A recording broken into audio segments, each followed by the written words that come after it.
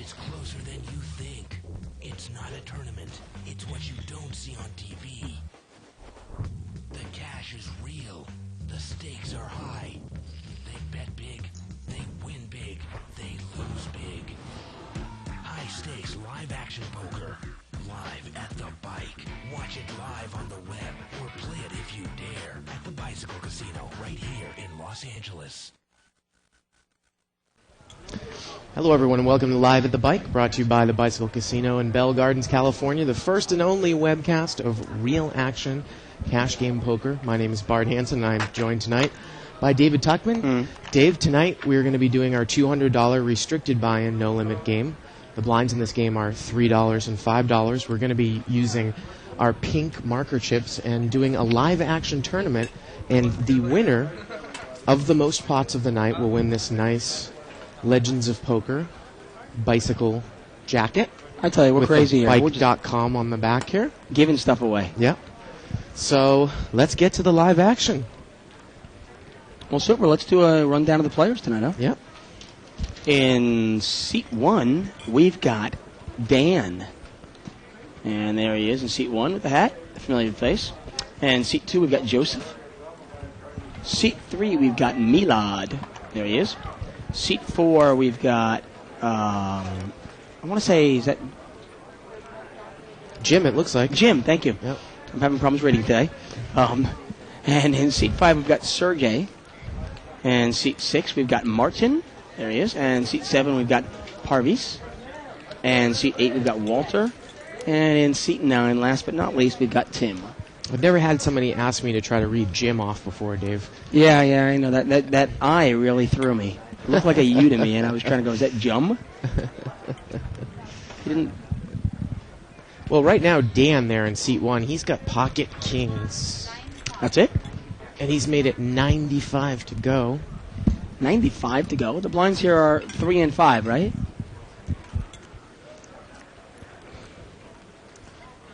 And it doesn't look like he's going to get any action. Oh, there is actually already a pod. Okay, there was our flop out there already. Yeah, okay, we got. I thought it was pre-flop 95. I'm going. Yeah, wow. we got through there midway.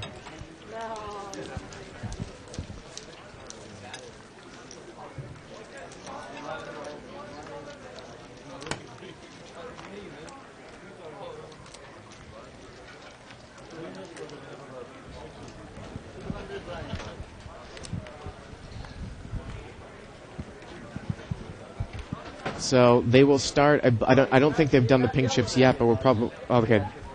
That was the second chip out we heard, Dave. So the lovely Evelyn, our producer, will have the names up and the chip counts up on the right-hand side of the screen and the seat numbers on the left-hand side. Sounds of the good. screen. And you get a chip whether you're stealing, no matter how big the size of the Actually, pot is, you need to see a flop. Right. You need to see a flop to get a chip. Yeah. Okay. Yeah. Sounds great. Gotta give the casino something in this, you know. No, without a doubt. Obviously. So we got action here between seat number 3 on the button and seat 8. In seat 3, we can see he's got a flush. King high flush. King high flush. Now, up on the board there, it says seat 4, but he's actually seat 3 who's got the king high flush. So he's on the button, and he's going to bet. Looks like he bet $7 there, Dave. And I think that actually they both checked on the flop. The turn came a queen. And Jack 9 is going to call with the 9 of spades. And an ace of spades comes on the river, so that's probably what he was looking for there with the Jack 9. And it's going to go check. Seat 4 is going to bet 15, and Walter called him there in seat 8. That's an odd call there with Jack 9 of spades. Yep. Had he raised, it might have been a better play, obviously. In this case, it wouldn't have worked. Yeah. But once again, the old raise fold play.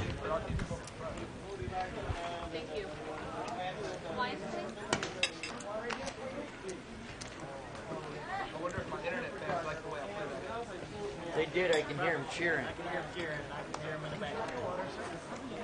Thank you.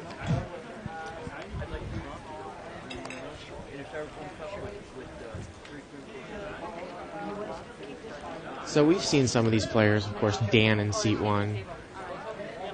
He's been around for a long time. Yeah, he's one of those escargot guys, huh? Yep. Escargot. that one of those internet? It's poker like a things? poker forum or something. Yeah. And I've watched Dan play and played with him, and he plays very much like a snail. Very slow, no rush to get anywhere, but he'll get there. That pot was chopped around. We did not see a flop.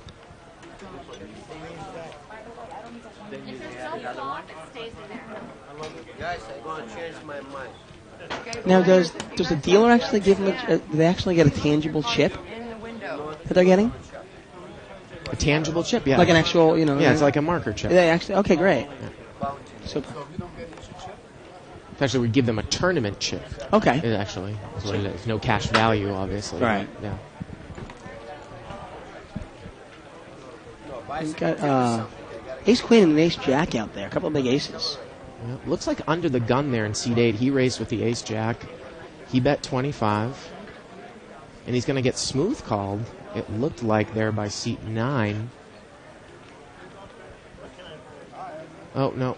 Seat 9 is not in there. Yeah, actually, surprisingly, the Ace Queen raised under the gun, and the Ace Jack actually folded it. That's what it was. Nice You're right. laydown by Ace Jack. Yep.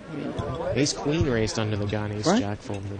You gave him credit for a bigger hand, and he didn't want to play Ace Jack. Well, Ace Jack offsuit, Sometimes No. I muck that in early position. Without a doubt. Yeah. But you just don't often see it in this 200 game. That I'd have played with you. I'm bad position. And he's going to take it down. I was in bad. And the marker chip stays in the middle again. Did we see a flop there, Dave? No, no flop. No flop. Yeah, there we go. Yep.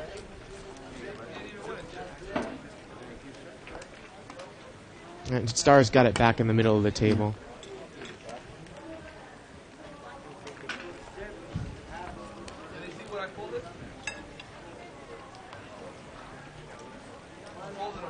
So Star had originally given the chip, and then she realized it, Right. and then she took it back, and it's in the middle now. Exactly. Yeah. And we've got some new newbies on Live at the Bike here. Yeah. So they might be a little nervous. Maybe we'll get them a drink or two in a little while and loosen them up. Look at this. Dan's going to come in for a raise there in seat 1 with deuce 7 offsuit. Good old Dan. He's making it 20 to go. Really? Wow. In early position. Yep. Seat number 4 is going to call there. Smooth call with pocket 10s. It's a strange play by Dan there. Not quite sure what's the point of it in early position. Well, if a couple of high cards come out there, he should be able to bet and take it down. Well, King 5-3 on the flop. Couple of hearts. You can see Dan here. Let's see if he gets a... And he does. He fires at it at least. Hey, if you're going to bluff the pot. He's going to bet $100. Very tough call for pocket 10s to make here. How can you call this if you just put the guy on ace queen there? Of course, it's a tough play. Yeah. It's only one overcard here. Problem in the 200 game, though. And he gets him to lay down. I just don't gonna lay it understand down. the equity in the play there, though. From out of position, he's basically saying, I'm going to bluff at least 20, and then I'm probably going to bluff another 100 at the pot. We saw a little shot of our little remote camera there walking around. Got a guy out there. Another experimental camera angle. Mm-hmm. Well, Dave, I can't believe you're criticizing Dan because I heard you 15 minutes before the show say, Dan, you better loosen this game up a little bit. I know. And I think that's what he was trying to do. Without a... I don't think we could talk poker theory on that hand. I love the fact that he's doing it. I just figured he'd do it more in position. Yeah. And actually, that is a good point. If you're gonna mix it up, do it in position. Right. I mean, Yeah. he basically said, I'm going to bluff at this the entire way. Yeah. And if the guy happened to wake up with king, queen, or ace, king, he's going to get called. He's going to lose all his money in the pure bluff. Now Dan has raised again here to 20. This time he's got a good hand. He's got pocket queens. Seat 5 is called. He's going to need to put his cards out there. There we go. And he's got pocket 6s, so it's queens against 6s. And I don't think Tim's actually in the hand No, anymore. he's not. Ace 5, no. And where you saw a flop here, the flop is 9-8-9. Oh, and Sergey's going to get in trouble here. He's going to make a call here with a raggy flop.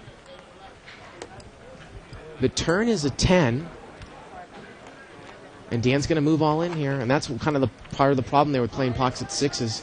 Sergey's going to have to make the decision that if he thinks the 6s are good and he mucks. Well, the and the 6s 6s can't just be. got counterfeited on the Yeah. turn, yeah.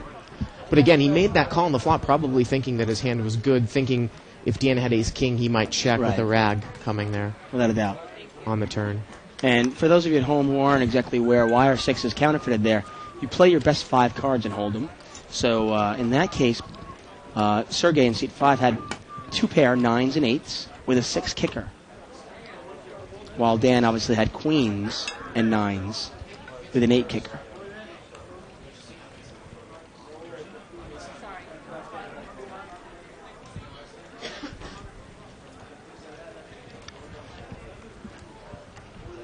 Well, so it's funny that Dan comes in with 7 deuce offsuit and then picks up a real hand, and he's won 2 hands in a row. Yeah, that works out perfect. Hey, maybe Dan wants the jacket, huh? Yeah, we got an ace-king suited here.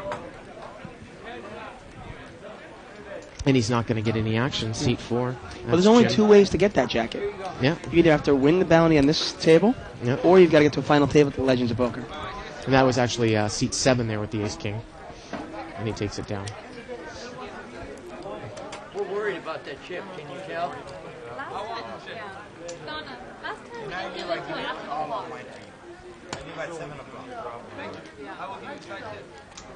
Here, sweetie.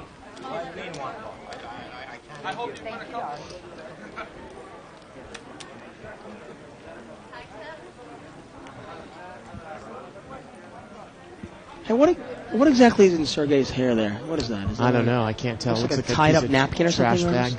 bag. Trash bag.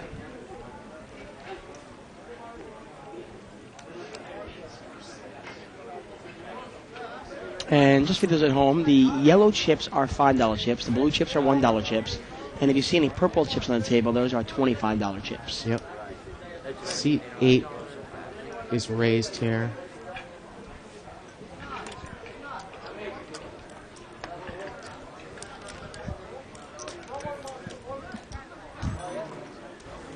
And like I said, most of these players are pretty new, and they're just learning how to place their cards over the camera so we can get a little peek at them.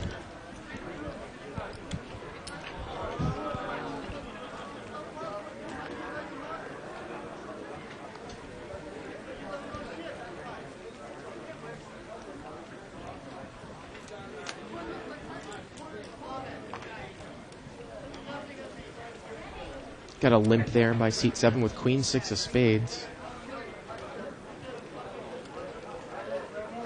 And we're going to see heads-up action here. Malad there, he's checking blind with 3-8 offsuit. Got a free ride in the big blind. Yeah. King 7-9 on the flop. He's bet $15 here with queen 6. I actually made this play the other day, and I really was happy with it.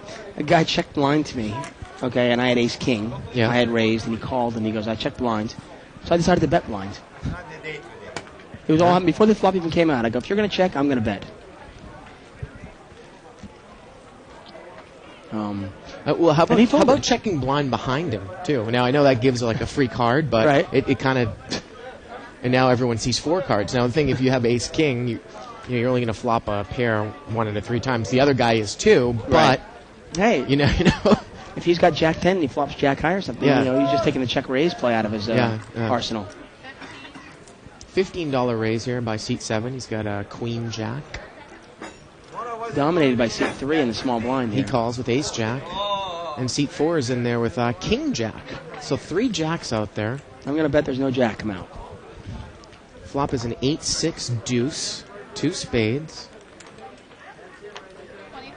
And look at this. Seat 4 is going to bet here with nothing, and he's probably going to take it down. Nice bet. I think he looked at it and he said, you know what, this guy probably raised in some big cards. Mm-hmm. And let me see if I can steal it. And he did.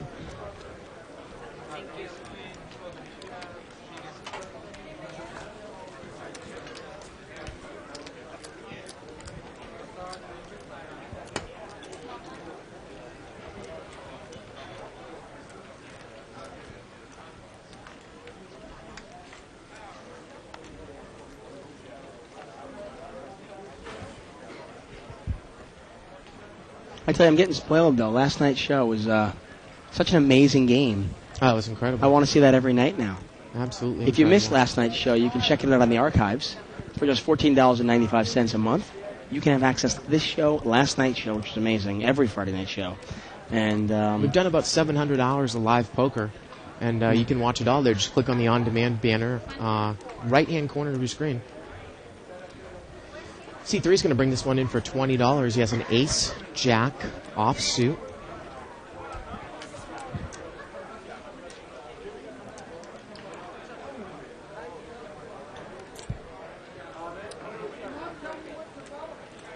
And it looks like he got called there in a couple of spots. Jack 10 and 8-9. So we're going to see a flop. 7-3-3. Ace Jack is still in the lead here. This is one of those whoever bets it's going to get it. He's in position.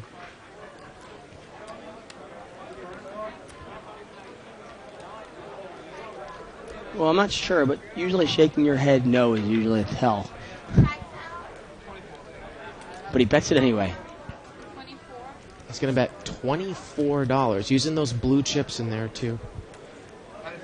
And he takes it down. You wouldn't have done all that. You might have got smacked. And look at that. It was kind of a reverse tell. Everybody thought that the shaking the head no, making it look like he was so upset with the flop, they all thought, oh, he must have a monster. He must have pocket sevens or something. And it was kind of the reverse tell. There you go. We might actually have a couple people swinging by the booth, Dave. I talked with Kenna James outside. He's in the tournament. Oh, okay. He said if he gets busted out, he might stop by. Jerry Buss is around, too. He might stop by. Good old Jerry. Yep. We got a great tournament today. It started at 4:15, and it was a $300 buy-in tournament with multiple rebuys. Yep. And the unofficial number I got from Denny was about 380 people.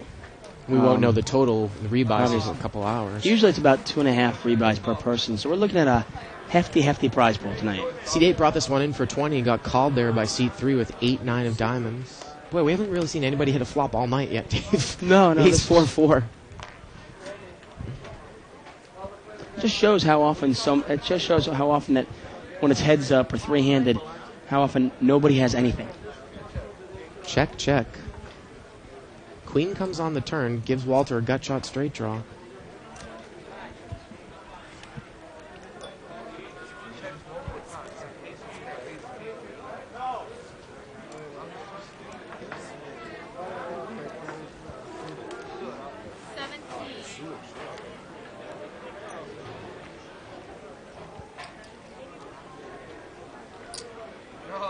And a check and a bet here, and Walter calls with the king jack. Wow. And the river's a jack, and he's picked up the best hand.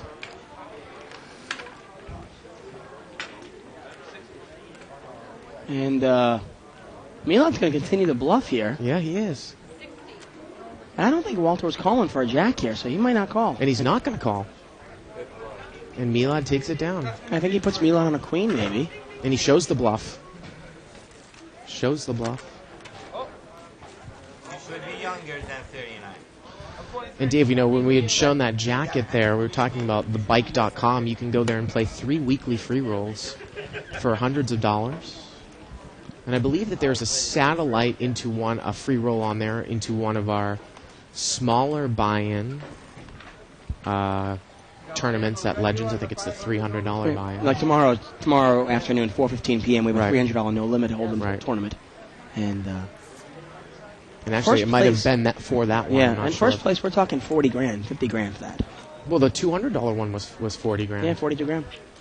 Congratulations to Cyrus last night. He won the local pro, and he won the Omaha High-Low tournament. That's right. Took home $20,000. Sergey there, he's going to raise it from seat 5. He's making it 15. And we're heads up. 8-7 against 6-9. Sergey brought it in with 8-7. Flop is a deuce 4-5. Well, they got a gut shot straight draw, the 7-8 at least. Turn is a deuce. And seat 7's going to bet 60. I think he led on the flop, got called, and he's led again on the turn. And Sergey's a pretty tight, solid player. Actually, Shirley told me that she thinks that Sergey, and I'm not sure if he's been on the show before, is one of the best players here in the house in terms of this game. Really? Yeah, in terms of restricted buy-in Wow. games. Rabbit came out with 3. 6-9 would have got there. The Really? straight. Yeah. Yeah, okay. Whoa, there's our remote camera.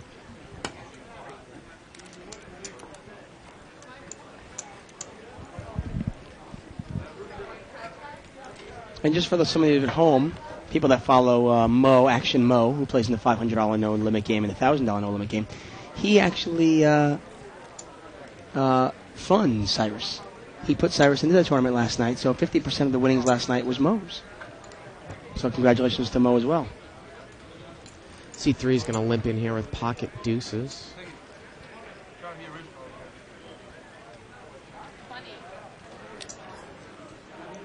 And Sergey there, he's going to raise to 20. Cannot see his cards there.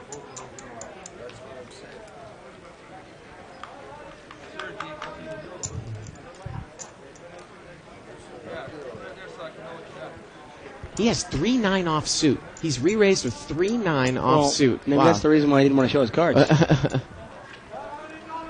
And Milad, wow, interesting. He doesn't call with the pocket deuces for 15 more. And look at this. Sergey shows the bluff, the 9-3 off suit. Well, Sergey looks like he has like at least $215 in front of him. Milad's got a bunch. Surprised he didn't make that call with pocket deuces. Yeah.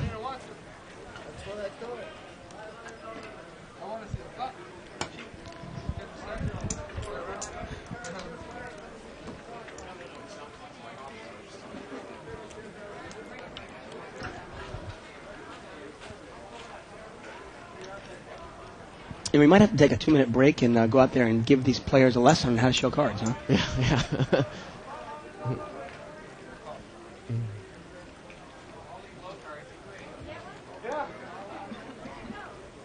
Dan-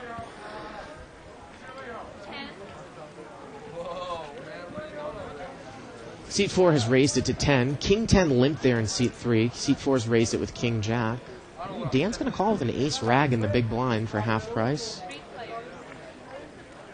And we're going to see three-way action. $30 pot. Ace, Jack, 5. Dan's flop top pair. Let's see how he plays it in Seat 1. He's checked. And King Jack is going to bet 25, and Dan makes the check call with top pair, weak kicker. Pot is now $80. The turn is a 7 of hearts. Dan checks again.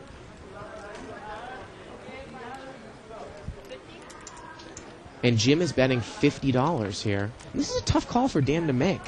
He's got ace rag. He check called the flop, and he's going to lay it down there. Yeah. And Jim takes it down. It's a great example of position. And normally you're not going to see Dan play ace rag, but I think he was already in for 5. Yeah. And there were already a couple limpers for 10, so he figured. Right, and he's smart enough to get away from it when it's when he thinks he might be outkicked, and obviously he wasn't outkicked there, but he was scared of that.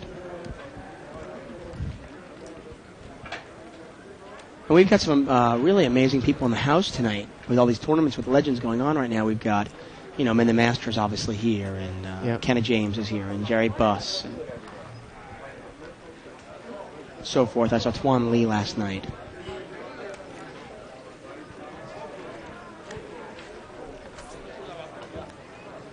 This one's going to get chopped around.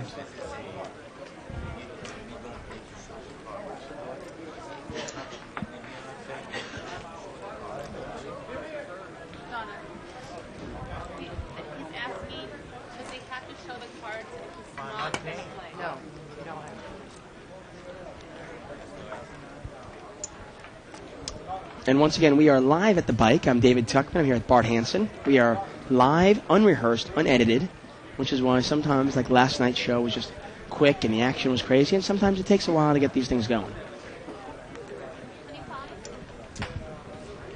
We are playing $200 no limit. Blinds are $3 and $5. Yellow chips are 5, blue chips are 1, and if you see any purple chips, they are 25. Seat 4 brought this in with pocket queens. And he's going to take it down there. It's amazing. A couple of people are really showing bluffs too. Yet and they're trying to loosen the table up. It seems like Sergey and Milad in Seat 3, both showing bluffs, but it's not really working. It's not really loosening the table up.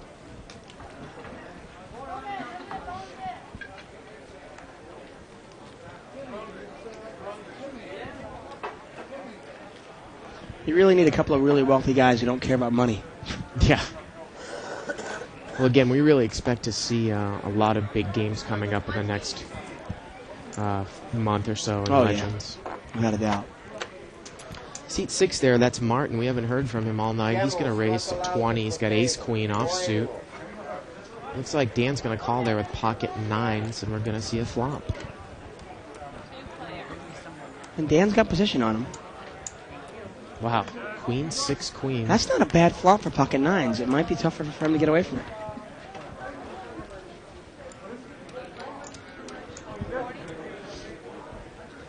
And Dan bets 40. Well, it was checked to him. And Dan thinks maybe his 2-pair is good. Yep.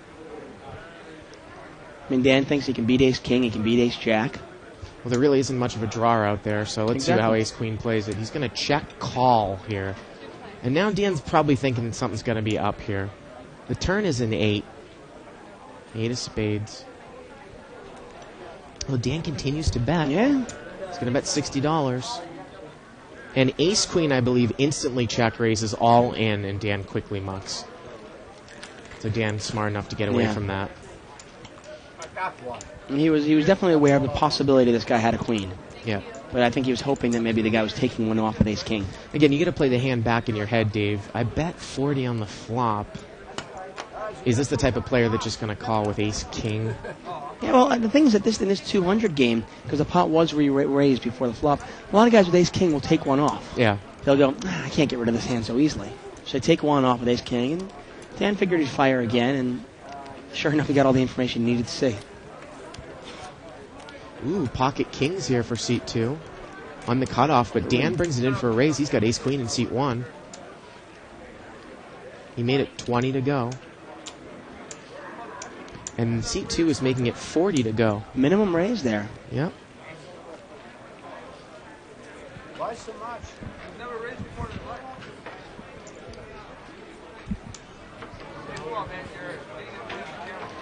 Well, I'm sure Dan's going to see the flop here, just for the minimum raise. Unless he thinks something's fishy. He's going to make the call there, Dave. This was only those stakes. So it's And about he's going to hope for the same flop as last time. $80 pot to the flop. Oh, ace-6 king. Uh-oh. Wow. Trip kings there for Joseph in seat 2. Dan doesn't have much money. He might just move all in here. Look at Joe slap his... And look at Joe say, nice hand, and taps the table. Oh, it went check, check. Excuse me. A 4 of hearts comes on the turn. And now Dan has a flush draw. So he's bet $40. And Joe moves all in. And Dan's going to call with the flush draw. Dan's going to need to spike a heart here on the river. And it can't be a 6 of hearts. And the river is an ace. And look at that. Kings full of aces takes it down.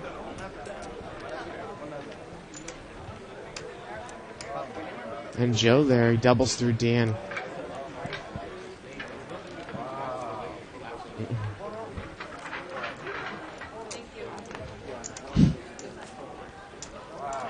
And just a little note there, Joseph in seat 2 is actually Joe Wynn's son. And Joe Wynn is a regular here at the Bicycle Casino. Joe Wynn won the 2000 World Series of Poker. He won a World Series bracelet in the Stud High-Low event in 2000. That's right. And that is his... That's his son there. That's his eldest son playing poker here. Not quite his eldest son. No, it's not his eldest son. I thought it was. No. Joe's actually older than that. And look at this. He picks up pocket kings again. 2 times in a row there for Joseph in seat 2. Wow. Well, hey. I guess the apple doesn't fall far from the tree, huh? And he's going to make it 15 to go. And there, right to his left, he's got ace-jack. And seat number 6 over there, he's got ace-queen suited. Wow. We're going to see a flop here. Let's see an ace and a king flop again. $45 pot. Oh, queen 7-4. Boy, Martin's in trouble there in seat 6. Yeah, that's a tough hand to get away from for Martin. And it looked like Joseph checked there. Can't quite tell where the button is. No, Joseph's in position. So Martin bets right out with the ace-queen. And Martin's going to raise there with the overpair. He makes the minimum raise there. It was a $40 bet, and he makes it... Well, he makes it 100 to go. Makes it 100, okay. Yeah. So he did make it a little more. And it's an easy fold here for Milad. He's got nothing. you to have no more chips. He's still thinking. I don't know what he possibly could be thinking with ace jack offsuit here. Once you get that jacket, it'll be the last thing you do. That's a big goal. He's going to muck. Let's see what Martin does there over in seat 6. See how much money he has in front of him. He's got quite a bit, so he's not going to push. He's going to make the call there, Dave. Mm-hmm. He's got backdoor spade possibility here, too. So the pot is now about $250. The turn is a 10. And Joseph's going to move all in. And again, with that flop, there aren't many draws there. Wow, and Martin mucks. And he shows pocket kings. That's a big laydown for this game, I tell you. Absolutely. Top pair, top kicker. Did you give those cards up last time? I mean, I got to tell you, the game last night, maybe one or two players would have made a laydown like that. That's a huge laydown, top pair, top kicker, without a draw out there. Well, you wonder there if Joseph, and you know, kind of saying the opposite of what I like to say, but you do have to, you know, look at the texture of the flop. If the guy check calls there, there's two reasons why I wouldn't go all in on the turn. Because he's either trapping me with a big hand, like a set, or he has a high queen. And I probably want to stick him around. There wasn't really a draw out there. It was queen 7-4 flop. Right, rainbow. And there was a raise before the flop, so I don't think he's in there with 5-6. Right. I mean, he could be, but you don't think he is. But again, you kind of want to get the minimum, you know, put money in there, get information. Now, if he moves all in, the guy with the set, he's going to instantly call. Now, the pot was... It was about $245. $245. You're right. So, And maybe he only had about that much left. Yeah. So this pot is limped around four ways. $20 pot. Deuce, 6, deuce. 2 diamonds. Well, Parvis has got the best hand here. Seat 7's going to bet 15 out there with the 6. Take it down. And he's going to take it down. Well, I know Joseph in C2. I know his father's playing stud high-low right now. And if he comes over, he'll be proud of his son, seeing that he's quickly doubled up. Pick up pocket kings a couple of times, you know, it's like...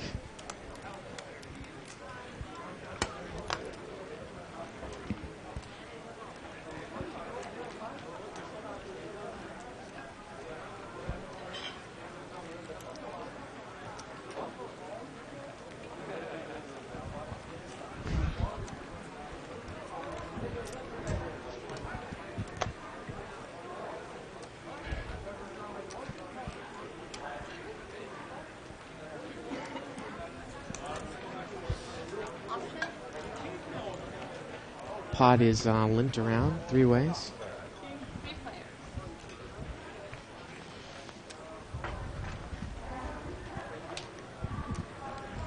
Ace, deuce, 4. Tim there's got top pair. Tim chooses to check top pair there. He was in second position. The turn is an 8, and now he's going to bet.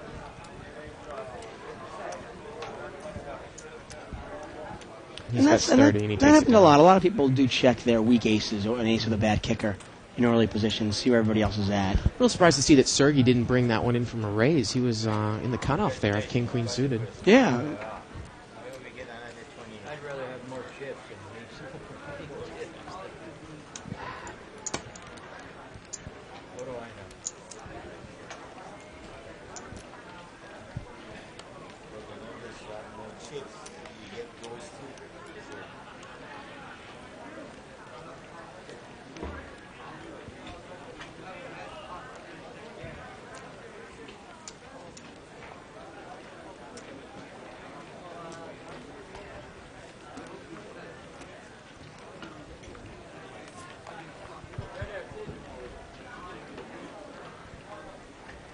Limped around. 3-way action. What a $15 pot. 4, 6, 10. Couple of clubs out there.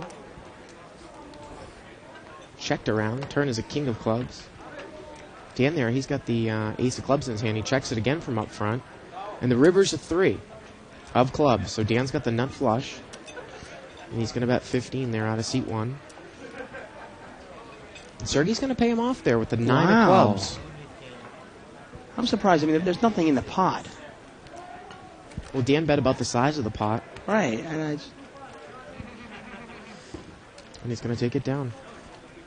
You love it how always when someone has the nut flush, the card that's not the club comes over first. I don't know if that's planned. Turn over those cards. Right. Some people accuse him of slow rolling there. Yeah. I don't think Dan was trying that, though. So again, the number next to the player's names on the right is the amount of those marker chips that they have. We're doing a live action tournament tonight. The person that wins the most pots will win a jacket, a nice Legends of Poker jacket, which is given out to players who make the final table, I believe. Like you said, there's only two ways to get it. One is playing at this table, or the other one is playing in a tournament and coming to the final table. Seat number 8 there, he's got pocket aces. It's Walter. And we will get the numbers on the actual number of the prize pool tonight for the tournament for Legends. But I'd imagine it's in excess of $200,000 actually. Pocket aces is not going to get any action here.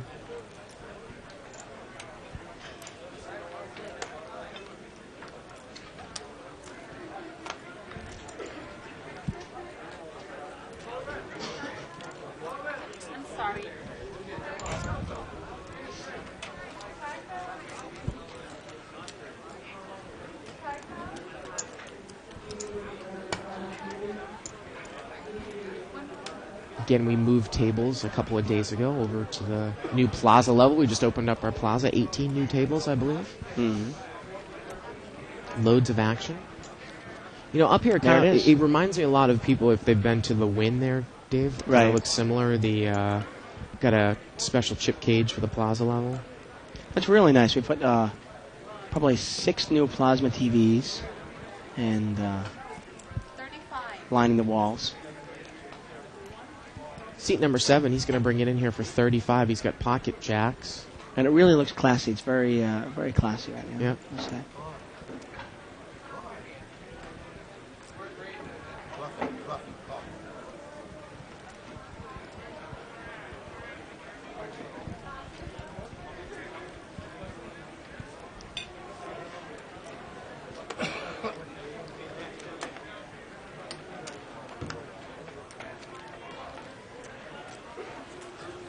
And no action there for the jacks.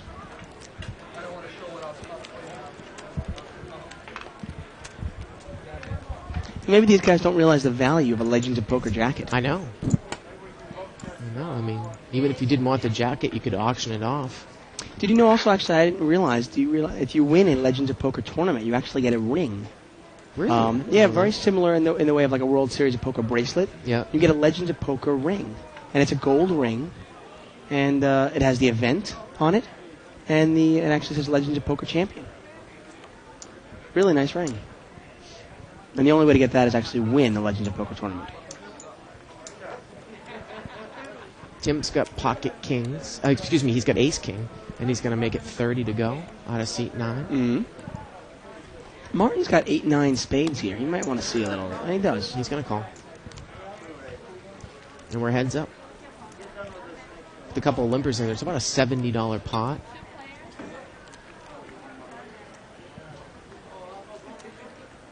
$7-3-3.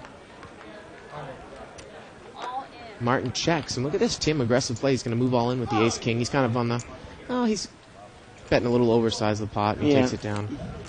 Guess he figures I'm in there. What am I going to do? But bluffed off the hand. Now 8-9 suited. I mean, I do like suited connectors, but 8-9 suited is actually one of my least favorite ones, and I'll tell you why. If I flop the top end of a straight, I'm okay with it. Obviously, if I flop the middle end of a straight, I'm fine with it. But if I flop the bottom part of that straight, it's somewhat scary because the board comes out 10 Jack Queen. People do raise with Ace King, obviously, and I'm in real bad shape then with 8-9. I actually really prefer, and Doyle Brunson actually mentions this in his book. He does as well. He prefers 6-7 and 5-6 to 8-9.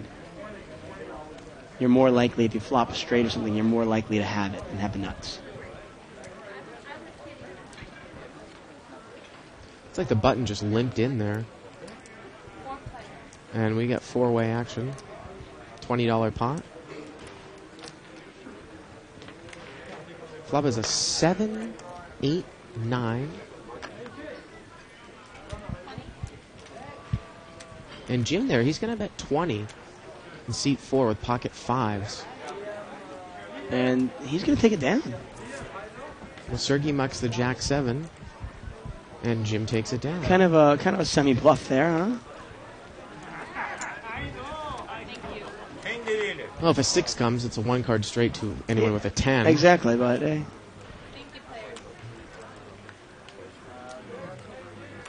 And we're going to get a dealer push. And say goodbye to Star, one of our better dealers at the Bicycle Casino.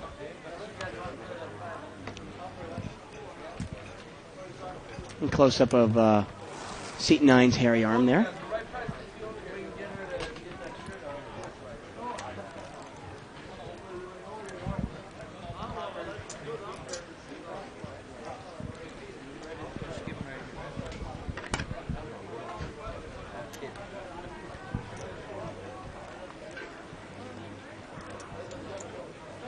And once again, we are live at the bike. This is live, unrehearsed, unedited.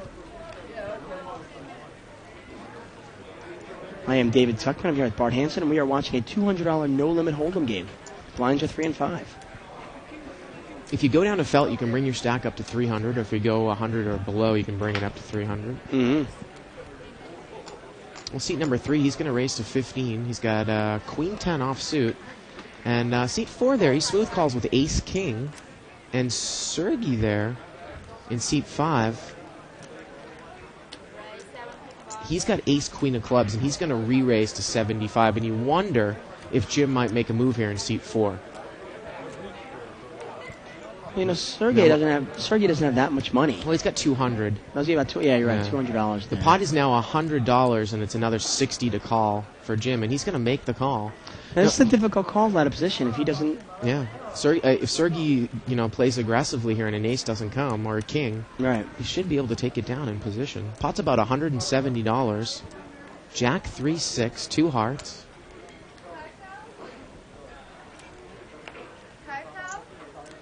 And it gets checked to Sergey, and he looks like he's going to bet 100. Yeah, that's the problem with playing it passively like Jim did. Yeah.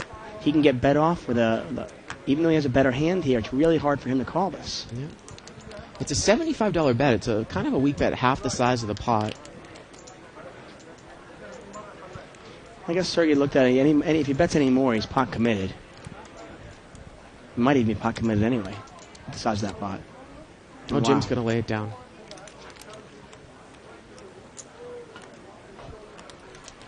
And good aggressive play by Sergey. He wins it with the an inferior hand. You wouldn't know it by the way he looks or by his name, but he actually is Russian. Or by his voice. No, yeah. Could never tell. I get 3 chips, I get $75 from Newton. Why am I going to get on for a jack? I'm going to get 10 of them anyway. And there you can hear Sergey on the table talk there. Dan here, he's made it 20 to go here. He's got a suited ace, ace 9 of spades. Wow, in relatively early position, too. Yeah. But the table's been somewhat passive. Yeah, this is a tight passive table. Why not? Why not take advantage of these? This is one of those tables where we discussed that mini raise in position. This is one of those tables where it probably would work. Well, Dave, you always tell me, you're always looking to sit down and see if, the most important thing to look at the other players is who is capable of making a bluff against me. And I don't know if anyone in this table is. I mean, a few of them have tried bluffs. I mean, Sergey made a bluff there with the 9-3, but it was before the flop, and that's not, to me, that's not really a bluff. Right. Bluffing to win, $5, okay. Right. You can take my 5 every time. This is one of those games where if you build a little bit of a pot and you bet and they miss, they're probably going to fold. Well, Sergey, he's made it 15. He's picked up the same hand as before. He's got ace queen of clubs. And the guy in seat 3, he limped in with a king 9 of diamonds, Milad. Now we saw Tim here. Tim threw away ace jack earlier in the night. Well, he's going to call now And this time out of he's- position. Yep. And we're going to see a pot, about a $45 pot.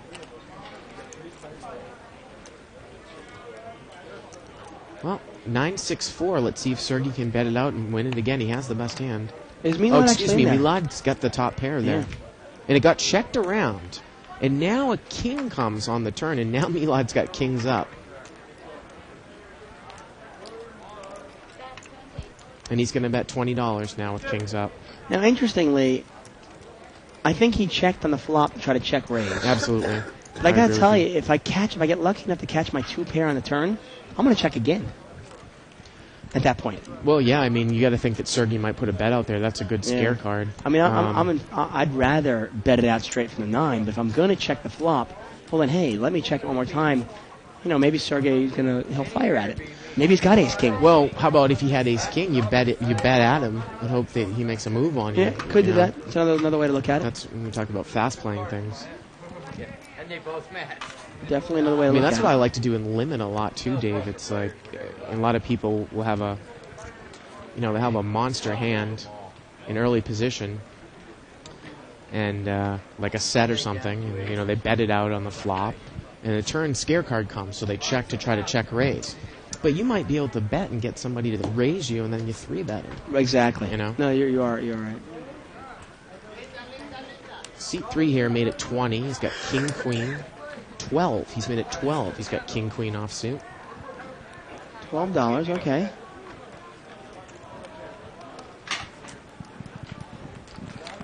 Seat 4 there, Jim. He's got queen jack. He's in bad shape right now. Let's see how it comes out. A $50 pot here, 4-way action. Ooh, king 4 queen. Pretty good flop there for Milad. Top 2 pairs. Yeah. Jim should be able to get away from it here. He's only got second pair. Seat 3 is going to bet 45 here.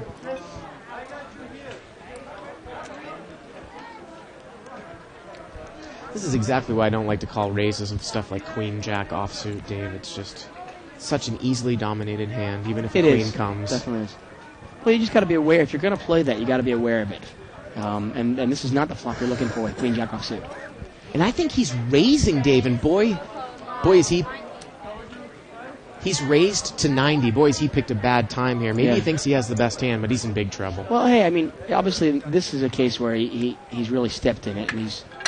And look at this, Milad shoves all in. That's pretty much a tell. Yeah.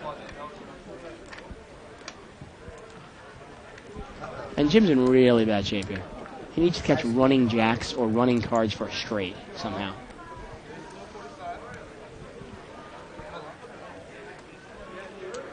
So the pot was about $230 now, plus whatever the raise is, back up to Jim's stack, which looks like he's got about 80.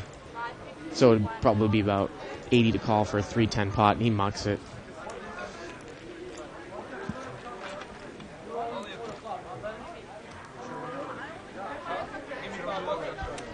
And a lot of people say, and you kind of get down to these short shift restricted buying games, well, why didn't you just smooth call him a flop and then try to get tricky with it? Well, if the guy has a king, which is what he's representing there, he's going to call with $87 left. Exactly. So it's just... And you don't want an ace to come out if the guy has king 10 or something like that. Right. You don't want an ace to come out to scare him. Yeah. Kill your own action. Right. I agree with you completely. I'm ashamed of you. I teach you so much and you play so One thing I will say about Jim's play there, and obviously it didn't work, but I will say I like the raise better than just call.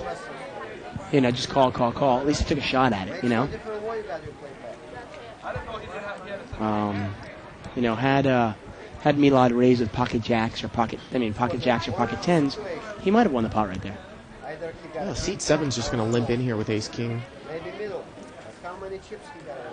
Actually, seat 8. Okay. Seat 8 in the cutoff. He's got ace king. He's just limping. Really? Wow. Well, what? And we're going to see 5-way action here. After you put so much 5-6 queen. Jim there in seat 4. He's got a top pair. It's kind of the problem with letting everybody in there cheap. You know, you're only going to hit your ace or your king, about 1/3 of the time. Well, seat 4, I believe he bet $70 there.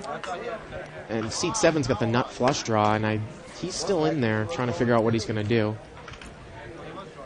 He's made a quick call there, Dave, for $70. So King Queen vastly overbet that pot. And, And wow. still got called. He still got called by the flush draw. Flush draw really doesn't have odds to really make that call. No. The turn is a 4 of diamonds. And the river is an ace. And ace 3 takes it down. That overcard was good, and he made it. Yep. Now, he actually had 12 outs there, which gave him a little more with the 3 aces as well, if he thinks his ace is good. Yeah. And actually, the 4, he picked up an open-ended straight draw there on the turn. So he had a lot of outs going to the river. Could have picked up a 2, could have picked up an ace, could have picked up a 7, or any heart. And he wanted to gamble a little bit, and he did, and he won. You're allowed to sell chips? No, I get 200. Yeah. Can I sell it? We'll talk about that later. Speaking of the finger, Sergey, the savvy businessman that he was thinking that he could sell his marker chips. The only dead people can try this. In the black market in Russia, you probably could. He's been telling me a little bit about some of his experiences in Russia. Supposedly you can get, a couple $100 for a pair of jeans and probably about $600 for a bicycle casino jacket.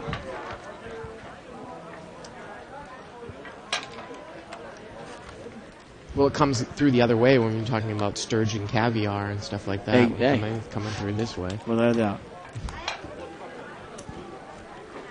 Don't give him no 7-way action here, limped around. It's a $35 pot. Stop the smoke. This guy can't get a nothing. King, king, 5. No one has a king. No one's on a flush draw.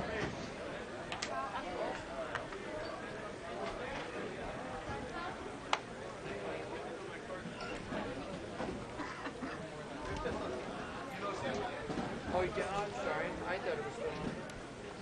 5. Gets checked around here, Dave. The turn is a 7. 5 will help you a lot. And actually, Sergey did have a flush draw. Excuse me. And he didn't. And now Tim is going to make a stab at it. He's got deuce. Oh, he's got pocket 3s. Well, maybe he thinks his hand is good. Yeah. Well, if he can get Martin to fold, his hand is good. Oh, actually, no, Walter's got a 7 also. 7. And Martin's in there with pocket 6s. If you're Walter, you got to think your hand's probably good here. Well, maybe somebody could be sandbagging a king from Without up a doubt. front. And, well, actually, he was in late position, though, so. Look at that. Tim takes it down. Yeah. Well, look at him pretend like he's upset he didn't get called. I forgot that chat. And he picks up another pink chip. Tim, the myth, the legend. Live action tournament. Every time we see a flop, the winner of the pot gets a pink chip. And the person with the most pink chips at the end of the night wins a nice Legends of Poker jacket. Maybe we ought to throw him, the winner gets a dinner with you, Bart. That might loosen the play up a little bit. You guys can discuss poker theory. Could be. Could be. You got a $20 raise there. Seat 7. He's got a king-queen offsuit there. And Tim's going to make the call there with ace-10 suited in seat 9. And we got a couple of okay hands, couple paint, king-jack over there and jack-9 suited. So we got an $80 pot here.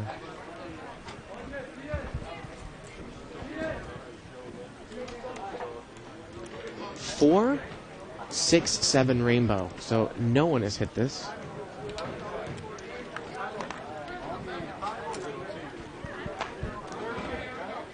And Tim is going to bet there. His ace high and his hand is good. He takes it down. He's going to take it down. And that was an $80 pot there. Yeah, 30 into an $80 pot. And that's the appeal of the small raise in late position. If you follow through with it, suddenly you can make a $30 bet or a $35 bet and win $80. And he actually was a cold caller that hand, but it kind of is the same concept because he's in position. Theoretically, yeah.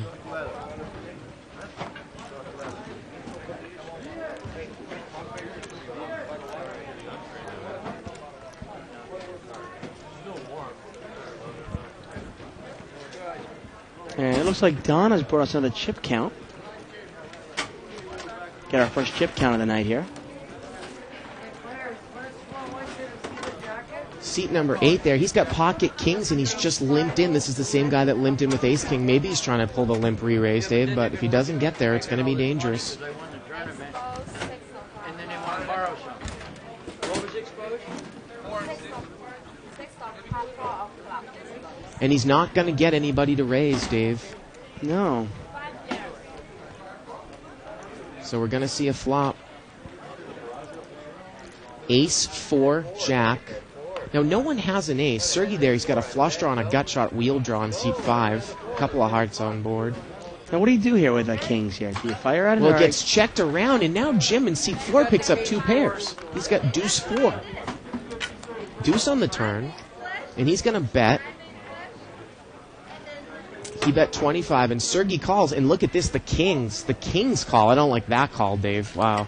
Well, maybe he doesn't think that anyone has an ace if no one bet on the flop. See the river. The river's a heart. Sergey gets there with his flush in seat 5. And it's going to get checked to him. He's going to put a little value bet in there. He's going to bet $40. And we've seen twice now. We've seen seat 8. We've seen Walter and seat 8 do this twice. Once with kings, once with ace king. And the 2 pairs calls him down there, Dave. And the flush is good. Well, you got to think that him limping in there with kings is a little bit different from when he was limping in there with ace king from the cutoff. Oh, without a doubt. But Yeah. ace king in the cutoff seat, to me, that's why are you limping in. I can understand early position limping in with ace king. Right. But if I'm in the cutoff seat, if I'm on a button with ace king, Yeah. I want to make people pay for it. Yeah. I'm pretty sure I have the best hand, especially if everybody's limped into me. Yeah. You know, and I'm going to make somebody pay for it. Final table jacket, the only way you can win this is if you're at the final table and during Legends of Poker. That's why I'm showing you the jacket. Can I ask if you can turn it around? Is that it? So here we go with the chip count. Dan's got about 300 in front of him in seat 1. Seat 2's got about 440. Seat 3's got 800. Hey, but he's going to lead. He's got 5 pink chips. Yeah. Seat 4's got about 200. Sergey there's got about 430. Seat 6 has got 420. Seat 7 has about 400. Seat 8 is short chipped with about 75. And seat 9's got 200. And seat 3 is in the lead with 5 chips. Now, I'm assuming with these pink chip, the new with the new bounty and prize, most of these players, we won't get much movement in this game because of that. Yeah. Queen 5 Jack. Couple of clubs. Milad's going to bet here on the Jack.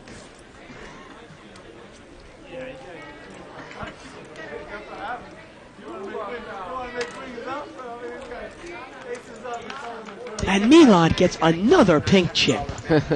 Wow. Move it up to 6. Milad is running away with it. Look at that. He's got money and he's got the chips. Not the rolling. Rocking and rolling. I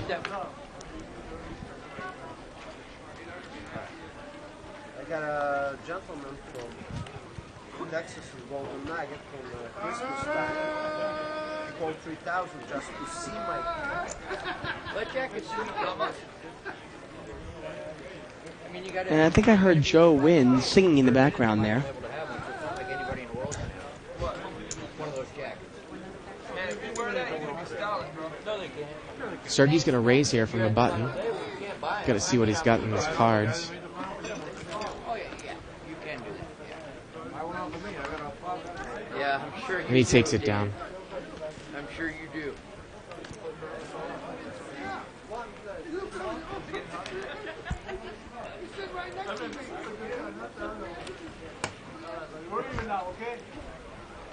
I just kept the chips that I won from the final table in my clutch. They wouldn't give me the jacket.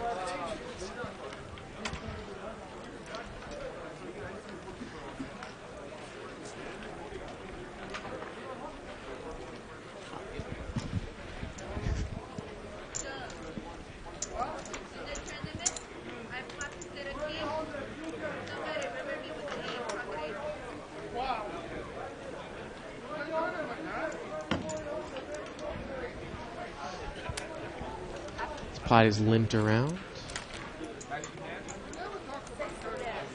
6-way action. SIX.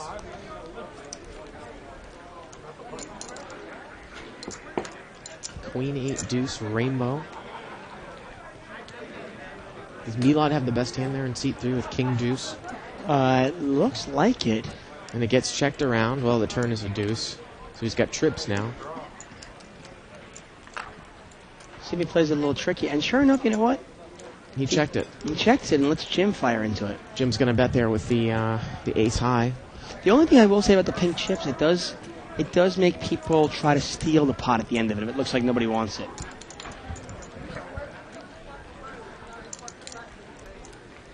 And Milad is going to check raise. Oh, he's done the minimum raise. It's getting tricky. He made it to 50. It was a $20 bet. It is 40. And Jim called. Wow, Jim called with the ace high. River is a 10, jack.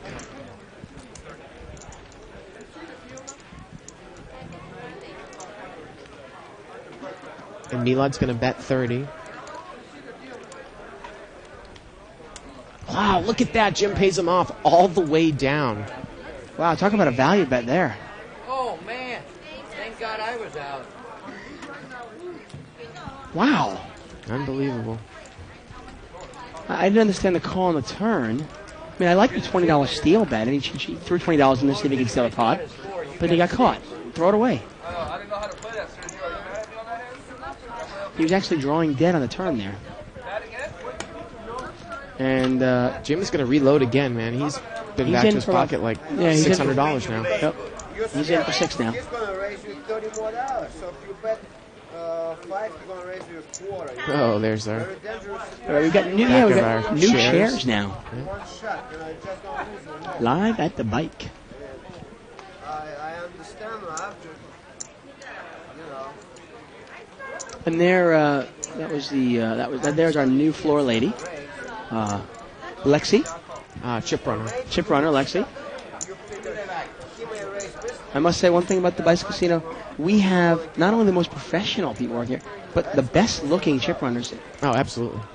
anywhere I've been. Absolutely. And cocktail waitresses, too. Yeah, exactly, without a doubt. Actually, let's put this way. You play last hand like a secure. Limped around here. King 7-3. Sergey's flopped a set of 7s, but no one really has much of anything. Sergey, thinking of how he can attack. He's going to bet 15, which is a little under the size of the pot. Yeah, pot was about, 22 or so? Yeah. Hoping somebody has a king here. But nobody's got a king and nobody's got spades, so What does happen? Sergey's going to take it down. Player league, How bad I play. And that's sometimes you've got to look Shows at the set of 7s. Right, sometimes you got to look at it and go, Oh, don't go back. a lot of people go, well, how much money can I win if I hit my set? But Right. that could also happen too. Yeah. You know, the 1 out of 5 or 6 times that you actually hit your set, nobody has anything, and you get nothing, and you get no action out of it.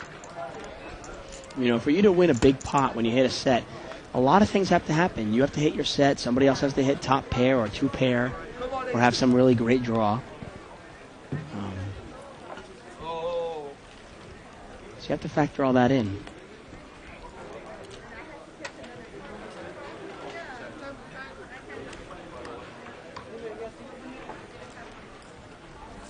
And this pot's going to get chopped up, it looks like.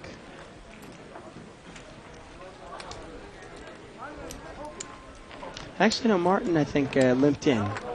Ah, yeah. Seat 6s in there. King Jack against Jack 9.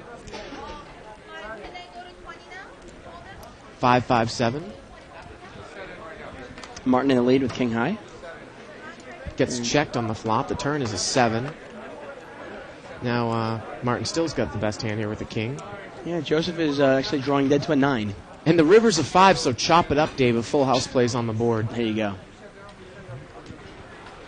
It's one of those times when, a crafty player will bet at that board. Yeah, the top button goes left to the button. So the button is just Crafty player will bet that board. And why not? You have Yeah. nothing to lose. chop it and give them 2 pieces. Sometimes you can even overbet it. Yeah. Somebody's got to sit there and go, oh, do I really want to put in $50 to win 15? Well, sometimes you can do. I mean, that's a little bit obvious that board because no one showed any strength. But Right. you can do that a lot of times when there's 2 pairs on the board and you Mm. have an ace, and you think maybe the other guy might have an ace as Right. well. The only Yeah. thing is theoretically if somebody was slow playing a middle-sized pair or something. Right. But Wow, Joseph in seat 2, he's picked up pocket kings again. That's Wow. number 3 in the small one. well, they say you're going to pick it up one hand out of every 221, and I think he's picked it up 3 times in about 60 times. Seat 8 is bet $10 here. Now, knowing Joseph's father, he's going to re-raise, or his father will come over and smack him in the blind. And sure enough, he does. He's going to make it 30 to go. That's a nice raise. That'll serve its purpose of getting it heads up at least. Wow, and Jack 10's going to make the call there. He's short chipped. And he's got position on him, but he doesn't have many chips, and that's the problem with it. He's actually moving all in, Dave. He has 19 more. He's just ready to gamble. Yep. 29 more, actually. Well, not only is he going to get pocket kings 3 times, but he's going to get paid off each time, Well, it looks like. we'll see. And unless something strange happens, it should win each time. Ace, deuce, 7. Walter would need some sort of running cards. And, 8 now. No. Oh, it's a 10. And Joseph takes it down there And again. 8 would with have given pocket him a kings. straight. Yep. And Joseph wins another about $49, I'd say $50.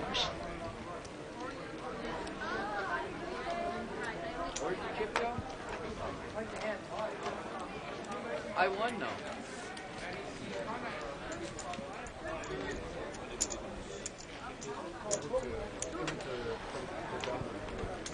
Well, that's Joseph's 3rd chip. He only seems to play and win when he gets pocket kings.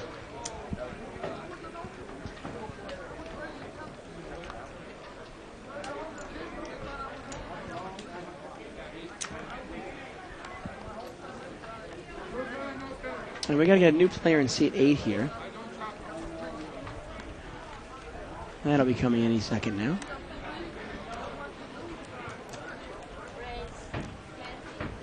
Dan's going to make it 20 to go. I like the play. I mean, He's got ace, jack. He's in the cutoff seat Yep. with what he thinks is probably the best hand, and make people pay for the flop. Oftentimes, the only way to win a big pot in No Limit Hold'em is to build a pot a little bit. Yeah. And if you're always limping in and you're always checking your nuts, it's very difficult to actually win a big pot because there's never a pot in there. Nobody feels like inclined to try to bluff and win a $10 pot.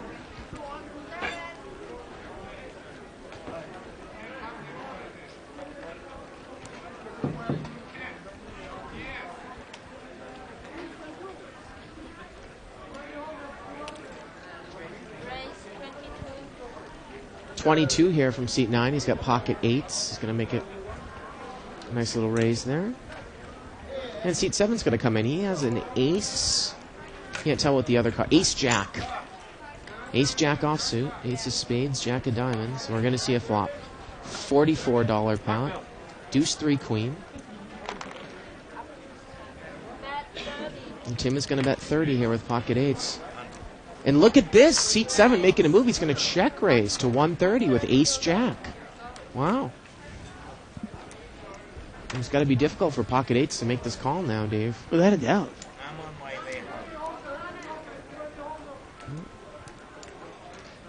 There's a draw. There's a spade draw out there. So if he puts on a spade draw, maybe he can stay in there. But That's $100 more. yeah, it's tough.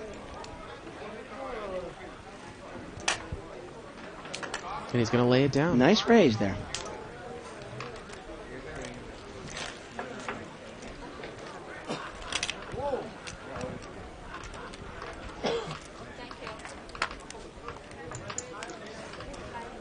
And Parviz picks up his 5th chip of the day.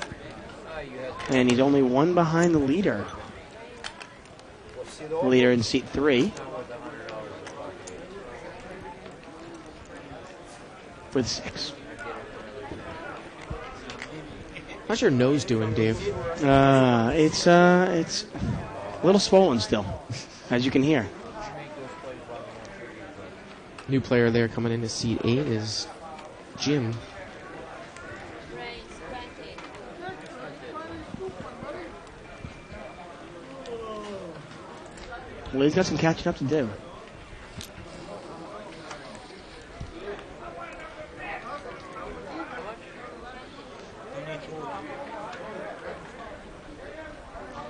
Bart, what's your opinion on sunglasses? I see a lot of the newcomers coming in wearing sunglasses and trying. What's your opinion on it? Well, I know what the purpose of them is, but I'm not exactly sure if people wear them for that purpose. Queen 10-7. Sergey flopped top 2 pairs here in seat 5. Jim's got an open-ended straight draw here, so maybe we can get some fireworks. We saw Jim call down somebody with ace 10 before ace high, so. Looks like he bet about $30. And Jim makes the call with the open-ended straight draw. The turn is a 4. Now, if Sergey was smart, he'd really push hard here. A lot of draws out there. There's Yeah. 2 spades and king 10. And that's a 10. good bet there. It's going to bet $100. Let's see if Jim's in a gambling mood right now. And he's not. And he shows Queen 10. And the river cam. What would that be? Well, we don't get to see.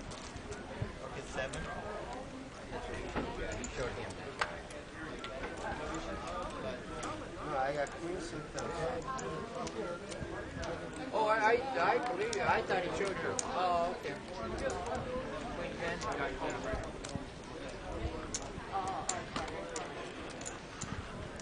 10. And Donna whispering in the dealer's ear. So maybe next time we can get a rabbit cam shot. See if Jim would have gotten there or not.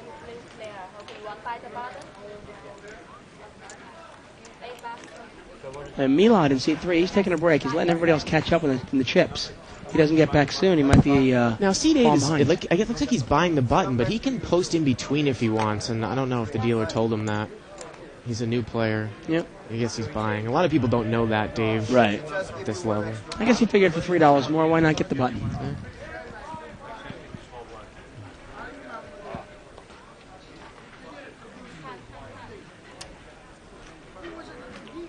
Tim's going to call here with pocket 3s. Seat 8's going to need to show us his cards. Don't. $20 raise. And we see that Jim's also got a 3 in seat 4, so. Martin raises to 20. He's got King Jack. Tim is getting rid of those. Wow, he's going to re-raise. He's pulling the limp re-raise under the gun there. Very, very powerful move. Wow. Well, he's got the best hand. Yeah, $80 re-raise, and Martin's going to muck. Tim takes it down. Take it down. Nice play there. And I was going to say, Tim was really, even though he's ahead there, he's only drawing to the case 3. And he's hoping to hit a set, but that's an aggressive way to play that hand. Well done. Was no flap, no flap, no flap.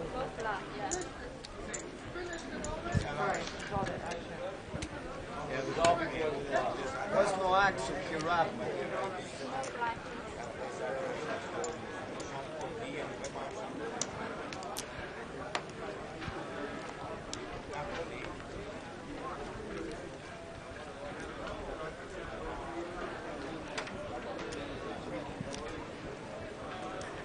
And we're obviously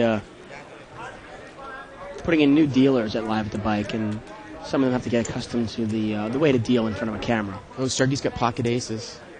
He's going to make raises to 15.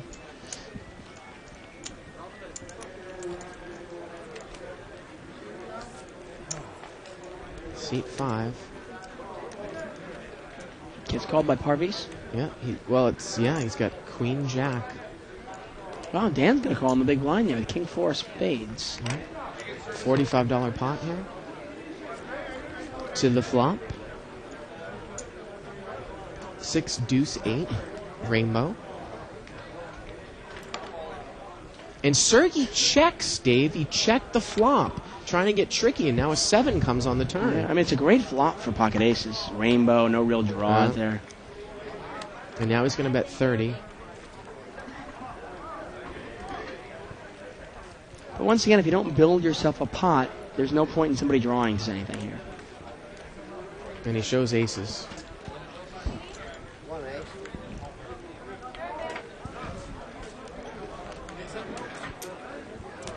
We really kind of saw some miserable play last night, Dave, in terms of poker. I mean, it was very, very exciting, but Yeah. the actual play Oh, was quite poor. it was Yeah. absolutely miserable. Yeah. And it was fantastic to watch. Yeah. It's kind of like, why do you watch those? Why do people watch NASCAR? For the racing or the crashes? Yeah. And last night was a crash, and it was great. I mean, it wasn't just even the heavy action guys. It was some other people that were just... Well, you know what happened? I mean, when a couple of players start bluffing and start, the table gets like that, it almost becomes, contagious. And players don't know how to react to it. Yeah. Tim is going to raise here from the button. He's got King Jack suited. Makes it 25 to go.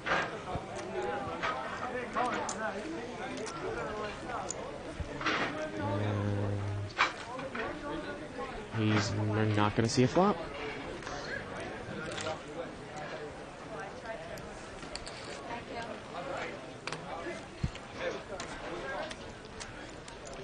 Dan looks like he's having maybe a scotch there.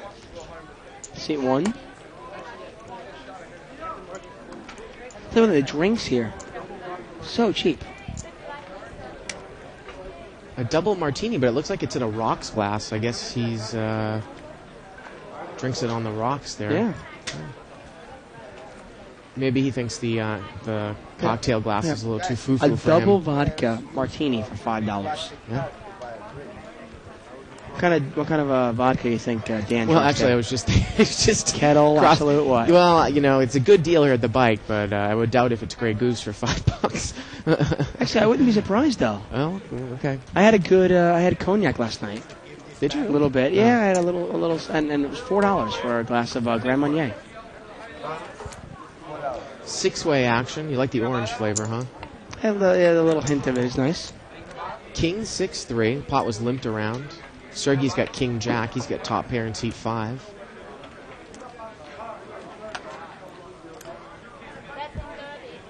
And Tim, he's going to bet. Sergey checked the top pair again. And Tim bets here with pocket 9s. He's got second pair to the board. He's going to make the call. All right. Oh, he's going to check raise. Yeah, interesting. I mean, sure. You said Shirley thinks that Sergey's game is one of the best in terms of $200 on the limit, and he is up a little bit, but he certainly likes to check raise and. Looks like he check raised to another 30 more, just the minimum. But he check raises in really odd times. Like I think he was trying to check raise with his aces, but he was the pre-flop aggressor. And in this case, there was no aggression. It was linked around. There's no guarantee somebody's going to bet it. Oh, he actually check raised to 60 there. Well, it is a little odd, and that's what Tim's thinking. I mean, why wouldn't he bet a king? What the hell is he going to move in? What is he check raising? Look at this. Tim moves all in, and Sergey, I think he said he called. So here we go with the turn. The turn's a 5 of diamonds, and the river's a 4. And Sergey's made a tricky play, and it worked out there for him this time. Yeah. Well, sometimes, Dave, you can do things to, foul up your opponents, do a lot of things that don't make sense. I mean, I don't really... I mean, look at Tim. Like, if I'm in Tim's spots, I'm scratching my head there, too. I don't necessarily know if I would have moved over the top with 9s there. Yeah, I don't think I would have either. Yeah. There's just not enough I can beat. Yeah. I guess my only thinking, though, is he check raises in a spot where... I mean, I'll give you an example. If I'm playing in a game with you, and you raise on the button... and I pick up a big hand, I can check to you thinking that you'll probably bet out on the flop because you were the pre-flop raiser. Right. But in this case, there was no pre-flop raiser, so how does he know he's going to get the check raise in? And he risks losing a lot. Now, in that case, he happened to get paid off. In a real questionable play by Tim there.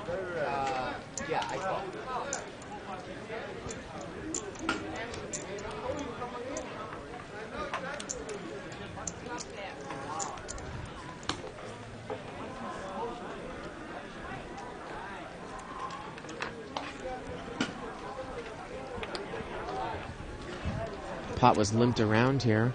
Flop is Jack 4 Jack. Look at this. Martin's got Ace Jack. He doesn't bet on the flop. The turn is a 6. And Martin checks again, Dave. Second heart on board. Has not put any money in the pot right now. And the river is a 7. And now he's going to bet. He's going to bet 50. And Tim there, he's hanging around with 9-7. He's going to raise all in with 9-7, trying to represent a jack, but Martin's the one that strapped Tim. Oh, and Martin went call out of turn. And I don't think it was going to make a difference in this No. case, but Oh, I gotta go. and Tim should write a quick little book on how to lose 2 buy-ins really, really quick. Hey, sweetheart, give me a table change. I need a regular 200. He wants a regular table. And like I said, sometimes when people make a mistake, they've got to blame it on something. They're not going to blame it themselves for bad play, so they got to blame something. And that's 2 times where, he basically got in there with, the first time he got in there with a pair of 9s, a king on the board, and this time he gets in there with 2 jacks on the board. He moves all his money in with a pair of 7s. Looks like we got a new player in seat 7 and seat 8.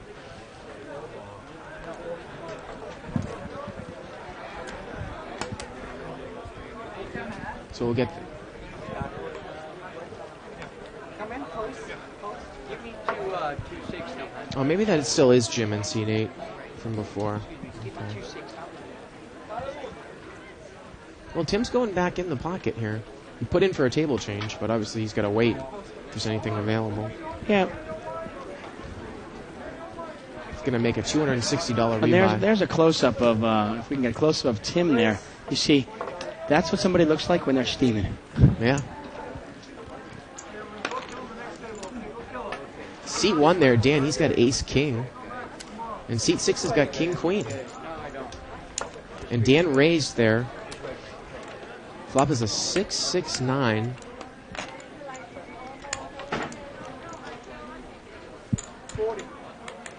And Dan's going to bet 40 as king-queen checks. New player there, Paul, who had posted, made the call, and he's going to lay it down. Mm-hmm.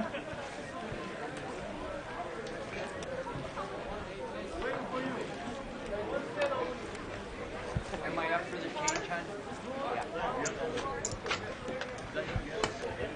How much longer it's gonna go? How much chips you have? 8, No. You don't care about money. 8. Why not? And Milad is back in the game there. See if he can add to his lead. I don't care about that. He has 6 chips right now, 6 pink chips. Huh? I got some jackets. I gonna get the blue stamp jackets. Seat 3 there, he's got ace-jack on the button. In seat 8, or seat 9's got pocket queens. And There you Tim's go. going to raise. Going to make it 30 to go. Now, Milad's got ace-jack off suit. A lot of people would muck that hand, but he's played pretty loose tonight. It's funny, one of my favorite plays to do is when it appears that I'm steaming. He's going to muck. When it appears that I'm steaming, I don't think anybody's going to call here. And if the table thinks I'm steaming, Yeah. sometimes what I like to do is if I pick up a really big hand, I'll move all in. I get a ridiculous all in. And oftentimes, if I'm playing with some players that don't know any better, they go, oh, this guy's steaming, he's probably got nothing. And they call me with a pretty inferior hand. Yeah. But it's got to be one of those things where it would appear that I'm steaming. It's got to be able to do the next hand. I've taken a bad beat. The next hand I do it. And I know the tables are paying attention to it.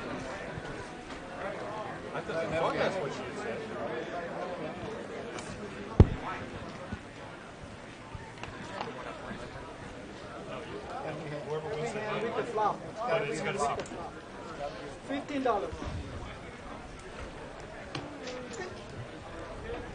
Yeah, Milad makes it 15 with Queen 5 of hearts there.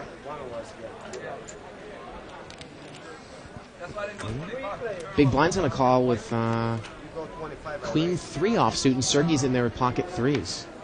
The flop is 7-6-7, rainbow. And it gets checked to Sergey, and he bets. He's got pocket 3s. It's not up on the screen there. There we go.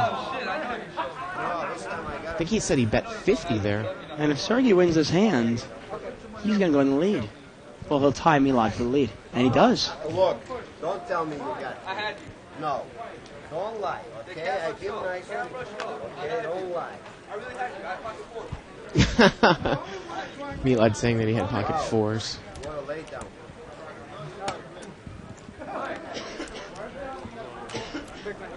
Another guy ate it. Now he's gone.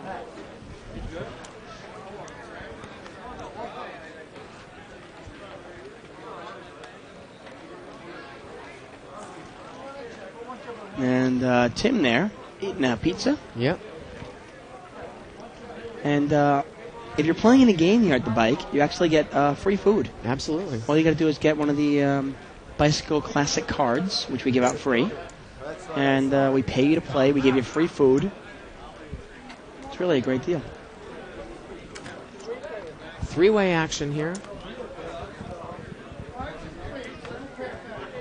8-8-10. Jack 9's got an open-ended straight draw on seat 8. Let's see if Jim bets it. Donna, what's the website? Bike or Joseph is going to bet with pocket threes. Yeah, bike. See if Jim takes one off here. He's got a backdoor flush draw as well. Joseph bet 20 here with the threes. And Jim mucks. And Joseph takes it down. I got to tell you, I don't mind. I like not going for an open-ended straight draw when the board is paired and there's two clubs out there to flush. Yep. You don't even know it, but you could be drawing dead. Obviously, it wasn't in that case. Oh, Dan finished that shank pretty quick. Let's get him another.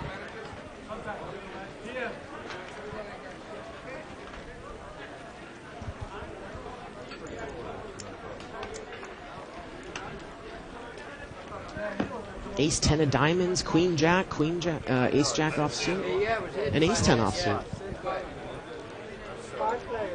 And we're limped around. Queen 5 Queen. So seat 7 there, he's got the Queen Jack. That's Paul. He was the guy that slow played the Ace Jack, 2 different streets, and he's checked his trips again here. Oh, excuse me, it's actually Paul that's got the Queen. And Paul actually bets it right out. He's bet 25. He actually checked the flop. The flop, yeah, and now the turn is Ace 10. And look at this, he gets seat number 8 there to call with the Ace 10.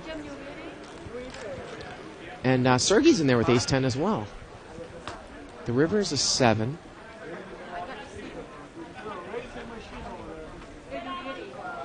There's no flush out there. There's no straight out there.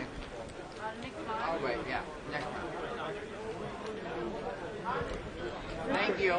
And now he bets. Looks like 50 there. So the pot... And look at this, Sergey's going to make the call. Wow. Yeah. He's going to get paid off. It was an easy fold for Jim, especially with Sergey behind him. Yep. Again, and I'm proven wrong sometimes. In this case, I am. I don't like not putting money in on that flop. With a couple of hearts there, and I'm on the button, Dave. It's just... Yeah, it's kind of, you can make a case for both ways. If he puts money in, he probably wins it right there. Because he slow played it one more street, he takes the risk of getting, drawn out on. Mm-hmm. But he ends up winning another $50, $60 that he wouldn't have won. I look at it more of the opposite way, like if a heart came on the turn, and if he bets and no one's on a flush draw, he's not going to win any money. Where if he bet, he might get called by a 5, he get called by pocket 6s.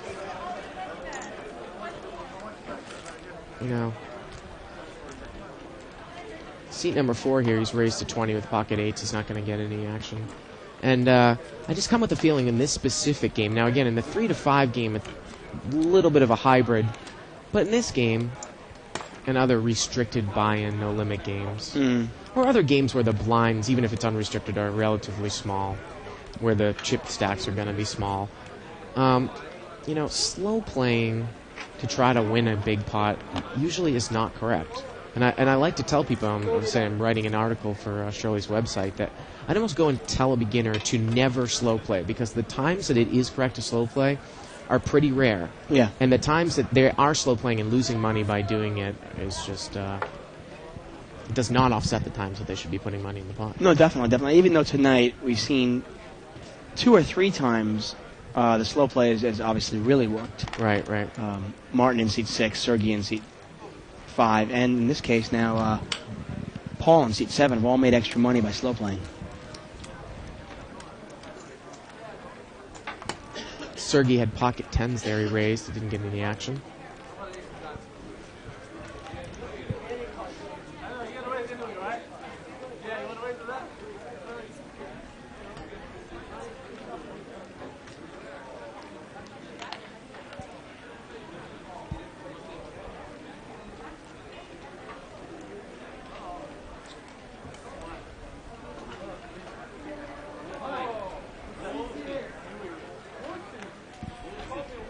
Pot is limped around. Three-way action. 7, 8, 10, 2 clubs. Jim's got a open-ended straight draw there. Turn is an 8.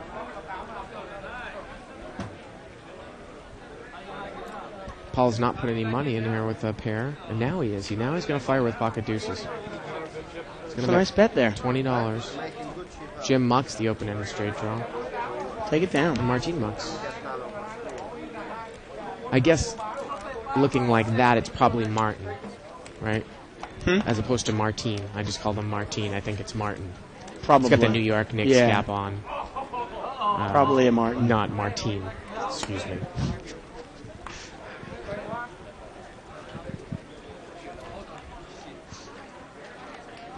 Did you ever see Police Academy 1? I have, yeah. One of the greats. George Martine. Mm-hmm.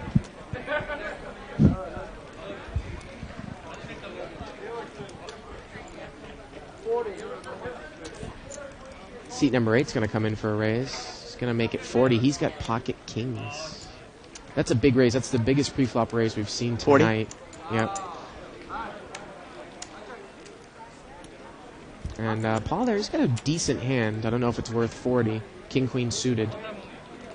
He's out of position. He's badly dominated, and he's going to make the call. And that's a hand you really can't call that. Yeah. I mean, the blinds are only 3-5. Yeah. You know, you're putting in 40 to win a very small amount. And now what do you know? You're deuce 9.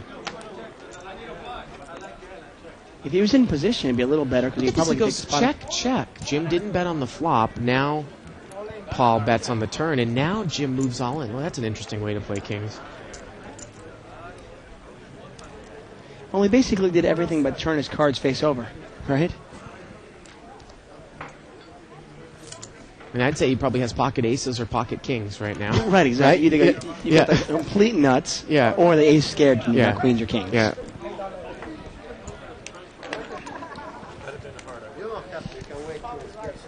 Sometimes it's interesting. Sometimes if you're going to call with like a king-queen suited or something like that, and you're going to actually call a $40 raise, and an ace flops, sometimes the best thing to do is to bet right at it. Because there's a chance this guy, he's either got ace-king or ace-queen, and you'll find out real quick, or he's got kings or queens, and in which case you might be able to take the pot away from him. Now, in that case, though, you have to also look at your hand. His hand is king-queen. The chances that the guy has kings or queens are pretty small. Right. Now, in that case, he did have kings. But right, yeah. So I think I probably would have just given up if I have king-queen in these. Yeah, in all honesty, you probably wouldn't have even called the 40. Oh. With king-queen suited. No way. Now, last night, I would have called in position for 200 with king-queen suited. Right, well, that's, in position, and last night's game obviously was a big exception. Yeah. Seat 8 now, he's going to raise again. He's picked up another pretty nice hand. He's got ace-queen offsuit. Tim is going to make the call there with pocket 5s. I don't quite know if he has enough money. Again, when you're really on the border there, Dave, you know, it's a combination. Like you said, if you hit your set, are you going to get paid off? If he hits a set of 5s and no pairs on board. Yeah. In this case, I don't hate the play because he's in position on the guy who raised. And look at this, Sergey. He's picked up ace-king suited. And he's going to re-raise to 240. And I don't think Jim in seat 8 is going to like his ace-queen there anymore. No, ace-queen offsuit. Sergey re-raises. He's going to muck. And now, Tim, if he's in a real gambling mood, but I mean, Sergey has re-raised. The only, this is, again, when you look at the range of hands there, Dave, it's like... Well, he figures he's either 50-50 because the guy's got 2 overcards, or he's in really bad shape. He's a 4-1 dog. And then if someone makes that move on me, I think it's more like there's a 20% chance that I'm 50-50, an 80% chance that I'm a 4-1 dog. Yeah, the guy's got. You put him on jacks or tens or queens. Now, if he actually makes the call, he's in pretty good shape as one of the aces is dead. Mm-hmm. Yeah, he's probably more than almost a 60% favorite. Yeah, probably around there. Yeah. Even especially because he shares, he has a 5 of hearts also. Yeah. Takes away the heart draw a little bit.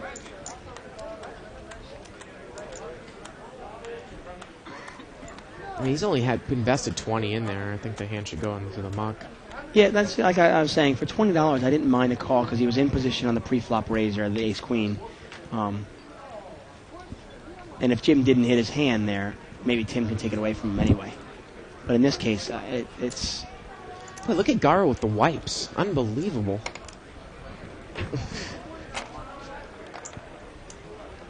Look at this. He's going to make the call. He's going to gamble it up there, Dave. He's gambling it up. And we're going to see a flop. And we're racing. Classic Wow. race situation here. Huh. Yeah, for the extra 21. 221. Why you bet so much? Maybe you got a big, powerful hand. I don't know. I got you, Diamond. Wow. Look at that split screen. Now we're going to see a flop. And there we go. Oh, king on the flop. King 7-9. The turn is a jack. And the river is a 10. Well, Tim guessed right, but again, Dave, all the reasons that we talked about, you really can't make that call. No, in a tournament where you've got to gamble up a little bit, sometimes later in the tournament, Yeah. you know, and the antes and the blinds are starting to creep up, sure, you can gamble. Yeah. But in this case, he had $20 invested. Yeah. Why throw $200 in there? And I don't buy. I mean, I hear it all the time, especially at these low limit tables. I put him on Ace King. That's such a load of crap. It's incredible. Well, I mean, everybody always, for some reason, people always assume every time somebody raises, they have to have Ace King. Right. Right. I mean, to me, it actually didn't smell like Ace King. It more smelled like a Pocket 9s or pocket 8s, right? Yeah, jacks even. Something where Yeah. you didn't want to see a flop. Right. You know, he figured he likes his hand, but Yeah. That's why I said when you said we figure out the range, I'm thinking with the action of that hand, he has a higher pocket pair than me at least 75% of the time. At least 75% of the time. And the other 20%, he has to have 2 overs. I only have pocket 5s. Right, exactly. So, yeah, and maybe Yeah. 1% of the time he's on a bluff and he's got pocket deuces. But right, right. It's just, I mean, Tim showed us how to lose 3 buy-ins real quick. Ace 8-8 here on the flop. A jack comes on the turn. And with that, Sergey goes in the lead. I think he now has 8 or 9 chips. And Paul makes a little bluff there with King 3, and he takes it down.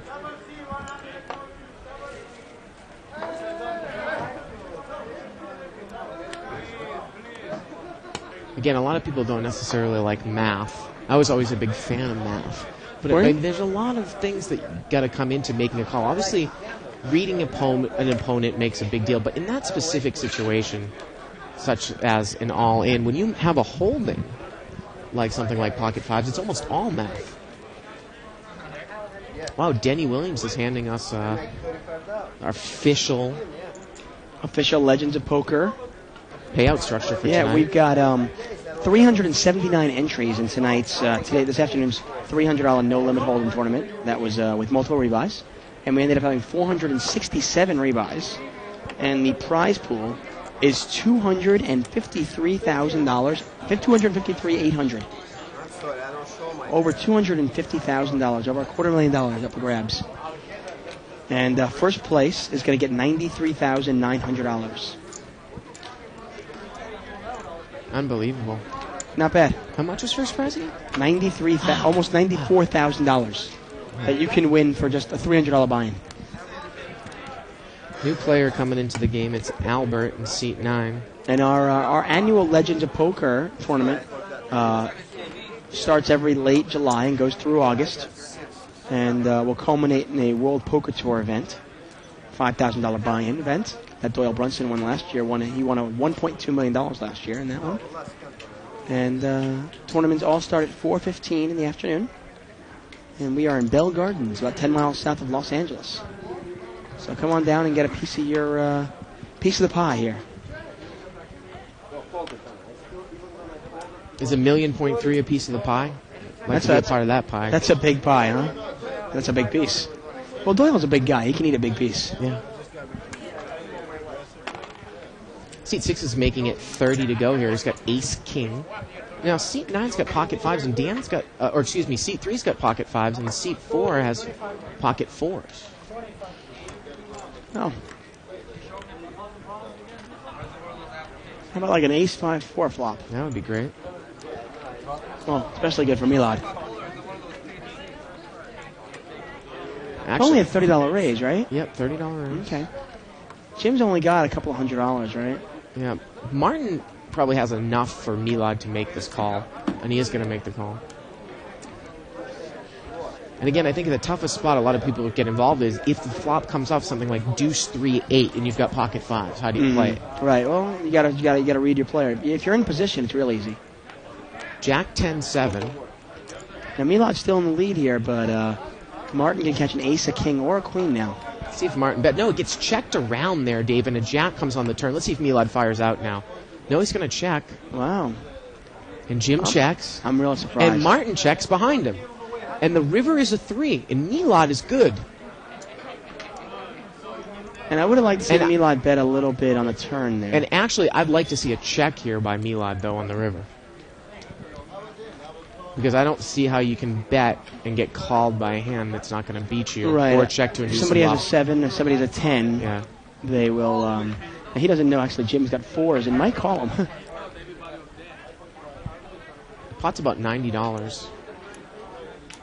It looks like Milad wants to bet here. Unless he wants to put a nice little stop bet in there. If he wants to put a nice $30 bet blocker in there, bet in, yeah. kind of a blocker bet, because that's exactly what he wants to call. That's what it looks like he put in there. And Ace King didn't even do anything. Call. Yep.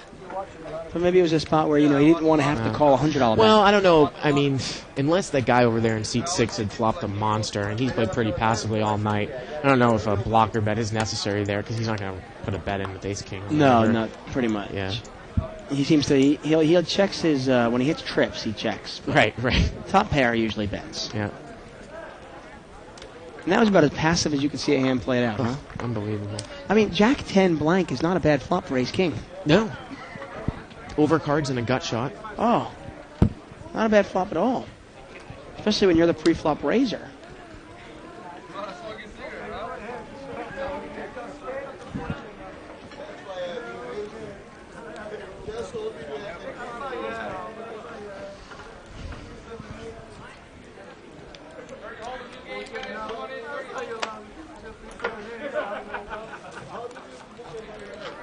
In this pot, that flop didn't see any action. Sergey's got the cigarette in his mouth.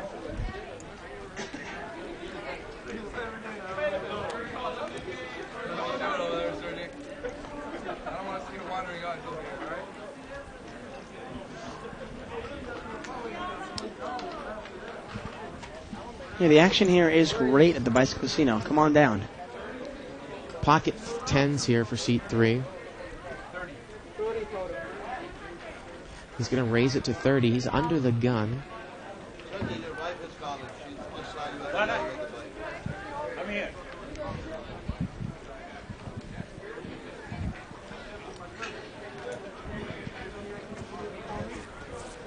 And Sergey makes a call here with 8-9 suited. Well, they're both pretty deep chipped, and he's in position. I like that call, Dave. Mm-hmm. And Tim's going to make a call over there with pocket deuces. He doesn't have enough probably to make that call because he just sat down at the table. 3-way action to the flop. Look at this. Queen 8-9. Sergey's got 2 pairs. This is one of those cases where Sergey's hit his hand but probably won't get paid. Well, Milad checks there with 1 overcard. He's got a gut shot straight draw, too. Sergey's going to bet 150 here with bottom 2 pairs. So the pot is now about 240, 150 to call. That's a big bet.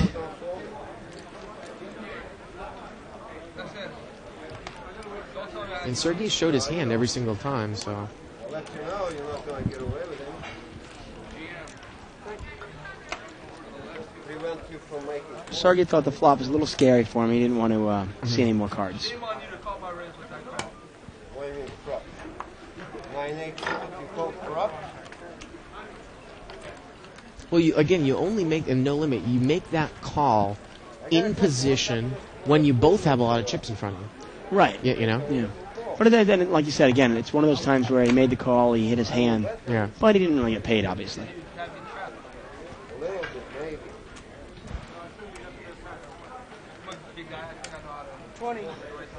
$20 raise here by Ace Queen suited. Paul there in seat 7, huh? Yeah. And seat 6 is limped in with pocket 4s. Saturday my club, little straight. I don't know what Milad's thinking about with Queen 4 offsuit. He's in real bad shape. Yeah. Got a pocket 4s and Ace Queen over there. Exactly. How would he win that hand? Is it possible?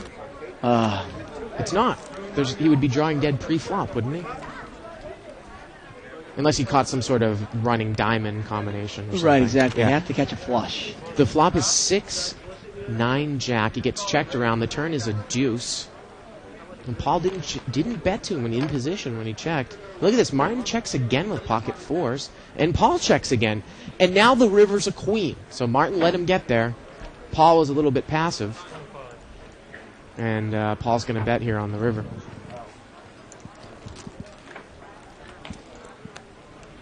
Martin doesn't get paid off. And again, Dave, we always talk about game selection, and this is, this game isn't so lively to watch as last night, but it's almost a game where it's almost a game where it's a good game to be in because everyone's almost playing so tight weak. Yeah, well, if you, as long as you can play patiently and you can, steal the pots that nobody else wants, pretty much. But if somebody shows you some, if somebody calls your raise or re-raises you or check raises you, they usually have it in this game. Oh, yeah. I haven't seen too many real bluffs in the sense of like a $100 bluff. Little $20 bluffs here and there.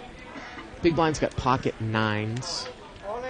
And here's a perfect example of what we talked about that smells like what he has. Yeah. He's moved in with pocket 9s. And he's out of position. Now, was it a raise? Right. Raise No, king, it was queen? limped around. Limped around, and he's put about $100 in there. Wow. 120 to win about 20. Yeah.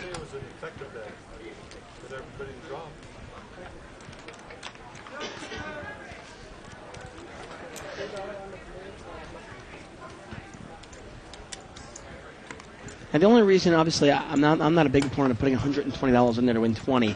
And if you do the math, and you were talking about math before, and you think about it, you go, okay, how many times does that have to be successful for me to win money? You literally have to be right 7 times out of 8. Because the first 7 times you're going to win $140, and the last time you're going to win 120. You're going to lose 120. You're only going to win 20 out of it, 7 out of 8 times. Yeah. Which is why I'm not a big fan of it. You know what, Dave? I don't think we've mentioned it tonight. You can follow a live forum that started every night on 2plus2.com, spelled out. Click on World Forums. Click on Tournament Poker, World Poker Tour, and other televised tournaments. And we are right there. Paul there in seat 7's got a king 9. And he's bet with top pair. I think I might start a Keep Garo campaign. Isaac went off on vacation over the weekend. No, I'm just kidding. Isaac does a great job. The turn is a queen. It's a 3rd heart.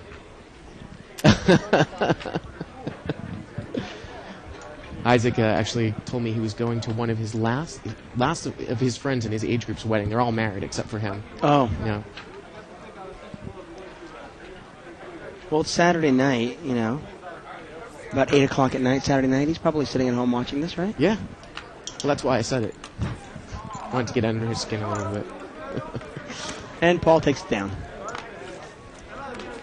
Paul gets another chip there. Pretty sure Sergey is in the lead there with the chips. I think he's got 9 now.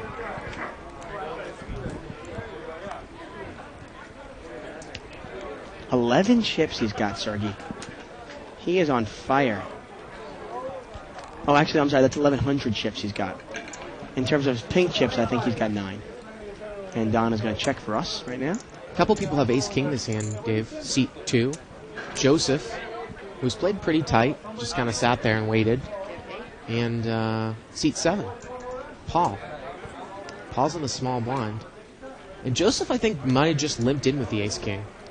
And Joseph is one of those guys, I'm not going to give him any action. I've seen him play pocket kings 3 times.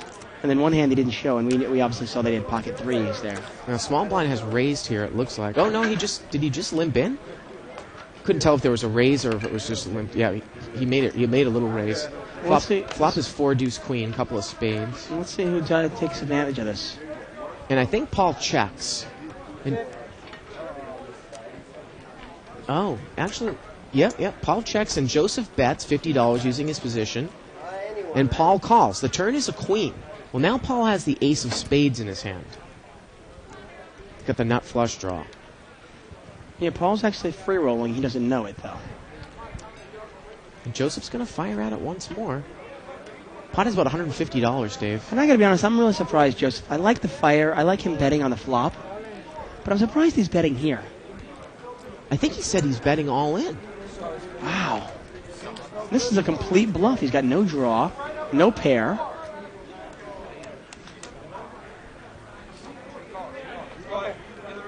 An ace-king call, Dave, with the ace of spades. Wow. And the river is a 7. Chop it up. Unbelievable. Good thing he opened his cards up. Whoa, Joseph made a move there. Again, like you said, he was free-rolling. Paul was free-rolling. I love the bet on the flop. He's got ace-king. You know, the small blind check to me. Yeah. Okay, I'm going to fire in a bet and see if I can take it down right there. When the guy calls, I go, okay, what does he have? Does he have a queen? Does he have spades? What does he have? Well, then the queen of spades came out on the turn. Yeah. And you go, okay, well, what can I beat now? Had the nut flush draw. That's go. You know, I'm surprised Joseph bet that much there. And I'm doubly surprised that Paul called it. $200 with just the spade draw.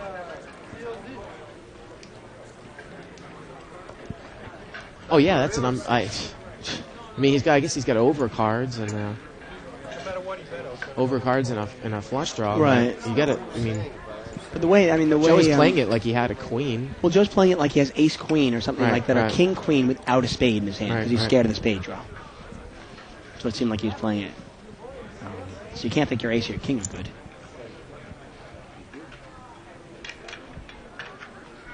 And in that case, if Joe does have the queen, has a queen, you might fill up on the river even if a spade comes. C8 has raised here to 25. He's got king, queen. He's doing it out of the big blind. Wow. Out of the small blind, actually. And pocket 9s and pocket 8s are in there. And Martin and Joseph, they both limped in there. Yeah. And Sergey's in there with a gap-suited connector. Now, sometimes if I have pocket 8s or pocket 9s after I limp in, if somebody raised out of the small blind, sometimes I'll pop it back.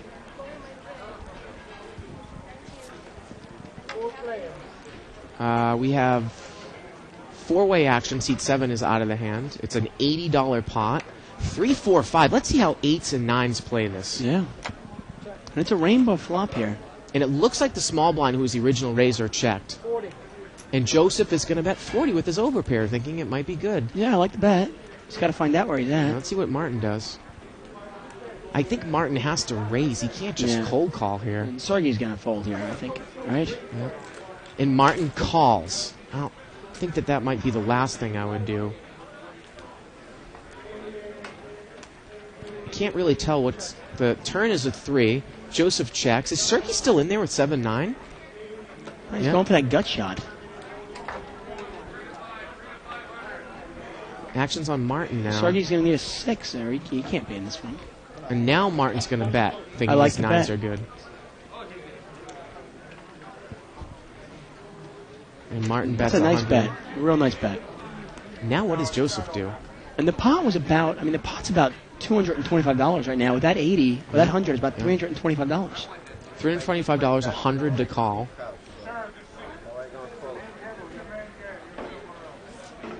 And Joseph mucks. What a nice lay down there by seat 2.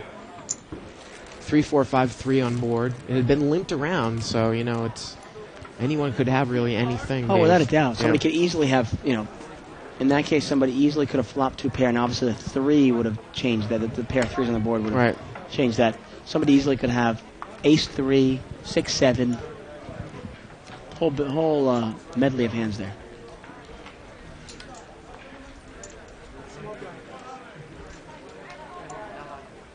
And looks like Martin, or Martine, however you want to call him, wearing that New York, I'm assuming that's a New York Knicks hat? Yeah, Knicks. Knicks. Happy to see the Knicks got Larry Brown. Yep.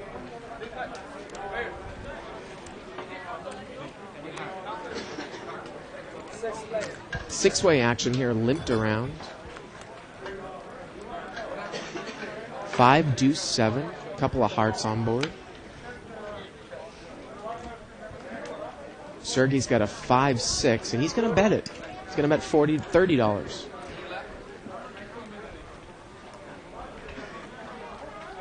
Wow, Paul and Martin. Seat 6 is in there. We can't see his cards. Martin's going to call there. Yeah, so we don't know what he has. So we're heads up. Seat 5 against seat 6. Again, and the flop is another 7 on the board there. And the turn is actually an 8. 8, thank you. I couldn't see it. And we still can't. Oh, now we got seat 6's cards. So we had a flush draw on top pair. Wow. Oh, no wonder he bet it. No wonder he called. Yeah.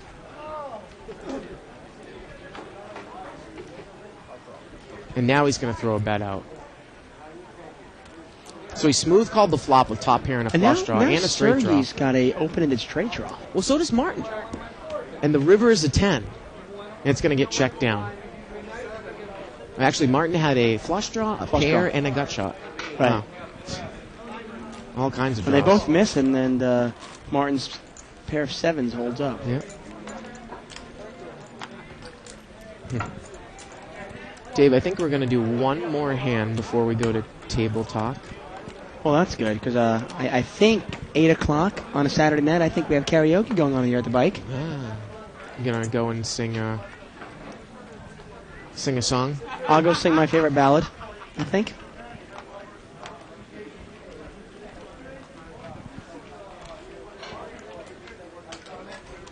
I can't sing regularly. With this voice now, you can only imagine how bad it would sound.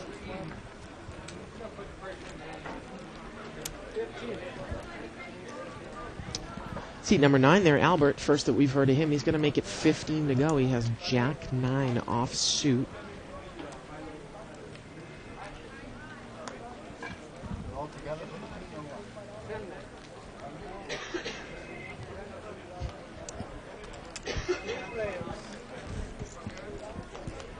So we're heads up, and again, we cannot see seat 6. Oh, there we go. We got King 5 of spades. Flop is a 5, 5, 6. Wow. Seat 6 is flop trips. And Albert's going to bet 20. And Jim is in the hand over there with ace 8.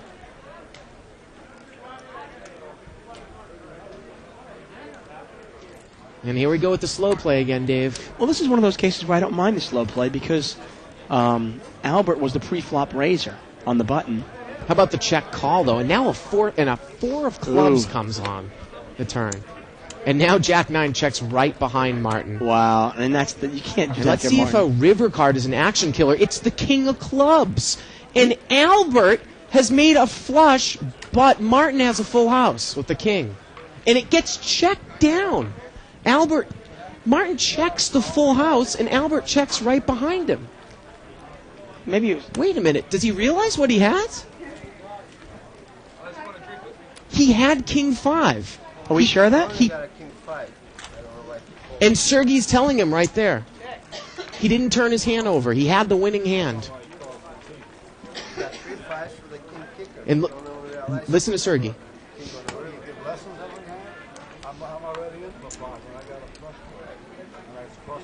He had the winning hand there, Dave. He has got the winning hand. He didn't realize he had a full house on the river. Yeah. And he turned it over, but he didn't turn it up, and he mucked his hand. And that's pretty much why the Knicks suck. So, well, that's going to take us to table talk. We're going to turn the mic down. Our mic's down. And turn the table mic up. So we will be back in 30 minutes. Yeah. You're throwing a mat. I can't say anything I would like. Yeah. You're a good player, man. No, I hypnotize him a little bit. If you lie on the table, No, I'm serious. I hypnotized him to lay it down. I was watching for a while. I showed him. How come you didn't see it? I saw it, but still on your hand, I can't say nothing. Only if you lay on the table. Absolutely right. Now, you're not the first guy who I hypnotized in a camp. 5 players. So if you raise it, you're out.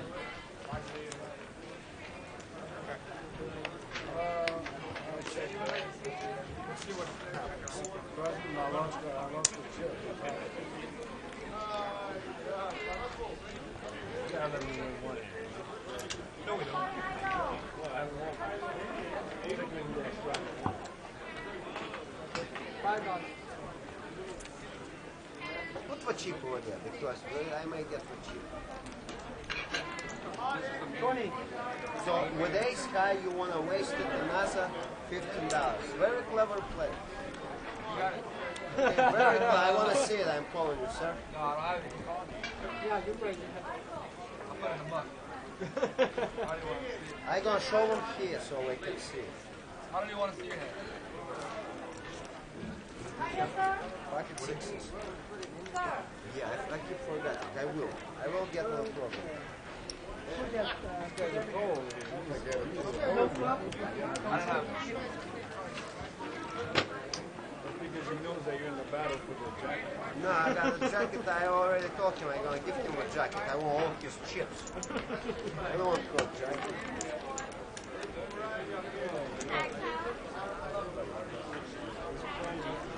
Sir, I apologize. It's my fault because I do hypnotize a player once in a while. But not the first one who was class who's laying through the house.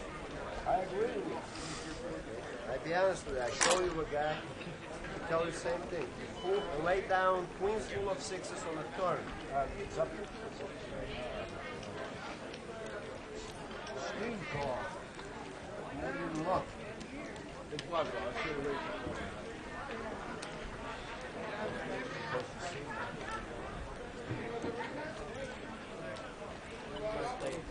I tell you something else about what Ken lay down. I was upset because the one poker player lied about one more fight. I got no fight.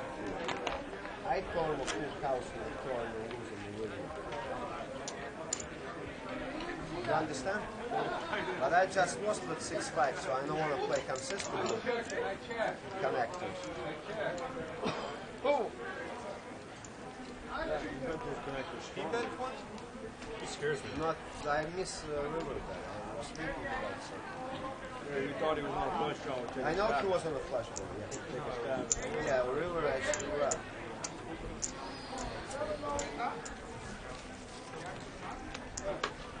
I know where he was.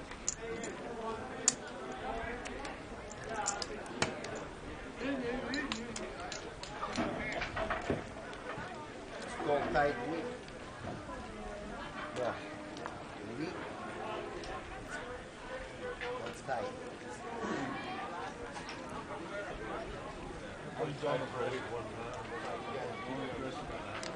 Huh? I don't play it yet.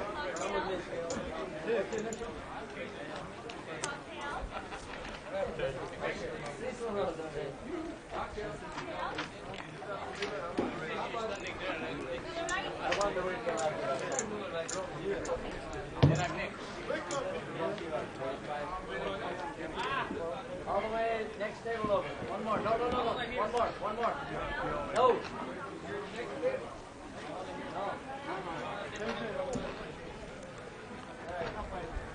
wonder you were running.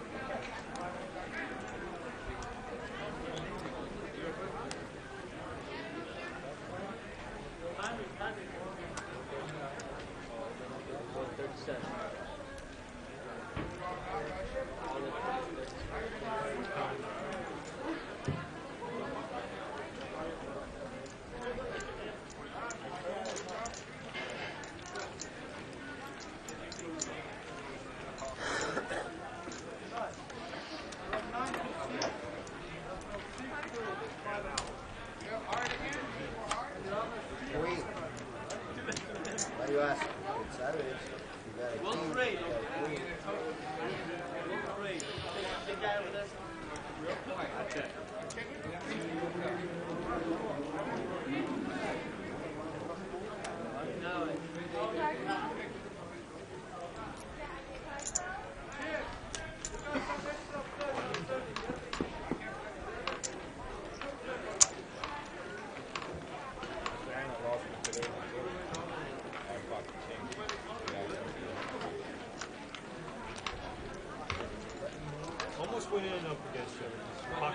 Pocket jacks.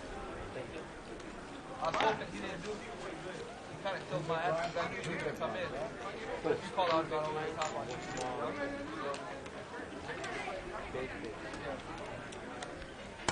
If he didn't push in, he would call me. And then on the clock, he would call me. Yeah, he would put a move on that.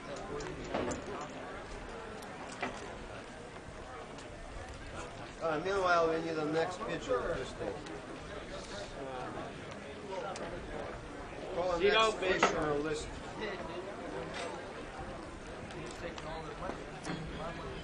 No.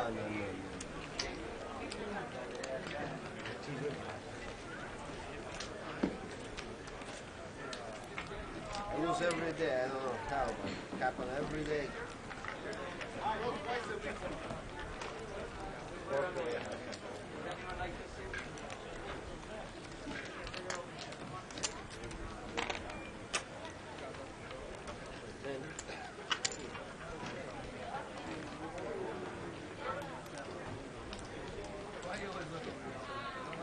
want to get the 1,000. I know what you're thinking. Yeah, so I can go watch TV. No, all your girls are there. He wants my dog.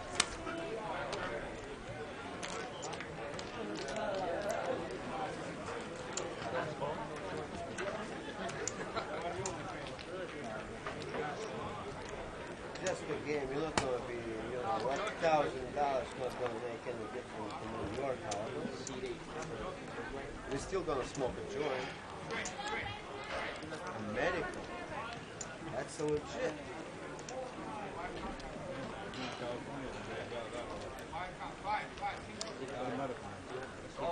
No, only when I play. Okay? Only when he plays. Yes. Only when you play. Because I don't want people seeing a folding case jack, case 10 super. Just not. Now I'm going to show. Imagine.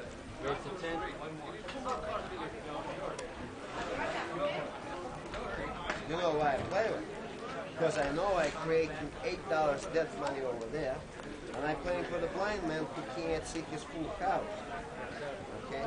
This one I'm not going to screw up. 30.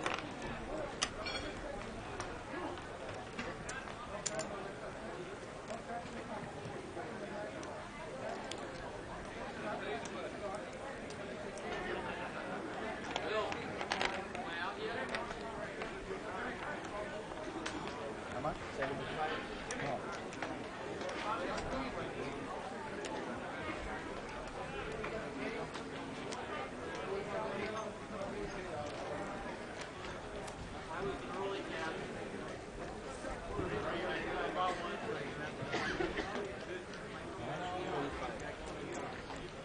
You know that guy? That guy, he raises $100, they both keep up.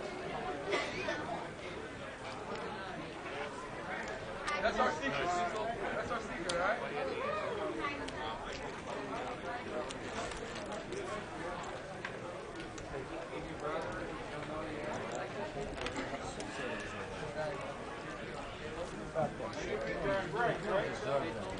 You got my money. Give me. That's the least you can do, you know.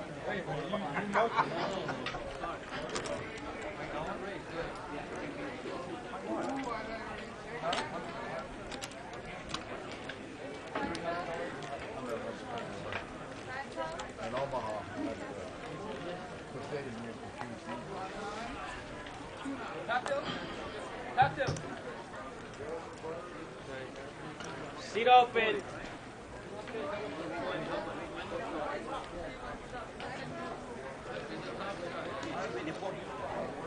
Race to 30. Seat open.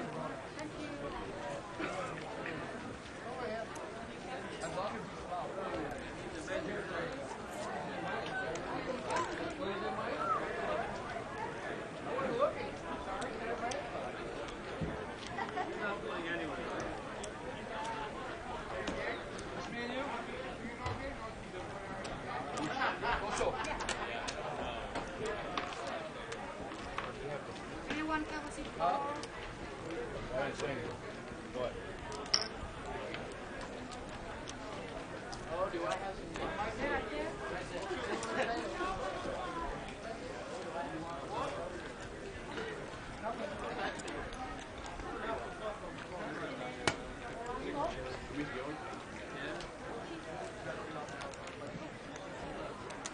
Chips.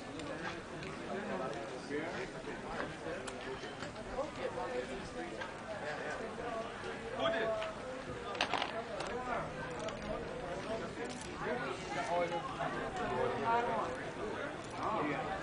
Hey, bro.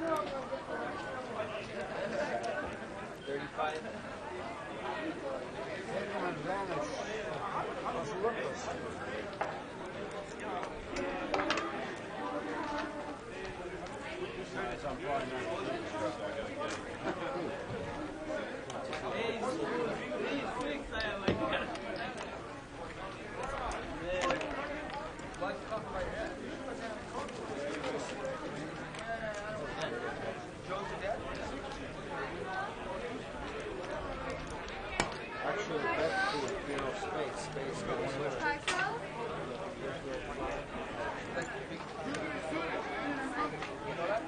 I've seen him play tonight. I've seen him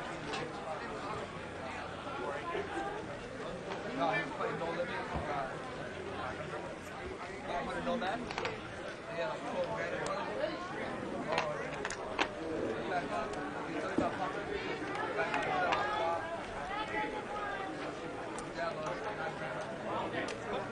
Race 30.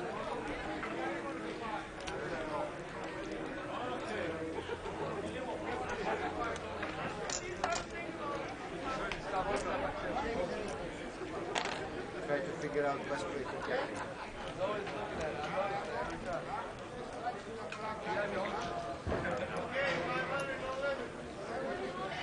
I got it on time. My chips, I don't care. I don't play today. I don't play power or anything.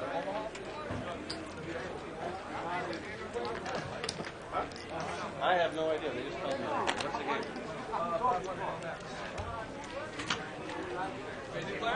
Yeah. What's it say? Right on the bike, what does that say? So is it 200 or 500? Right, then it's 200. Wow, you guys won all that money? What are the red chips? A lot of them left. Did you win or? I'm in. Oh, yeah. I'm going to play 200. They're right. We got no objection. Nothing to call. I always buy the no, I must have 200 bucks. Well, what are the red chips? Dollars? Oh,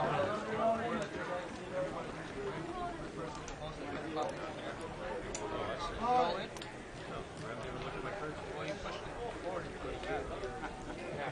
What do I do? I put the cards here like that? You got five in the pot already. Oh, I don't. You have it on chips. Call me chips. Would you like to Chips. So when you win these red chips, you win a jackpot? Well, if you get like the most of them, which he has the most of them, you get jackpot. Let's serve jackpot.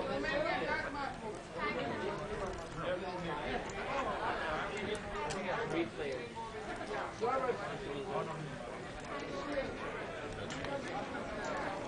20. 20's plenty.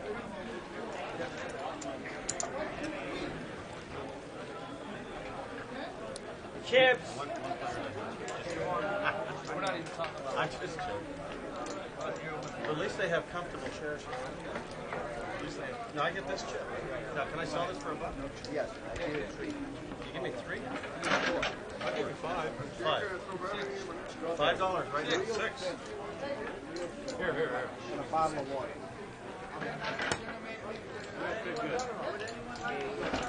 It's $6.25. You can't do it. So you can't. You can't do that. Oh, you do? I didn't know that. You can't sell these chips? Can I give them? I don't want a jacket. Oh, he would if I buy them. How much is this jacket worth? They're now on eBay. $14. Oh, you know what? I'll take it. You gotta win a lot of these. Piece of, I need to cash this. Hey, Chip, I plan on selling.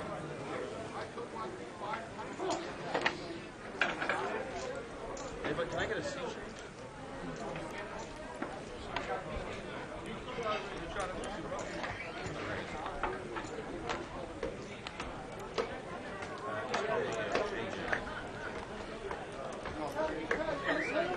Yeah, I just need to sell these chips. This is the 200 we started.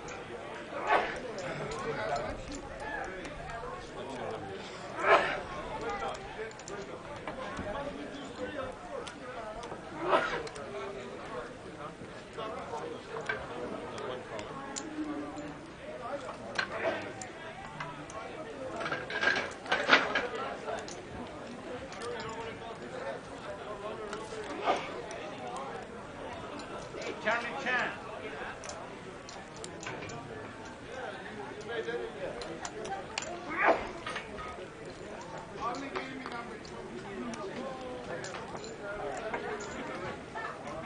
You want me to put this in the pot of my dome?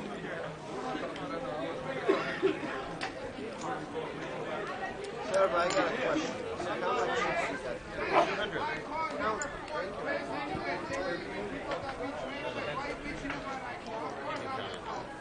So do you want to trust me?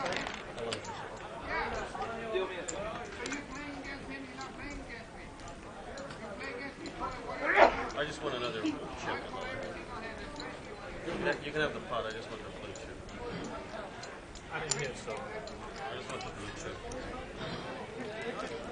No, I start with 2.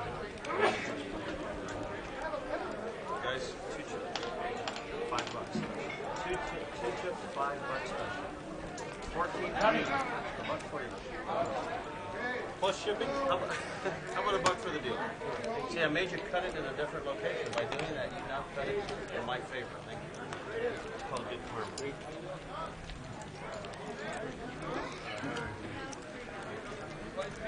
Leave that one. I got some land, so you're not in Florida.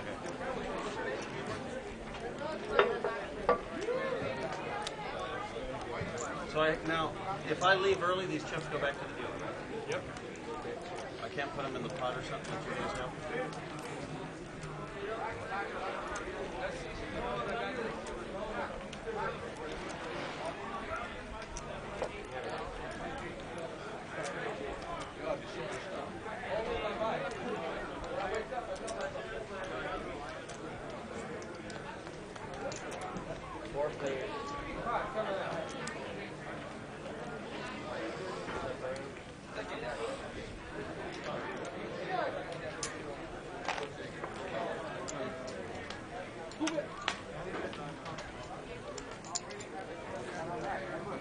Chips. Chips. Chips right. C4. I want to cash these in, please. Just cash. 25. You just came to the game. Yeah, I came up to it. What were you playing on for? The king.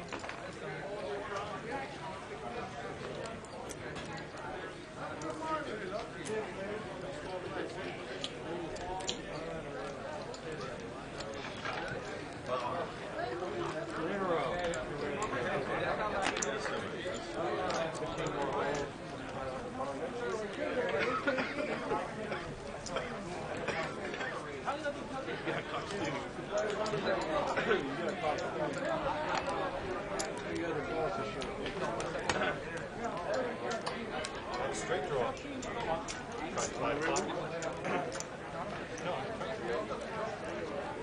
Everybody's challenging. Tried to buy the pot. Didn't work.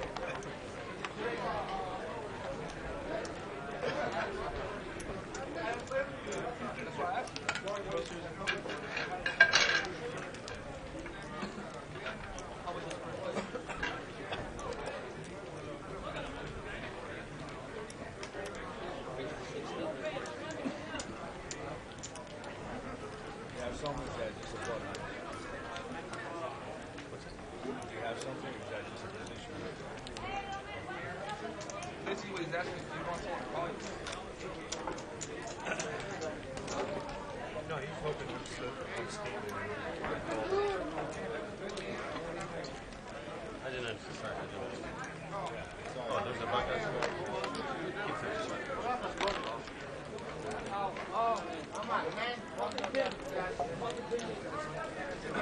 Where's my blue chip? I need Sure, right. That's like an idiot. You don't get some damn shit. Spend $80 and go $5 fine. What's that shit? What shit was that? I didn't know. I don't know. That's all I'm fine, but Don't say anything about take that. It's the way you do it. Okay? I mean, I know you got no position, but I like it. It's my kind of play. I like guys like it.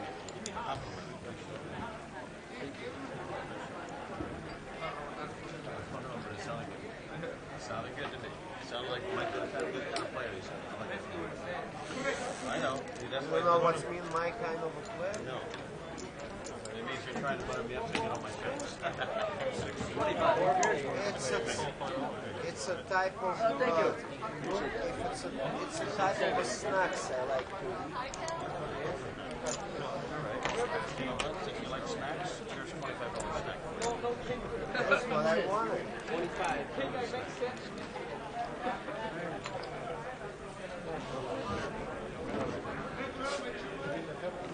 Wow. Was that a call?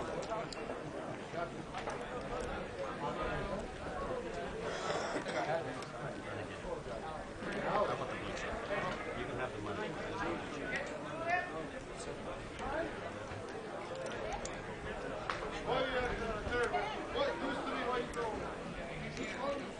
You play like a joke. Huh? You play like a joke. What's up? King looked like the one I had. You have tight flavor. You know that. I'm a tight. I just happen to have a nice little rush. But look, I'm catching 16. I only had $5 less than that damn pot. $5 too much. You're ahead, you're ahead. No flush. Behind though. You're on a flush draw. Flush. But I probably catch it. All right, you know what? Loose ball.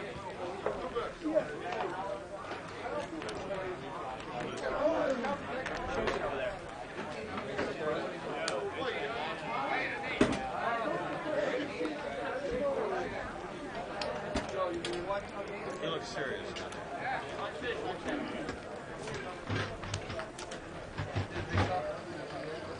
I was seriously gonna look, he's breathing like that because he just looked and saw what teeth smoking. Okay? He's praying, maybe no ace smoking gonna show up, otherwise $30 will go down to drain. I like it. Are you watching? We're counting.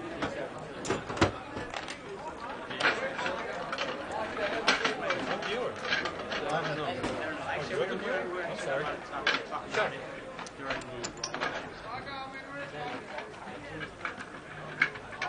That's right, I was small player.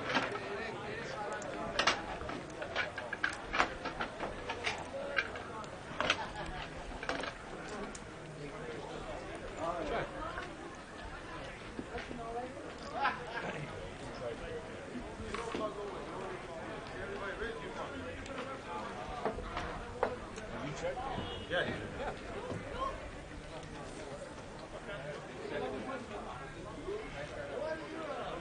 If you want to, you don't have to Hollywood. If you go all in on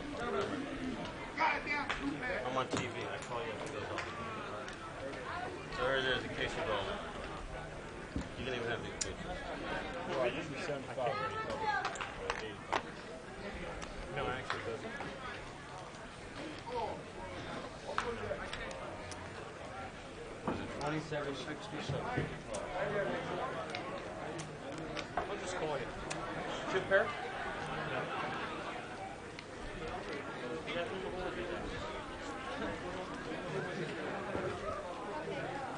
Is that good?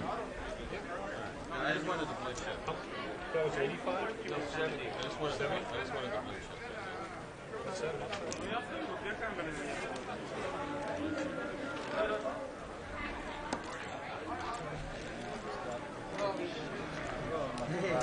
I got 5.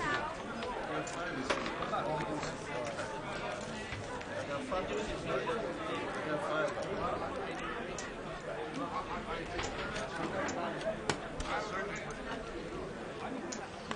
Chips. I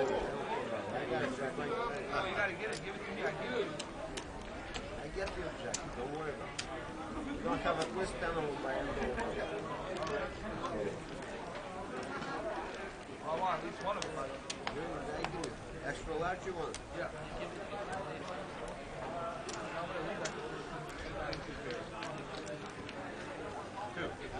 Whatever. I don't have the patience for I don't know. He's exactly what I like. It's my kind of a play. I know. I like to get Because if he play 4-2, but one day I'll it's have given me no ability to play 5-3. And I don't feel bad. and you just never know. See, if when I'm going to play 5-3, I feel like an idiot. When somebody alone, it's good.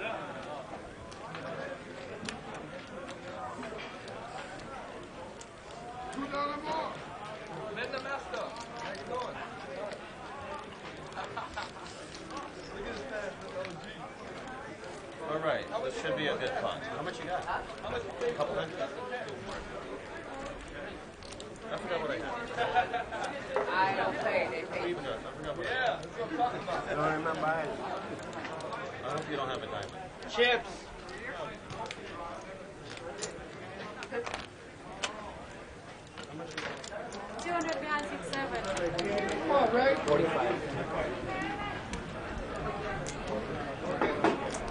Full center, please.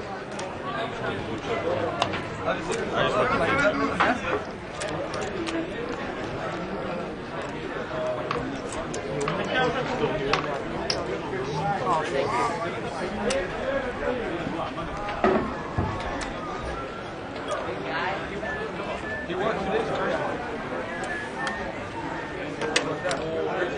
Joe.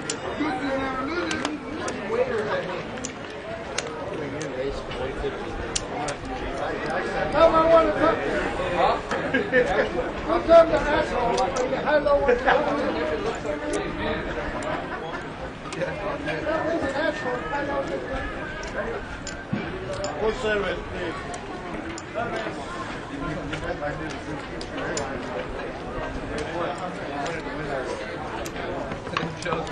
Nice flush.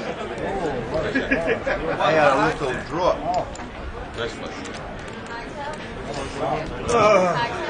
It'd been nice if I had a big I don't want none of these guys get over there somehow. What? I don't want you guys get over there. That's why I said you're my type of And we are back. Yes, we are. We're going to clean this table at no time. Not a problem. Right. I've had some tea with some lemon and honey, and I'm ready to go. And I know. Seem to be having a little trouble with your throat there, Dave. Yeah. If I'm come to the table, you love to play with us. Now you say you leave. Oh, There he there's is. Man the Master. With his Corona. Of course. New player there in seat 4. That's AJ. I played with him a few times. He's somewhat of a wise guy. Action player. Likes to mix it up, likes to bluff, and likes to show it. Well, he's raised to 30. He's got pocket sixes. Fairly early position. He's not going to get any action. And if the table doesn't stand up to him, he'll just keep doing it. I mean, from what I've seen. Dan still has cards, but he mucks.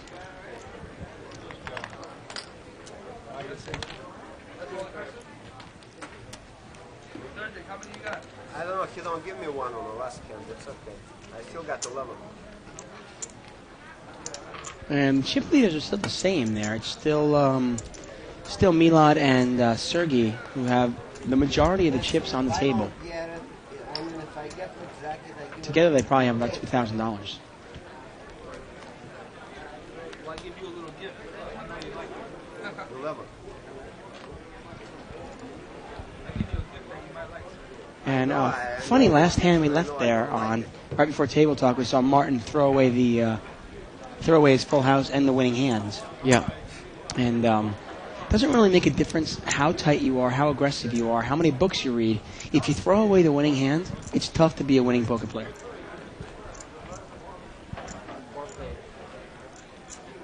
Nine deuce rainbow.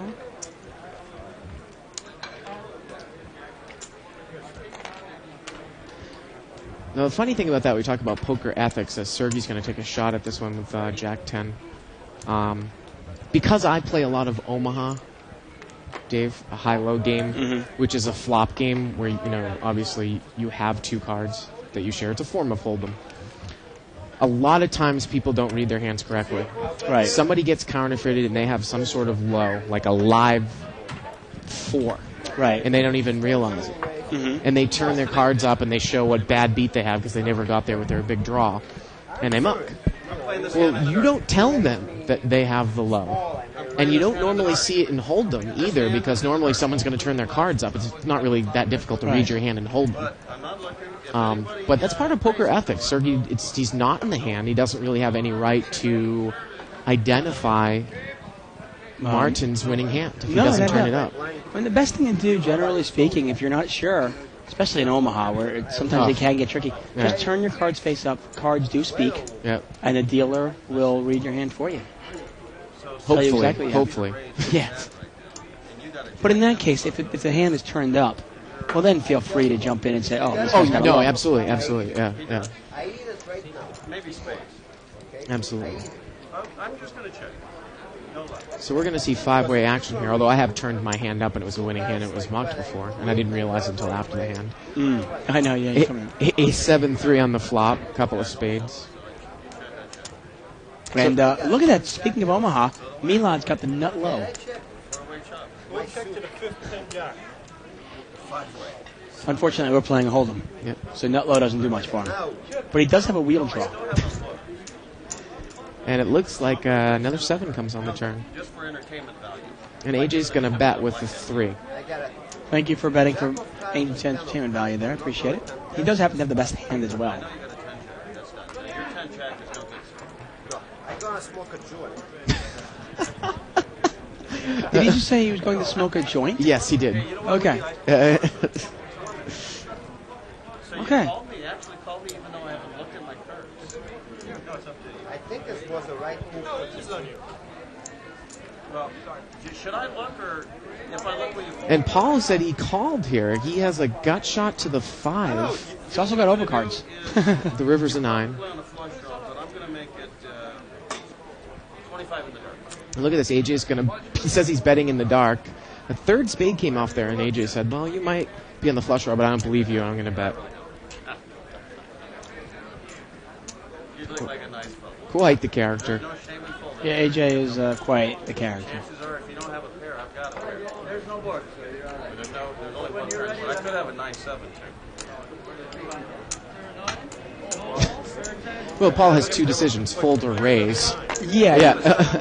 Calling certainly isn't an option, as he can barely beat the board himself. Now, I'll show the table what I have here. I got a 3. Did I win? Yeah.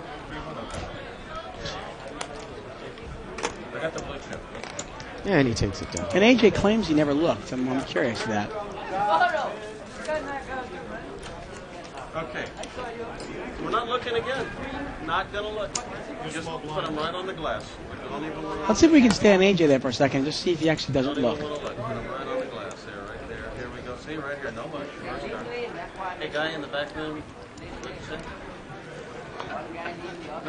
There we go. Looks like AJ is not looking. You know, at this table, though, you could actually play poker without looking. Well, maybe not from the small blind, but he's got 9-5 offsuit. And seat number 1, Dan, he's got pocket aces. Yeah, he might force him to look. And he's going to make it 30. Oh, and he's going to look. What a cheater.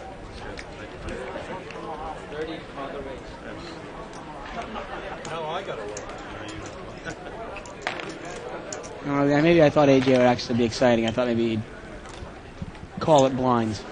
Dan's not going to get any action.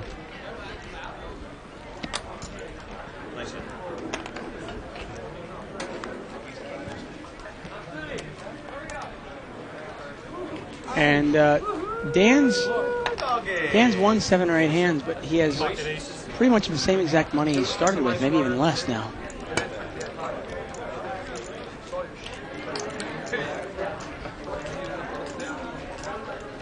Hey, but I do have 6 chips in 30 minutes. Hey, once again, we are live at the bike. I'm David Tuckman. I'm here with Bart Hanson. We're watching a $200 no-limit hold'em game. The lines are 3 and 5. And we are here every Wednesday through Saturday night from 6 p.m. to 10 p.m. Oh, AJ's got pocket queens. And he's going to make it Tell me when you guys want me to stop. $40. He's on the button, Dave. Oh, C3 there, Milad. He's got a suited connector, 9-10 of clubs. And he does... Let's see what he does.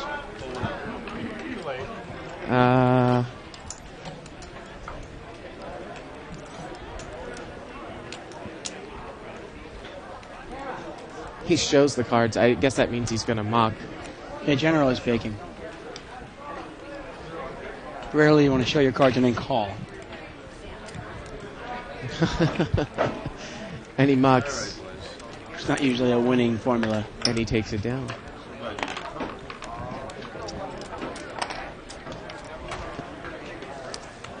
All right, boys and girls. Although I was actually in a no limit game in Vegas with Stan Goldstein, notable professional poker player, and I guess I peeked at my cards the wrong way, and he actually saw my hands. And afterwards, being a nice guy and a professional that he is, classy guy, he actually told me that I had shown him my cards by accident. And what a treat! It looks like we are joined in the booth by Ken and James here. Hey y'all, how you doing? Good to see you. Glad you're here. Where's our camera? Where's our camera? They've taken it out. Our booth camera.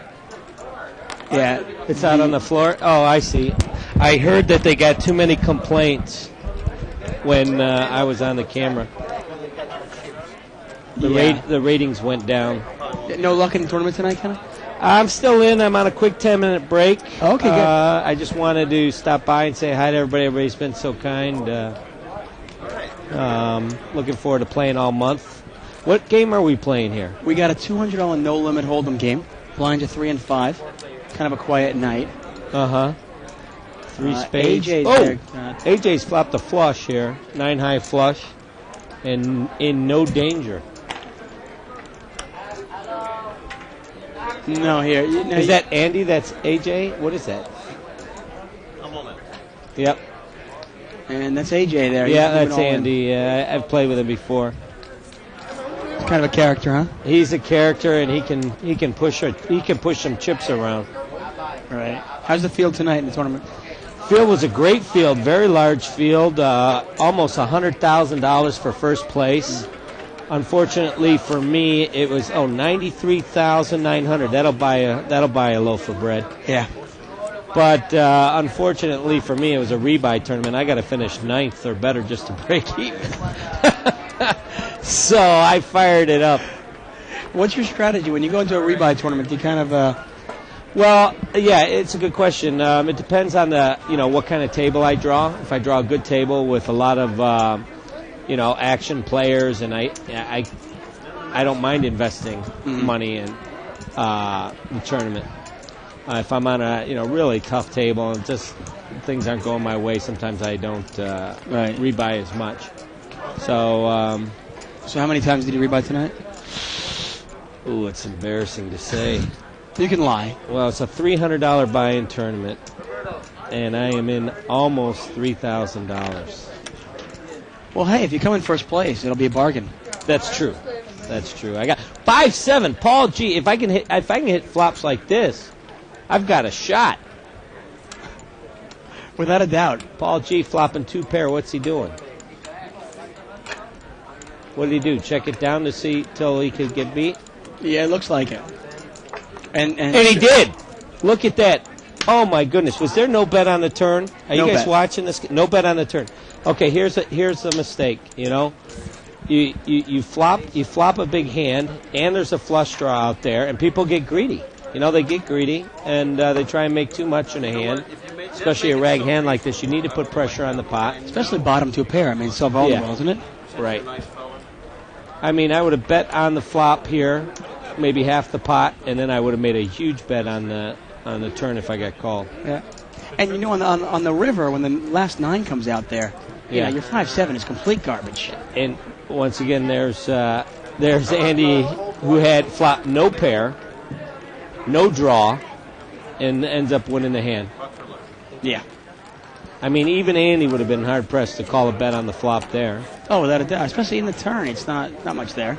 Yeah, but he, I've played with him before. It's hard for him to lay down a pair. Yeah. Just kidding.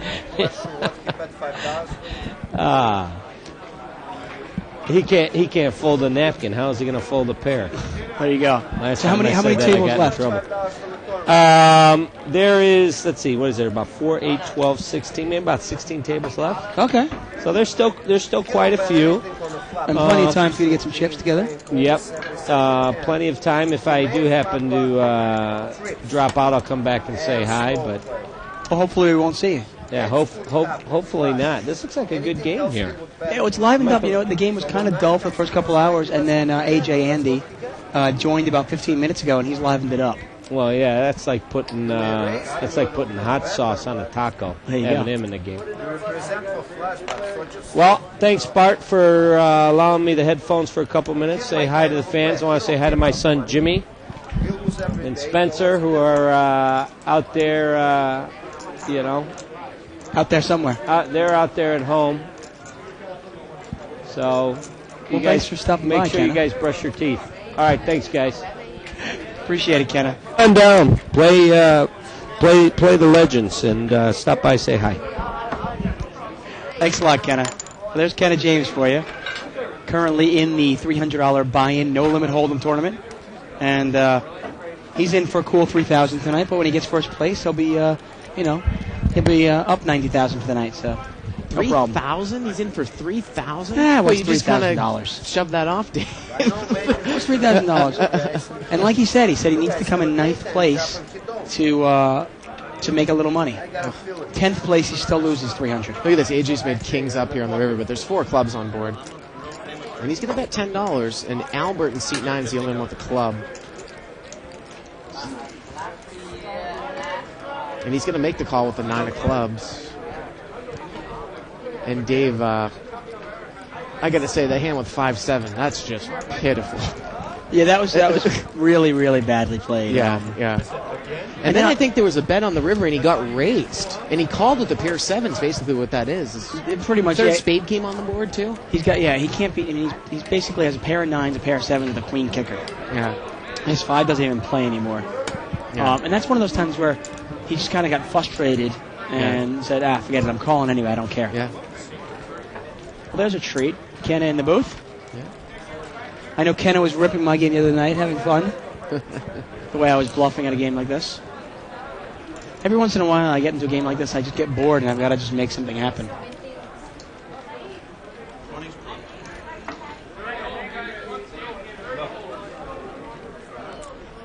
$20 raise. Looks like it was seat 6. He's got ace-jack suited. The one strategy, it's kind of interesting. You talk about Kenna talking about making all those rebuys because his table was pretty good. And actually, it was AJ that raised with Jack 3 of diamonds.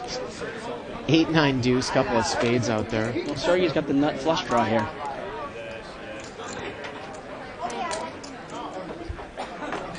And Sergey has bet here.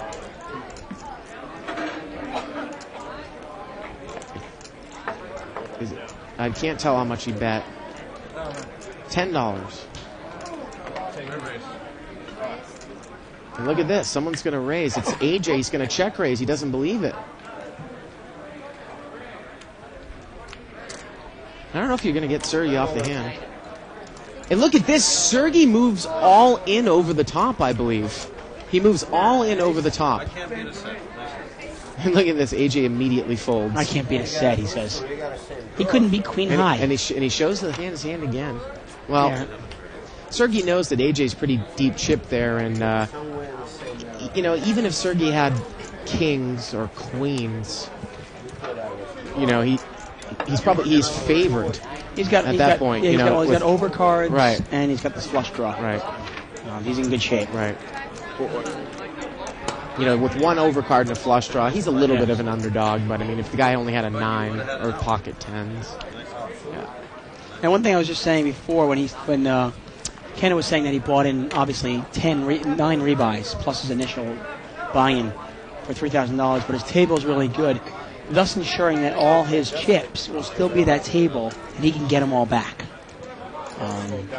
And I know Daniel Negreanu used that strategy in last year's World Series of Poker tournament when he rebought 26 times and was in for $27,000. Now, was he going all in blind at some point? Because I heard that there was a side bet last going on. Last year Negreanu was. Yeah. I'm not sure Ken. I didn't get to talk about it. I'm going to assume that Ken wasn't going all in blind. No, well, I was asking about Negreanu. Yeah. But 10 rebuys, that's a lot. I mean, our rounds are only 40 minutes long. Queen 10-3 here. Looks like it's going to get checked around. The turn is a 3. Sergey's got a 10, and Joseph's got a 10. Well, Joseph thinks his 10's good, and he's going to bet it. He bets $30. Where's the button in this hand? So Sergey played 5-10 offsuit there. For mid position, he's going to muck. Joseph is in there in the big blind, and he's going to take it down. Well, nice bet there by Joseph. Let me ask you this question, David. The funny thing, in that rebuy tournament with Negreanu, what was that, a $2,000 buy-in? It was a $1,000 buy-in with $1,000 rebuys.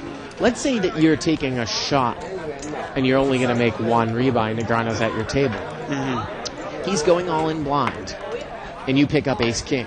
Now, you don't have a pair. Now, he's got a random hand, so you're probably... Would it be like a 65% favorite over something like over a on average? Hand? On average, probably. Do you make the call? All the time.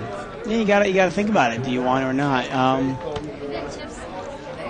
mean, that's what we talk about. Sometimes in tournaments you don't push small edges. Right. Well, I mean, you have to understand that you're a favorite to win the first time against a random hand. Right. And obviously each individual time you're favored, right. But you're not favored to win 2 or 3 in a row. Right. So you don't want to keep risking all your chips. It might be worth it early on to try to get some chips, though. I mean, I'd be more apt to call with ace-king than I would be with, like, say, pocket threes, as silly as it might sound. That is dumb, yeah, because, you're going to probably be up against 2 overcards. Although I'll take pocket threes in this hand. How about queen 10-3 on that flop? Martin's picked up top 2 pairs. He's going to bet 25. Oh, he's bet 30, but look at Paul in seat 7. He's got a pair and a flush draw, 3-8 of clubs. He's going to make the call. Now, he doesn't know that if an 8 comes, it's not good. Right, if comes, it would be good. So, heads up now, it's about a $90 pot. Well, there's equity in calling Martin because there's always a chance that he'll throw away the winner. The turn is a 7 of hearts. Martin's going to continue to bet. He's going to bet 100.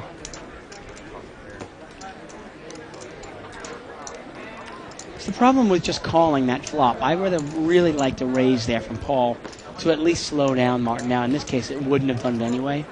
But now what he did, he basically spent $30 for 1 card, and now he's got to pay $100 to get to see the river. It's a nice bet by Martin, actually. Really nice.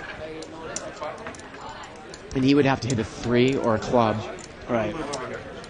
Martin figures if this guy has king jack or he has clubs, I'm going to make him pay for it. And Paul lays it down.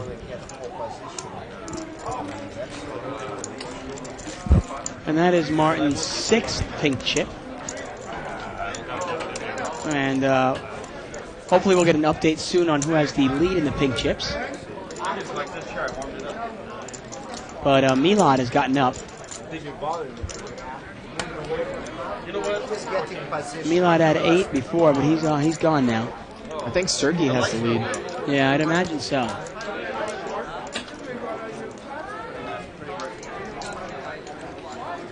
And he has the advantage also of being one of the few players that has played the whole entire night here.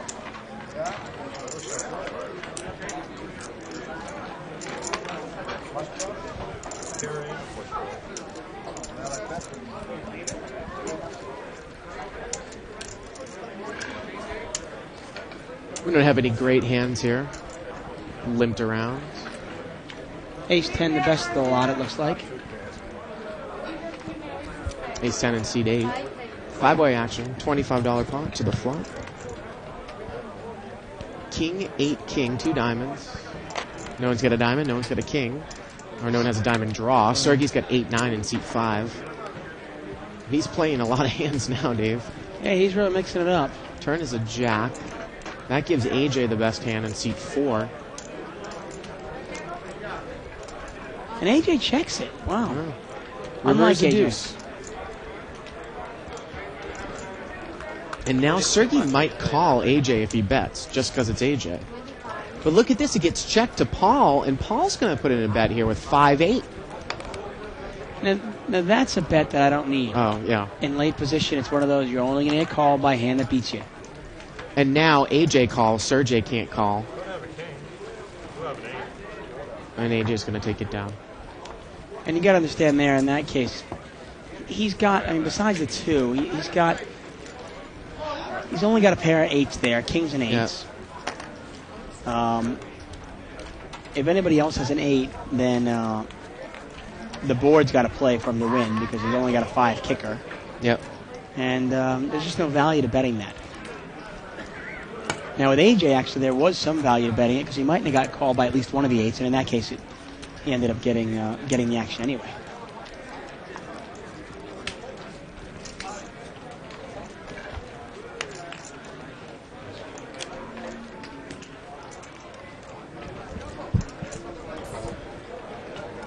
New player in seat 3. One thing great about Kenneth James also, he's obviously a professional poker player and a hell of a nice guy, and really very classy. Absolutely. And great advice. You should all be brushing your teeth. Now Joseph there in seat 2, he's got ace-king suited. And I was talking to his dad in the break, and his dad was telling him to play only ABC, and he really only played ABC, Dave. Pretty much. Yeah. And he got kind of lucky with the ace-king play last time we saw that. Looks like he only raised to 15 there, or maybe it was 20. Why are you sitting lowly? I just think you're going to Oh, 30 bucks. 30. Okay. So it's a $120 pot. And AJ calls on the button with 7-9 here. And this is one of those. This is one of you always preach it. Whoever bets the diamond draw. Nobody's got a diamond here at all. Well, Joseph might be scared of that board. He checked it. He didn't fire out. The turn is an 8. Paul's got the best hand here in seat 7. Actually, AJ's got a straight now. AJ's made a straight there on the turn. Yeah. He's got the. He hit his gut shot. Now you got to put money in here. You don't want a lingering diamond in there. No, definitely. But look at this. Yeah. Joseph's going to bet. And he's betting $60. And this is a little bit misplayed, I think, in my opinion. The pot was 90, and now it's 150, 60 to call. And boy, AJ just calls. Wow. So now the pot's $210. Yeah, I'm surprised they didn't raise there. And the river's a 3 diamonds. Boy, if Joseph bets here, he could take it away, but how is he going to know? And it just gets checked down. Well, I understand how you're going to know, but if you're going to bet at it, you got to try it. Yeah. It's the only way he's going to win the hand. Yeah. If you're the pre-flop raiser and a flop comes like that, and if you had to decide, I'm either going to give it up right now or I'm going to bet at it. Yeah. And he checked the flop and then bet the turn. Well, he kind of decided to give up and then, maybe I'll try at it now. Yeah. And he got caught in the middle, It's like Mr. Miyagi used to say in Karate Kid, Either go forward or you go in the middle. You go in the middle, you get squashed like a grape. I remember that line from Mr. Miyagi. Don't you remember that? Either if you go all the way, you're okay. If you don't go, somewhere in the middle, squashed like grape. No? Okay. Maybe it's just me. Yeah, I think it was you. No, I'm telling you. There's a quote. You'll say. Seat 9's raised to $20. Pocket aces. Was that in Karate Kid 3 or something? No, it was the first one. $20 raise by seat 9. AJ's going to call. Ba-dum-bum. But it is kind of a lesson in poker in the sense of, either bluff or you don't bluff. $60 pot here. Flop is a, look at this, 8-8-10. Now this is where, can AJ get rid of this? Yep, he's got top pair. Kenneth said he can't fold a pair, so let's see what happens. Seat 9 bets $60.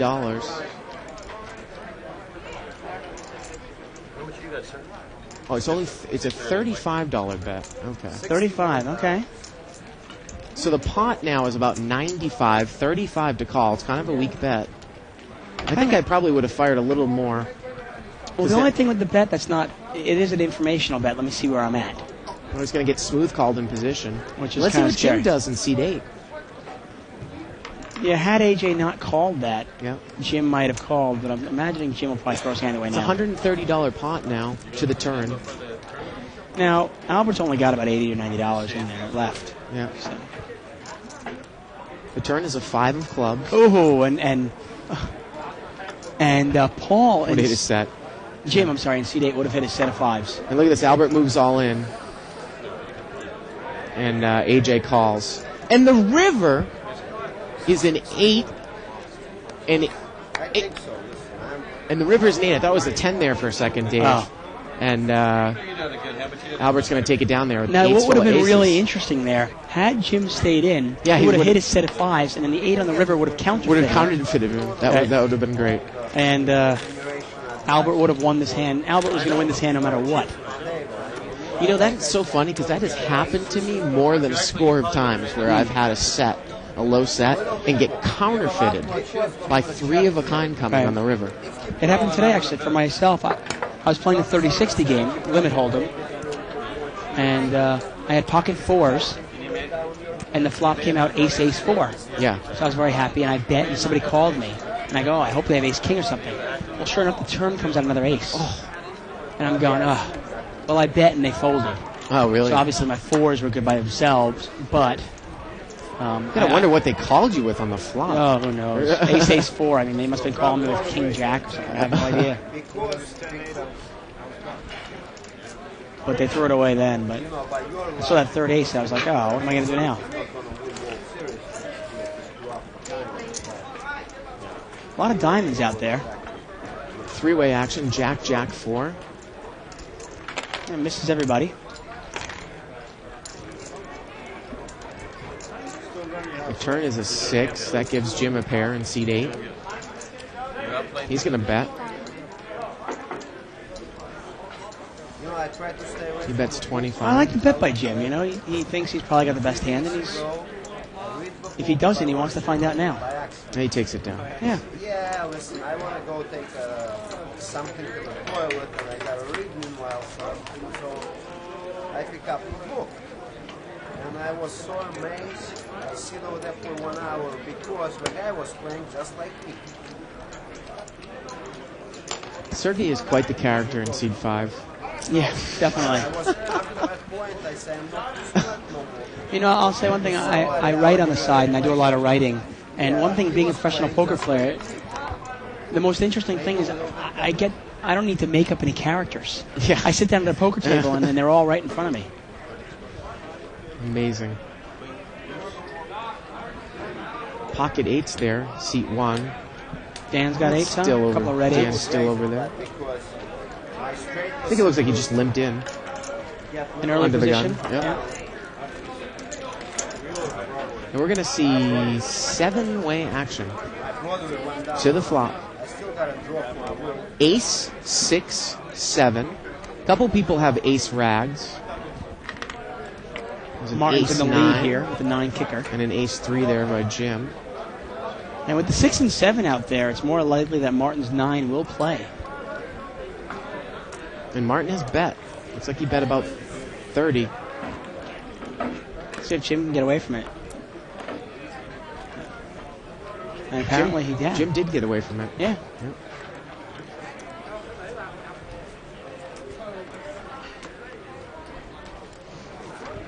You wonder, where was the button in that hand? It was on seat 7. So Jim, he was in the small blind there with ace 3. Didn't get involved. Because I would say, usually the types of players, now again, this gentleman was in the blind, and he got a free ride, but usually the types of players that play ace rag out in the field and an ace flop, they're not going to get away from it. Right. Once in a while, I'll play ace rag, like ace wheel card, and I'll call a raise with the hopes, and I know obviously this sounds crazy sometimes, with the hopes of flopping 2 pair, and if the other guy has a big ace, I can really win a big pot on. Yeah. But I only do it if it's, $15 raise. I've got Right. $600-700. They've got $600-700. Yeah. I can win a big pot. And the implied odds are huge. Listen, I really only bet much. What I really is I like. I hear it's only good book. I believe it. This is something close besides my car. Yeah, they said they Else took. I sold. Yeah, The rest is crap.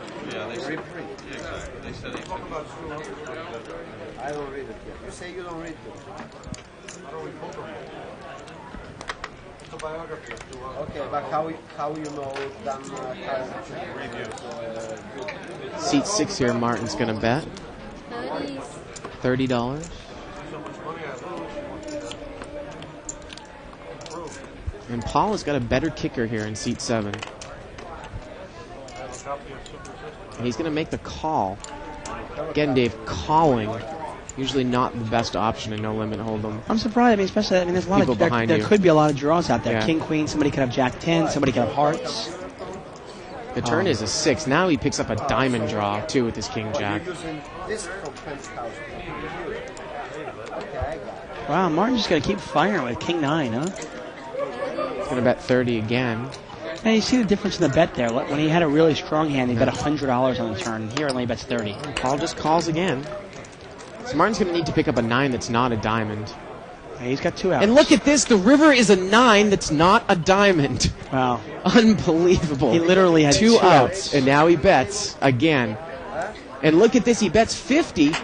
And Paul chooses to wait to the river to go in with King Jack. And he's beat. This is crazy. Madness. And Martin turns his hand over this time and he takes down the pot. Well, that's always great poker, you know? Call. Then when the guy gets ahead of you, then you raise. Yep. I don't understand that play at all. Dave, there's a comment on here by 2+2, and I was actually going to say something to you about this at the time, and then we just got into a hand. We were talking about, this is a comment Calling from Ace King? calling from Rolling Dirty. We were talking about calling Ace King against a random hand, and you were saying, well, you're going to be favored every time, but not as a collection. Right, And I was exactly. going to say, well, I guess you have to look at it as a long-term strategy or short-term strategy, because if you win the Ace-King one time, the next time that you do it with Ace-King Of again, course. it's the same odds. Without- It's not- you're not going to say, oh, I'm going to lose this one because I won last time. Without a doubt. No, Yeah. obviously. Yeah. Each specific hand is by itself, and obviously if you're a favorite in one hand, and then Yeah. the next hand, whatever happens, if you're a favorite, you're a Uh-huh. favorite. But if you go in with a tournament with a strategy of, Right. if Negreanu moves in Right. with a random hand, I'm going to call in with any above average hand, like Right. Ace King, Ace Queen, any pair. If you go in with that strategy of saying, I'm going to do it every single time, And you're not going to rebuy, you're going to go broke. you will go broke Yeah. at some point because, Yeah. you know, if you take Ace King versus a random hand and you do Right. it 6 times, the odds of you winning all 6 Yeah. are very, very slim. Now, the odds of winning each one, obviously, by itself, Right. it's like flipping a coin, heads or tails. Right. It's 50-50 each time. Right. But the odds of getting 10 tails in a row as a collection is not 50-50. Right. And in this case, whatever it would be, 60, 65%, still 5 times in a row. You're saying, if you go in with the intention of saying, I'm going to call Negreanu with everything from Ace-10 and up, and I'm not going to rebuy. Right. Well, then it's going to be real tough to win. You would have to be incredibly lucky Right. Now, if to you go went in, through that. Right, if you went in Yeah. with the strategy of saying, I'm going to call him with Ace King or something, and once I double up, I'm going to kind of lay back a Yeah. little more and then play poker. Yeah. Okay, fine. Yeah. But if you're going with the strategy, like you said, doing it every single time, hey, one of these times he's going to catch you. You know, Now- he's going now the way to they- move in with 7-5, and he's going to catch you 7. Well, the way to counter his strategy, though, in that particular tournament is you can go in with the intention saying, I'm going to call him with an above-average jam every time because I'm going to also rebuy continuously against him. Oh, if, Yeah. if I've got, you know, if I'm playing a $1,000 rebuy tournament, I've got $10,000 to play. Yeah. Oh, without a doubt. Yeah. I'd call him every single time I had an above average hand. Yeah. Because good chance I'll have 6,000-7,000 chips before I know it. Seat 9 is raised to $15 with a 9-10 of hearts. And Dan is called with a 5-7 offsuit. Jim's in there with pocket deuces. And the flop comes deuce 8-9, so the razor got top pair. But And look at AJ's this. got open-ended straight draw. And Jim's flop bottom set. Wow, everybody's got a piece of this one. Albert's got top pair as well. And AJ bet 30. And Dan has even got a gut shot. Dan has folded, but AJ is called. Paul is called. He's got top pair with ace-9. He's ahead of Albert. And the action's backed over to Jim. Boy, I would think you'd want to check raise and here. what is this, $30? Out. It's a $30 bet. Times 3 now. Oh, I'd move all in. And I only think he has 150. What are the chips over there he has underneath? Are those hundreds? Yeah. Oh, they are hundreds. Okay. Oh, he's got hundreds. Oh, the same thing. I saw a pink one. Oh, they're pink chips. They're nothing. Oh, they're not hundreds. So he actually did move all in. Oh, so I think he is all in, or Yeah. he might have a little bit left. Oh, he's got a little left. I don't know what the point of not moving all in there is. He's raised to 70 more. Okay, so it was a $30 bet and got called in 3 spots. So and pre-flop it was about 6. It was $150 plus the 70. It's a $220 pot. 70 to call now. 70 more? Yep, 70 more to call. So if you're AJ, you probably do have the odds to call if you think your straight is good.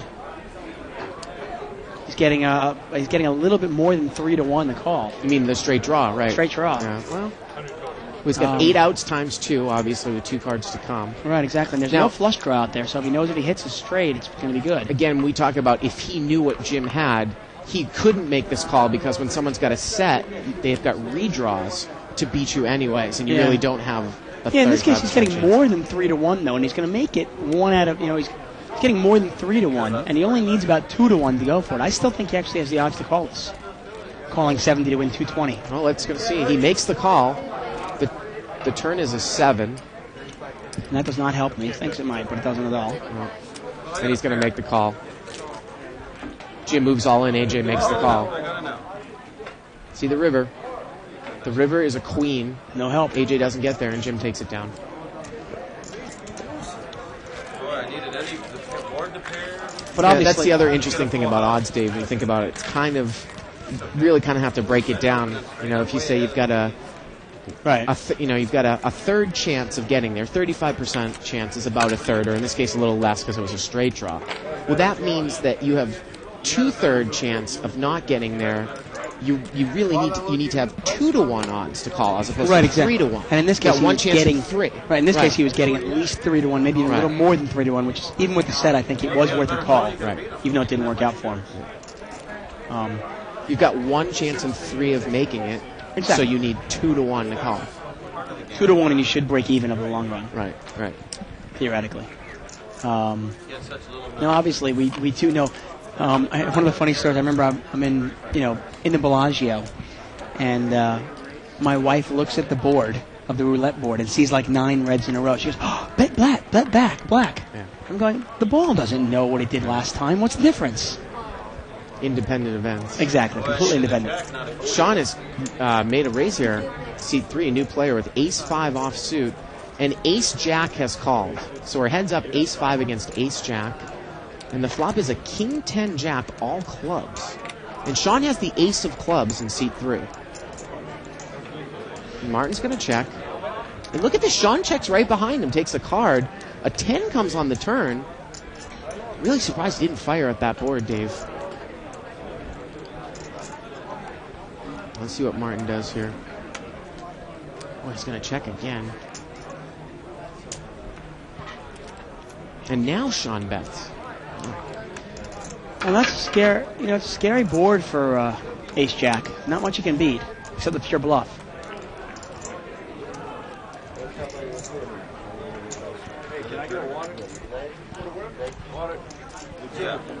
I mean, what I was going to say, Dave, is, like I said, I'm a proponent of firing into a 3-flush board with a high card like an ace or a king out. Well, you're sitting there in position with the ace of clubs, meaning you fire in there, you know that at least the guy doesn't have the ace of clubs. Right. So he could pretty much only call with a king, or maybe specifically the queen of clubs. Right. Because he's got an open-ended straight flush draw. Or maybe if he's got 2 pair or something like that. Right. Yeah. I wouldn't take that semi-bluff in that board is very, very strong. Yeah, honestly. no, without a doubt.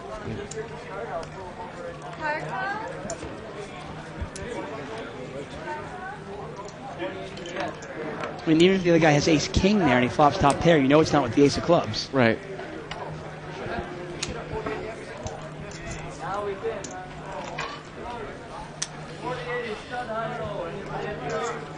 40-80 stud high low? That's what I heard. The games here. Well, you know, Men the Masters out there, so maybe he's trying to push. Well, the games are going to be huge. I mean, we saw 30-60 Omaha last night, and 40-80 stud high low, and the no limit action is crazy. Paul in seat 7, he's flopped up and down. Remember, he slow played the hand when Kenna was in here to death, and he didn't put money in here again. Queen of clubs comes on the turn. Now his hand gets stronger. He's got a flush draw. He's checked it again, and the river is a 6. Oh my goodness! And now he bet. It looks like he check called there. He check called. I think that he check called there. He checked the river, Dave. Yeah, and AJ tried to bet there, and he made the call. The problem with the slow playing here, we saw earlier on, we saw a couple of slow plays that were relatively successful, and those were much stronger hands. Like somebody flopped trips, somebody flopped a flush.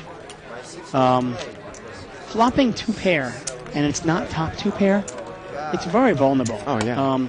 And we both keep saying it, if you don't build the pot yourself, there's no pot in there. Nobody's going to try to make a move on it. And I want to say thank you to Hentai Gaijin on 2+2, who says, as Mr. Miyagi says, walk on left side or right side of the road, walk in the middle, squash like grape. Thank you very much. And that's exactly what I was trying to quote. Flailing about like some sort of an idiot, I was. But I was trying to quote that. And I think that actually works well, that advice works well in poker as well. Pot's going to get limped around. 3 of the aces are out. 5, 5, 9, couple of hearts. Seat number 5 there, Sergi. He's got ace 9. And Dan has ace 9 as well. Both of them have ace 9. And Dan bets 15, and Sergi raises it to 30. I love the raise. He wants to get some information right now. Does this guy have a 5? Does he have a 9? What does he have? Dan's going to make the call. Wow. And Sergi is free rolling here on the hard draw. And look at this. Another 9 comes on the turn. And it goes check, check, Dave. And the river's a king. Wow. And now we're going to see a bet and a raise and a whatever. And actually, I think that Dan has just check called here. And I'll tell you why. No, I'll tell you why he check called though, Dave. Why? I mean, it's playing very, very conservatively, but the river, he can now be beat there on the river. I mean, pocket kings mean. How about king 9? Oh, okay. Yeah, king 9. I was going to say that the river is a little bit of an action killer. Both players aren't going to go crazy. King 9 doesn't beat him, no. It's a full house. 9s or 5s. Right? Oh, no, actually, I'm sorry. I apologize. 9s, 12 kings. I apologize. Yeah, yes, you're right. 9s, 12 kings. So you say, okay. You know, I mean, Sergi did check the turn behind him, but I see what you mean. But they both don't have an unbeatable hand. No, without a doubt. Without a doubt. I mean, that's pretty conservatively, but I think that's probably right. What Obviously, they both could lose to quad 5s. They both could lose to king 9. They could lose to pocket kings. Quad 5s are very, very unlikely. And pocket kings they can lose to. But, I mean, those are the types of hands sometimes you see in a big no-limit game where we talk about somebody betting you off of your chop pot. Mm-hmm. You bet and a guy raises you $5,000 and you have ace 9 in that hand. It's a tough call. You know? I don't, to be honest with you, it's obviously a very passive play. It's not a terrible play by Dan. He looks at it and goes, the guy's probably got a 9. Yeah. Okay. Yeah. If he doesn't have a 9, he's not going to call my raise anyway. Right. Well, that's why I said he didn't check raise. Right. He just check called. Yeah. Queen 4-7. Yeah, I went on a little blink there. I saw king 9. I'm going, what are you talking about? Yeah. And I was obviously not seeing straight. The turn is a 7. Paul did not bet on the queen.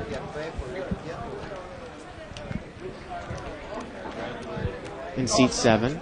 He was in the small blind, so I guess he has an excuse. Early position, top here at the weak kicker. And the river is a 9 of hearts. And Paul's got the best hand here. Kind of surprised now he bets it, huh? Yeah, now he bets it. Boy, that is strange, Dave. Well, he takes it down. Yeah. Well, it's not like he put money in to win nothing. That's why we talk about not betting when you only probably can get called by a better hand. I mean, maybe he could have gotten called there by a 9. I'm not sure.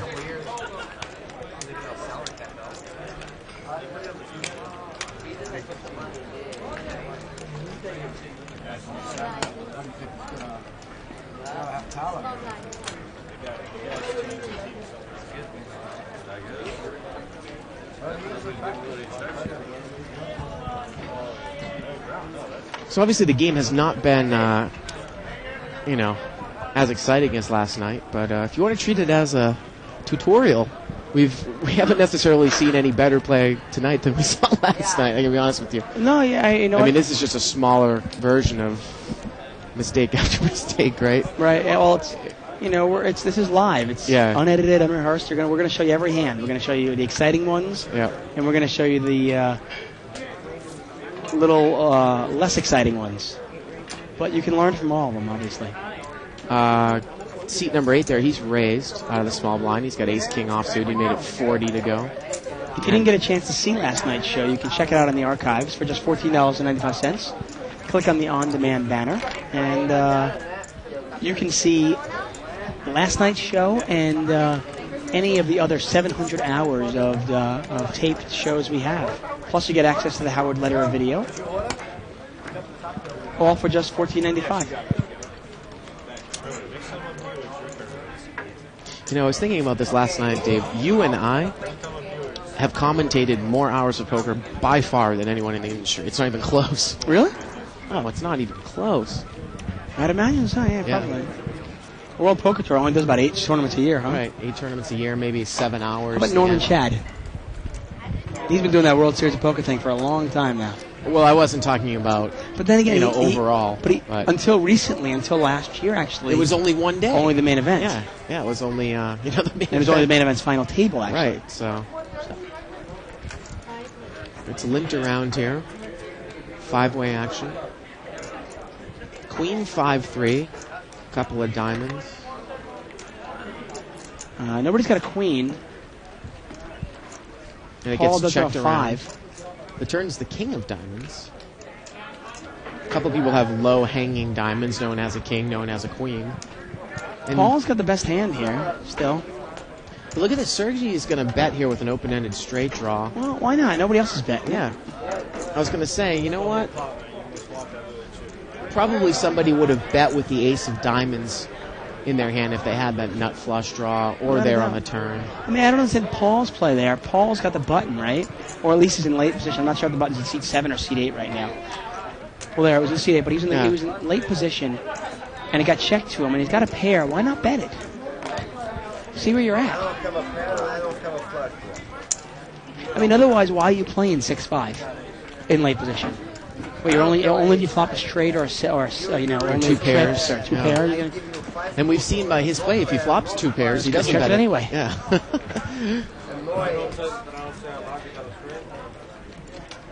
mean, it's the kind of player I'd love to play against all the time. When he makes a hand, he doesn't punish me. And when he doesn't make a hand, he pays me off. Great. But I was afraid one of you guys going to get it, though.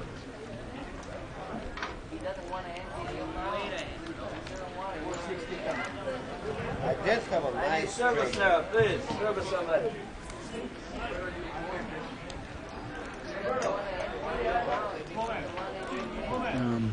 AJ's in there with a nice suited connector, 7-8 of hearts.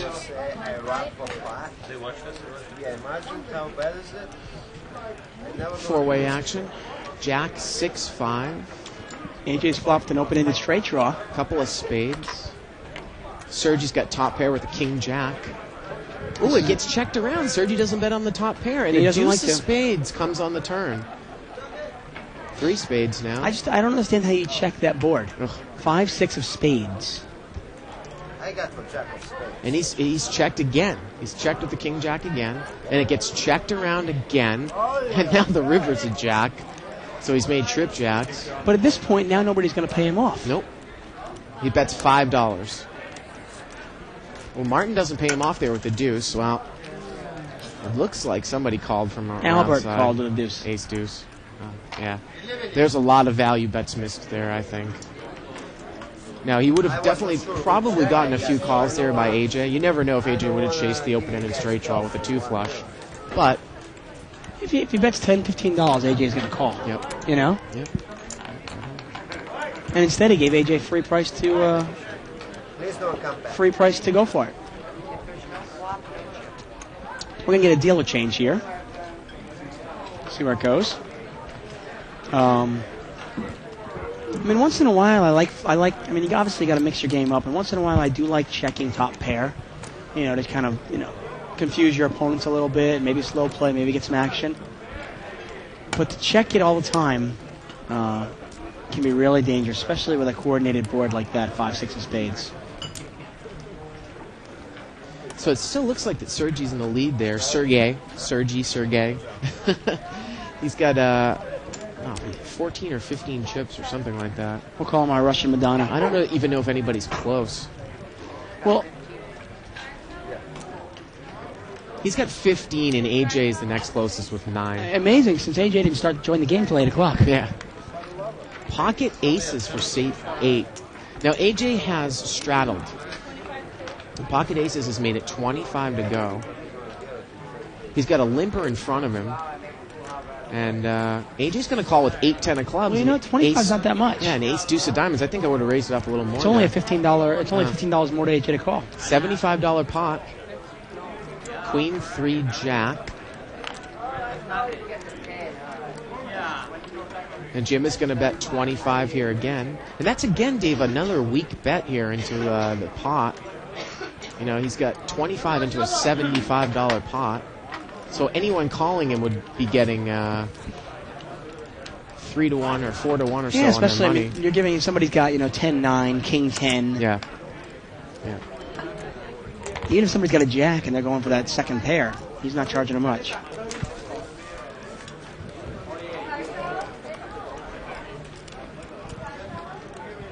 You know, and Sergey, he's got Sergey.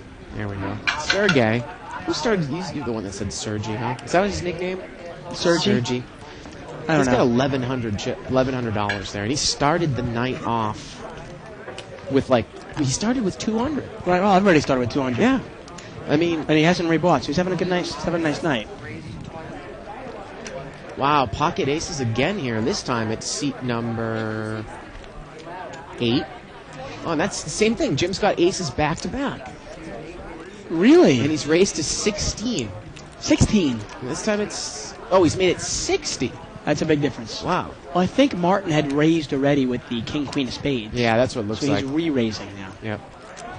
And Martin's going to call with the King Queen of Spades. Wow. Yeah. So it's a $120 pot to the flop. And Jim has the ace of spades in his hand, which makes him even bigger favorite. 10-5-3. Couple of hearts.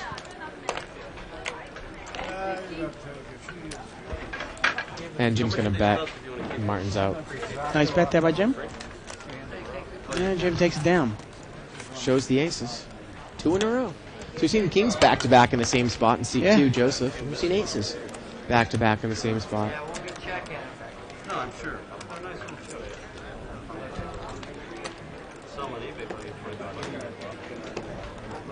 Well, like we always say, the cards have no memory. Same odds each time getting pocket aces, right? It is.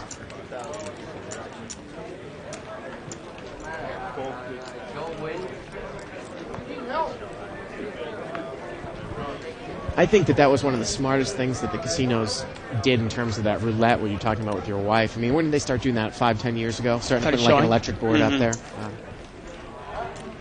People see their, if they see their number up there 3 times in a row, they go, oh, I got to go there.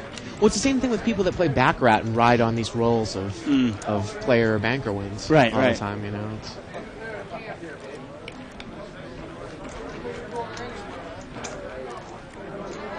but once again, obviously, if you were to make that proposition and say, okay, I bet you it'll be 9 reds in a row, and you make that proposition before the first roll, then the odds are astronomical. 2 to the 9th. Right, exactly.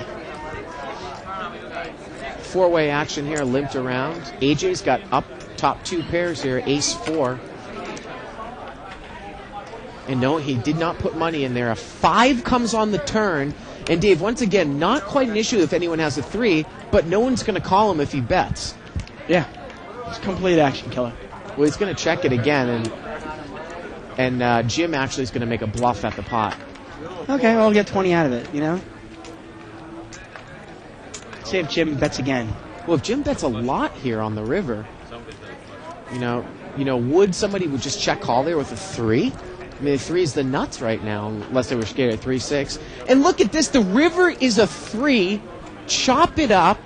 Hey, now if I'm I'd Jim, love to see Jim bet here at the end, Dave. Oh, He so would just gave up. Oh, that's just too bad. He just gave up. What, did he muck? He mucked his hand. This is twice tonight. He's mucked the hand the board plays. Unbelievable. Jeez. Get out there, Dave. Here's $200. I mean, My God. It's bad enough to play bad poker, but then, I mean, people are just folding winning hands. And I would have loved to see a bet by either one of them over there. Oh, yeah. Knowing their hand was good. And I think, did AJ actually turn his hand over and go 2 pair? Just gonna look tomorrow on the They're going to yell at me. Yes, we did yell at you, AJ. It's not AJ's fault, you know? Well, he said they're going to yell at him for slow playing that hand. Oh. Yeah. And that is just incredible. I don't know if... I don't even remember anyone mucking a chop before, mucking... biggest full house available. And Sergi's talking about the guy in seat 90 who laid down the full house earlier tonight. Yeah.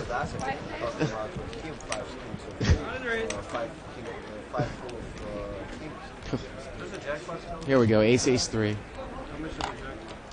AJ's got a... Got shot wheel draw? Yeah. I mean, the only thing with AJ is I'd like to see him betting. Since he's an aggressive player, I want to see him betting all the time when he doesn't have a hand and when he does have a hand. Well, a 5 comes on the turn here, and it's the 3rd spade. Hey, he's got a deuce of spades in his hand. Why not bet it? Albert's bet $5. I don't quite know why. And C4 calls. He's got the 9 of spades. Sean mucked with the best hand there. And the river's a 9, and Albert's actually going to take this one down. It gets checked down on the river. And let's see if Albert can turn his cards over. Yes, he does. Oh, there you go. Yeah. Well done. I have an interesting story. I was actually playing 20-40 Hold'em, limit Hold'em here one day, and I have pocket 4s in my hand, okay? And the flop comes out Jack 9. I'm going, okay, I think my hand's best. I bet it. Guy calls me. Yeah. Okay? The turn comes out, and it's like a 7 or something. Yeah. I'm going, okay, no big deal. Well, the river comes out, and it pairs the board. It pairs a 9. So now there are jacks and 9s on the board. I've got pocket 4s. Okay? Well, the guy checks to me. I bet it. Yeah. And he calls me. I turn my hand over. Yeah. Well, I turn my hand over. I go 2 pair. He throws it away.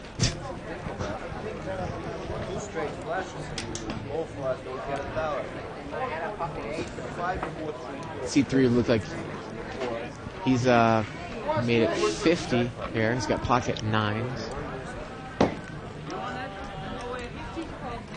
How much? Ooh, Sergey's got a ace-queen offsuit. Look at that. He's going to muck it in position. Well, we haven't seen C3 really play a hand yet. And ace-queen offsuit, it's not the greatest hand in the world, Dave. And Sean takes it down. Take it down. I mean, again, when the guy makes a raise like that to 50, you put him on a pocket pair. You put him probably on ace-king. And ace-queen is easily dominated. Yeah, no limit ace-queen can be a trouble hand. Yeah. One thing I'll tell you I'll do, I mean, obviously Albert's not getting up from the table, but oftentimes if I misread my hand or I misread the board and I make a mistake where I literally just give money away like that, I'll get up and I'll take a break and I'll just leave the table. Because first of all, my table image is shot. Second of all, obviously I'm not focusing the way I should be focusing when I'm sitting at a poker table. You know, it's funny, maybe 3 or 4 months ago for some of those Live with the Bike diehards out there, we were doing a 20-40 game, and another gentleman by the name of Bart that works here was sitting in seat 9. He bet 2 people off of chopped hands that night. I don't know, maybe we were doing that. I do remember that, actually. Yeah. He made a bet, and he got it. Chopped. I think he had the king or something high, which was the best hand, which was chopped like the 3-way. Everybody else folded anyway. A couple of people in here with ace rags. Yep. Sean's got a gut shot. Gets checked around. A 7 comes on the turn. Now AJ's made aces up. Seat 4. And seat 3 there, Sean, he bets 20. And boy, if you're AJ, wouldn't you want to raise here? He smooth calls. Boy. Wow. No more heads up. I mean, I've seen AJ play so many different ways. Sometimes he plays it really aggressive, and tonight he's playing it kind of slow. And I think Martin might have called from out back there with ace-5. He did. The river's a deuce. And look at this. It just gets checked down. Yeah, well, AJ got scared of the spade. Yep. Figured somebody was on a spade draw. Yep. What's up, I mean? Yeah. Why? Because he stole money. I mean, if he was scared of the spade, why wouldn't he try to get somebody to pay for the spades? Right. One of the two. I'm not sure. I lost money too, with poker games. To me, if I catch 2 pair and somebody bets $20 into me, I'm gonna bet it back at him because maybe that made him 2 pair also. Right. But I've got a better 2 pair. Buddha stole from a church. I stole from a Buddha. Some clever poker players stole it from me. That's what happened. Sergey sounds like the Russian pimp to me in Leaving Las Vegas. You know what I'm talking about, yes, right? The Russian pimp. He sounds exactly like him to me. AJ has raised here with Queen 10 offsuit. He's made it 25 to go. Dan has got an ace queen. And look at that, Albert mucks, and so 3 of the queens are dead. So if AJ uses his position, he probably can get Dan off the hand if an ace doesn't flop here. And let's see the flop. Look at that, the case queen and an ace. Ace queen 7. Well, the ace is going to save AJ here, I think. Dan checks, and AJ bets $5. Let's see what Dan does here. He check raises to 10. Hey, and AJ calls. A little limit game going on. Ooh, bad card. Turn the king of hearts. Now, Dan AJ's bets got $5. Dan calls. AJ needs a jack. And the river's an 8. Dan bets $5. AJ calls.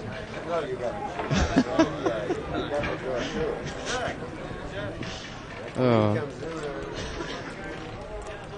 Well, I thought we were playing no limit, but apparently we were playing 5-5-5 limit poker.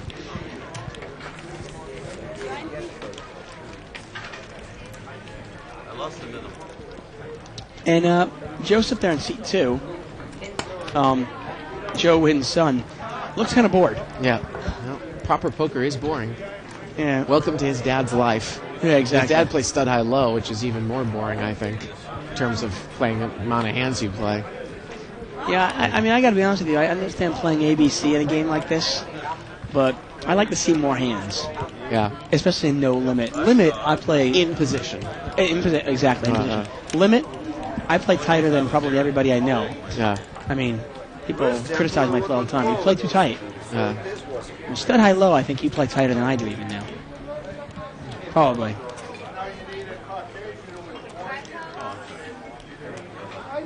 Pocket jacks for AJ. He didn't raise. The flop is 5-7 queen. Couple of spades. He limped in. See, the odd play there is AJ's raising with garbage hands, and then he limps in or he checks his big hands. Now the turn is a 10, and it's a spade. AJ has the jack of spades in his hand. Dan bets $10 on ace 10, and AJ throws a crying call out. And Dan's going to need to catch an ace. Or a 10. Or a 10. Ace that's not a spade. Albert's got a straight draw over there. He mucks. See the river. River's a deuce. And it just gets checked down. And oh, this is just passive. And we saw last night Jesus. The one advantage that Jesus did have versus the table, and obviously I'm not talking about Jesus as a great player or anything, but the one thing that he did really, he made the table crazy in the sense of he was betting every hand. When he had queens, he bet. When he had aces, he bet. When he had deuce 5, he bet. And if you're going to raise with garbage, you might as well raise your big hands too. Joe Wynn, you want to buy?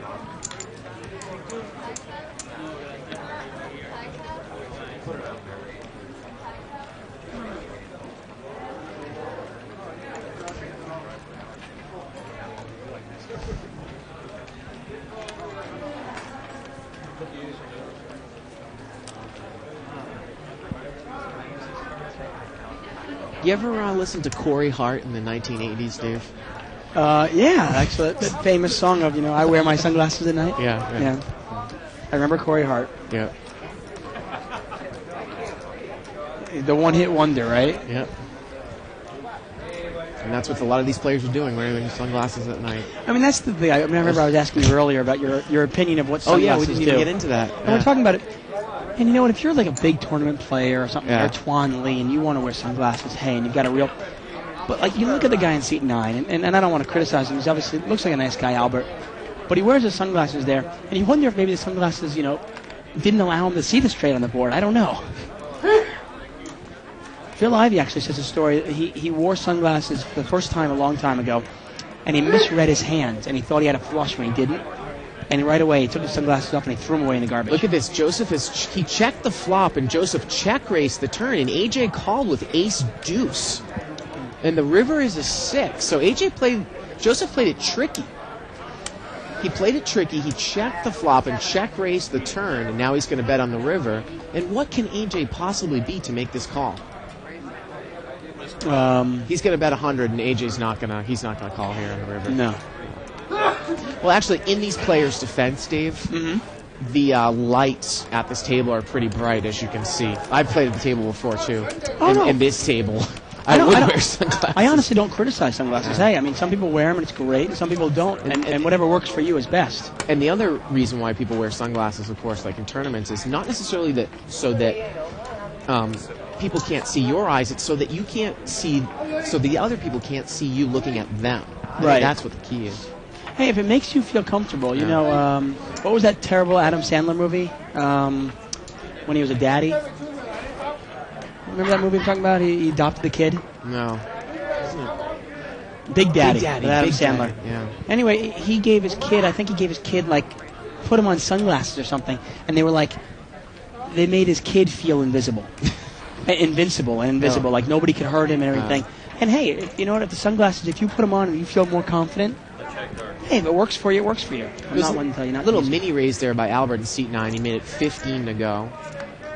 AJ checked dark. Action's on Paul now. He's in the cutoff seat. I don't mind the play. Let's see if he bets it, though. Well, no one bet. The turn is a 6 of clubs. And look at this. Sean's made a straight. He's made the bottom end of a straight with 4-5. And that's just...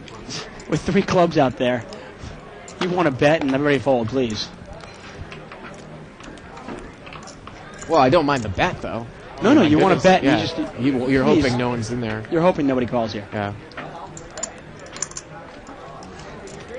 And the option's over to Albert here with King Queen. And Albert's taking his TV moment here. Oh my goodness, is he going to call with the No. red over cards? Doesn't look like it. And he mucks. And Dave, actually, the reason why I wear sunglasses, and people always say, why are you wearing sunglasses at a limit table or stud high-low table?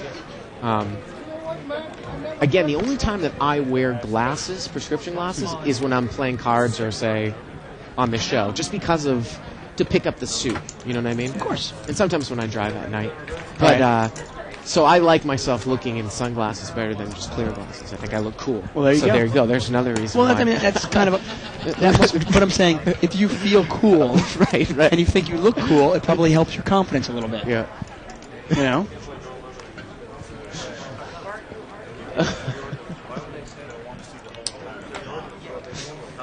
Put it this way, I think I look better in the sunglasses than regular clear glasses. That's, Right. I don't really like wearing glasses.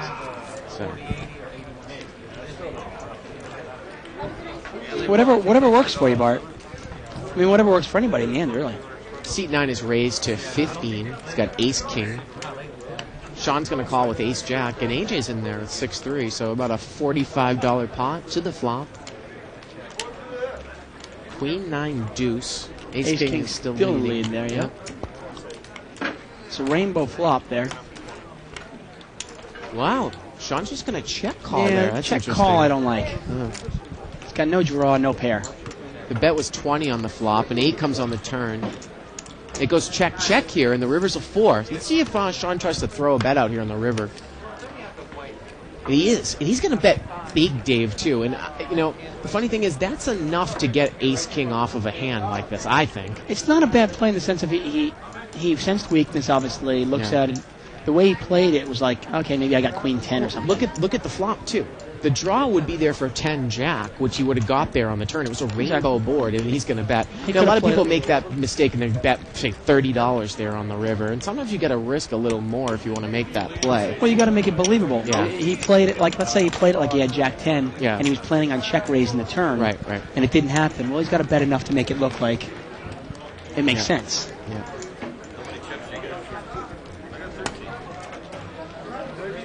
Well, you got to figure too, though, if you're the guy with ace king, what can you be? What can you be? Because this guy going to check, call with ace jack. He can only really beat ace jack, right? Right. Or a weak ace. Exactly. So, and you wouldn't think that he would call the $20 bet on the flop with ace jack. yeah. Pocket queens here for Joseph. Again, he's playing ABC, so let's see how he's going to play it. I'm sure he's going to raise it up. I'd like to see maybe a $25, $30 raise here, Dave. It's going to make it 35 to go. Dan's in seat 1 with pocket 5s. He may call if he feels he's got cards. Sergey had pocket deuces.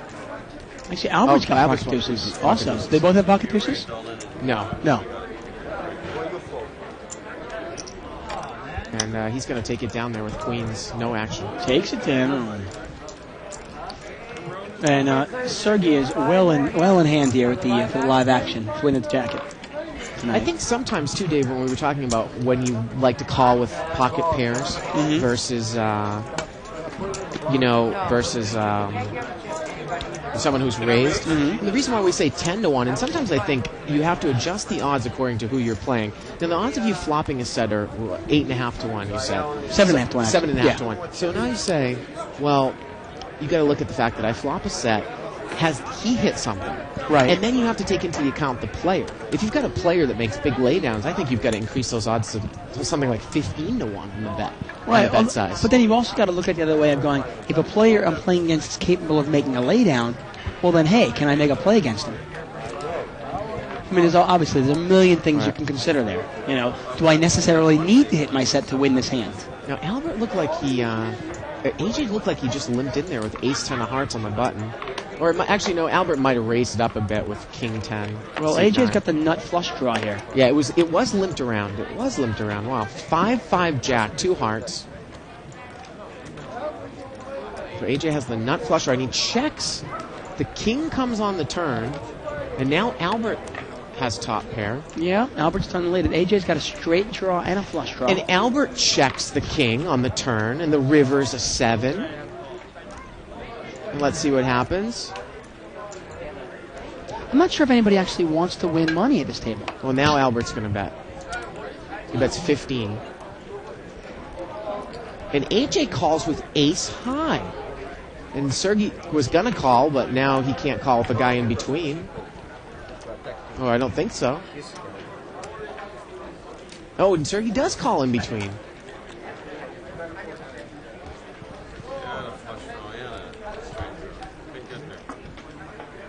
I understand the straight draw and the flush draw not getting there, but why did he call? Strange. I mean, it's really strange. I mean, AJ clearly could have just taken the pot on the flop. Yep. We're rolling into about the last 15 minutes of the show. Of course, we stream live cash games every Wednesday through Saturday from 6 to 10 o'clock Pacific time. We're doing wrapping up our $200 restricted buy-in no limit hold'em game. The blinds in this game are 3 and 5. The yellow chips are $5 chips, and the blues are 1. Yeah, the action's great. We've got people paying people off with ace high. We have other people throwing away winning hands. Welcome to another episode of the Twilight Zone. Joseph, he's got ace queen off suit in seat 2 in early position. He chooses just to limp, and we're going to see a flop. Flop is a 7-9-9, couple of clubs.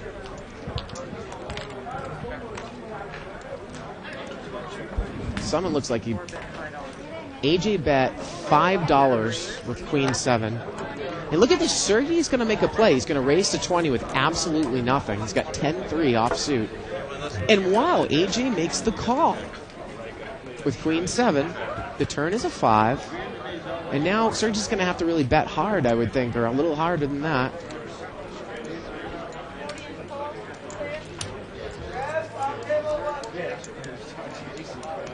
river's an ace. And Sergi bets here again. Looks like he's betting. Oh, that's not enough there, Dave. No, Sergi bet 50. you just said that.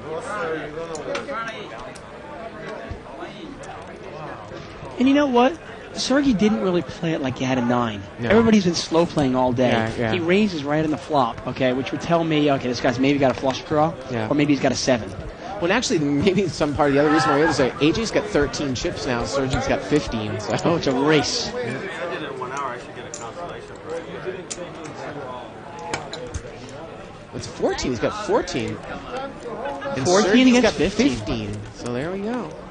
Well, Donna out there has done a great job. Donna, let them know how many chips they have, so maybe they'll turn the action up for the last 3 hands. Did you see how Donna just scored and cut those chips? Boy, she must have been a dealer beforehand. Huh? Yeah. Did you see that? Boom, boom, click, click, click, click, cut, I say. I'm the messiest person with my chips. The chips that we use here, they're kind of plasticky and they tend to stick together a bit. Yeah, they're difficult to... our tournament chips are very easy to shuffle. Oh, yeah. But our... In 1 hour. Watch them get it all in. We got a sweet-looking jacket to give away. How much is the jacket worth? If you put it on eBay, I don't know. It's up to you. $20? It's limped around. Yeah, the last jacket we sold was actually eBay, I think for $600, actually. Somewhere in that range. Ace, deuce, 6, rainbow. Well, at least AJ and Sergey are going to be in every pot. I won last night, so you were like only a couple guys wearing the Legends of Poker. And Sean takes it down. That says Legends Final Table. You know what? I get a lot of jackets. I give them away.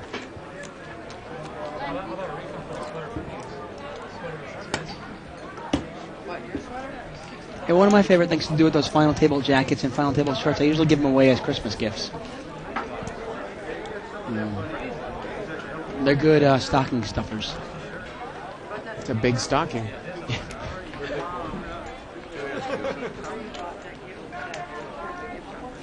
Where's the camera? Look at it. It says right there, I'm all in. $60 for that. Really? A $60 t-shirt that is? That I'm all in t-shirt.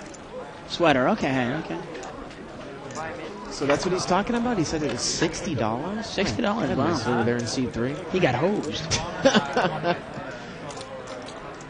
Do they sell Barry Greenstein's book here?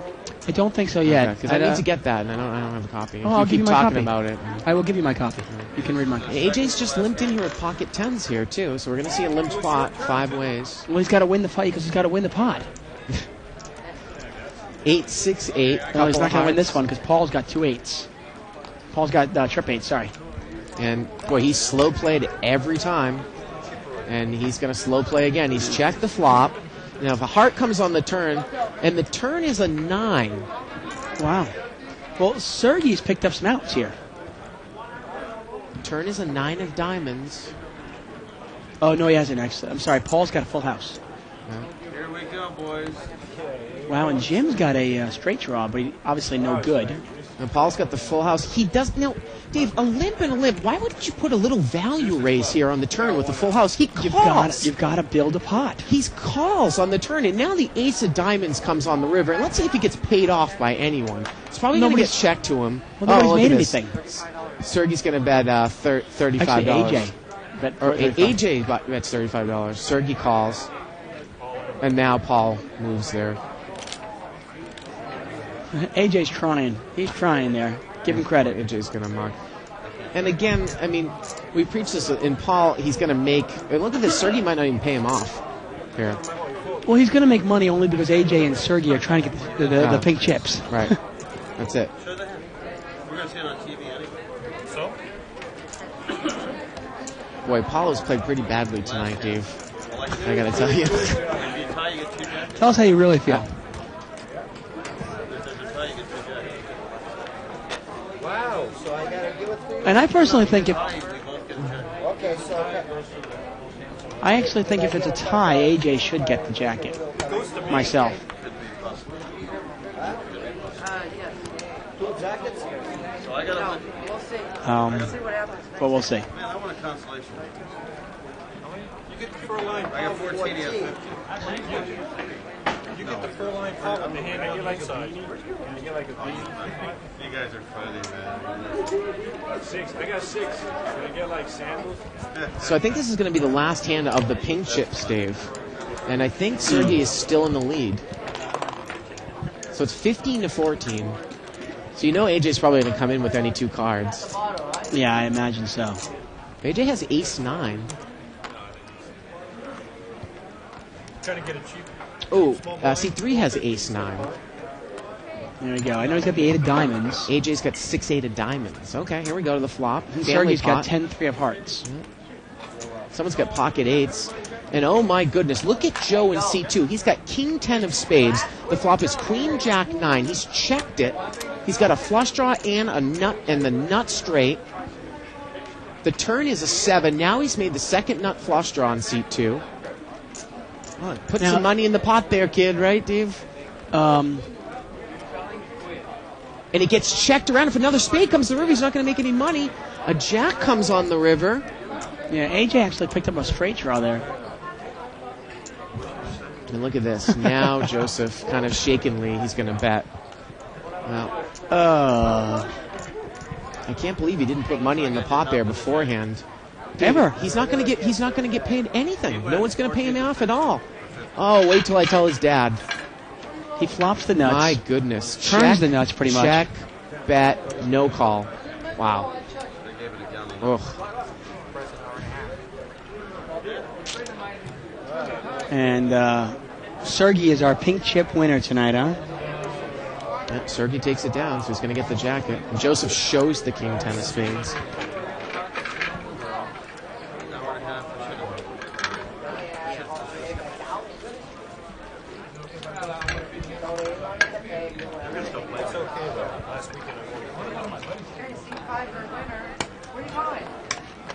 I go take a break. Okay. Go have a dinner. Are you here just for the jacket? No, I'm here just to, for entertainment purposes, and I got. We don't have to show it in the glass anymore, right? Yeah. I must go. See if we got about 5 minutes left in the show. Time for 1 or 2 more hands. Pocket aces for AJ in seat 4. And one hand too late for him for his jacket, I guess, huh? He looks like he raised to 20 there. Can't tell where the button is. The button is actually in seat 1.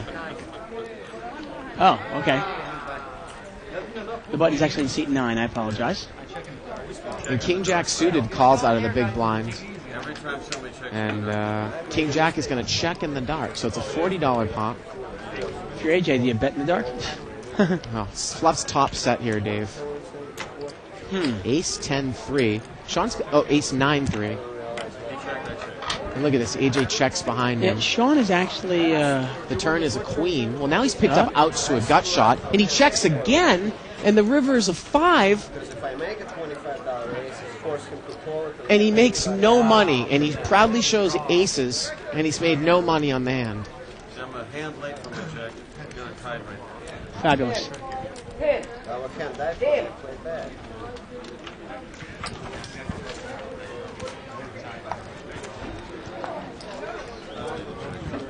I gave it to my friend Jerry.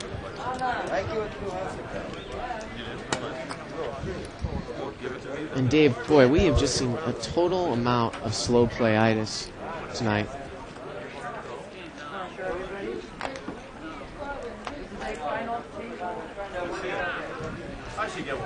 Yeah, this is just... and we see a couple of times this low play's worked, and you got some extra bets in there. Yeah. But more often than not, it opens you up to losing a big pot.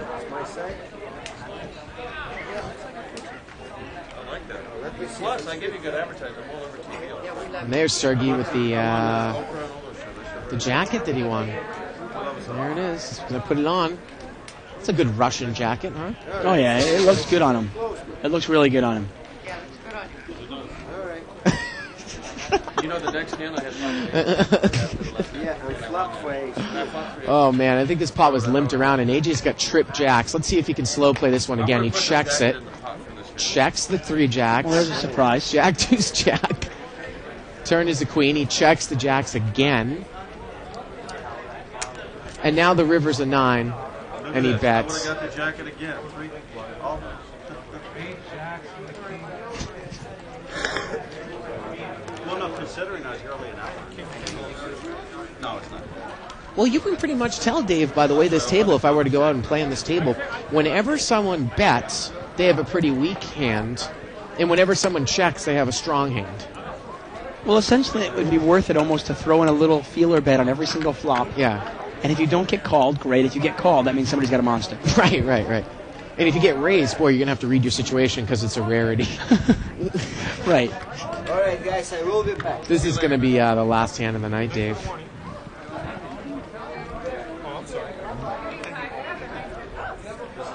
Paul is limped in here with ace-queen. And we're going to see a flop. Sergey's taking his jacket and running, huh?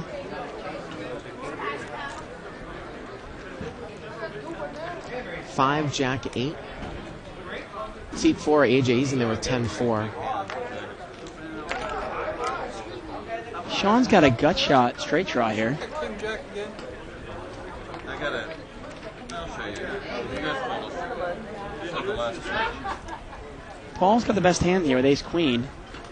And AJ bets, and AJ takes it down. Takes it down. And that's going to do it for us tonight, Dave.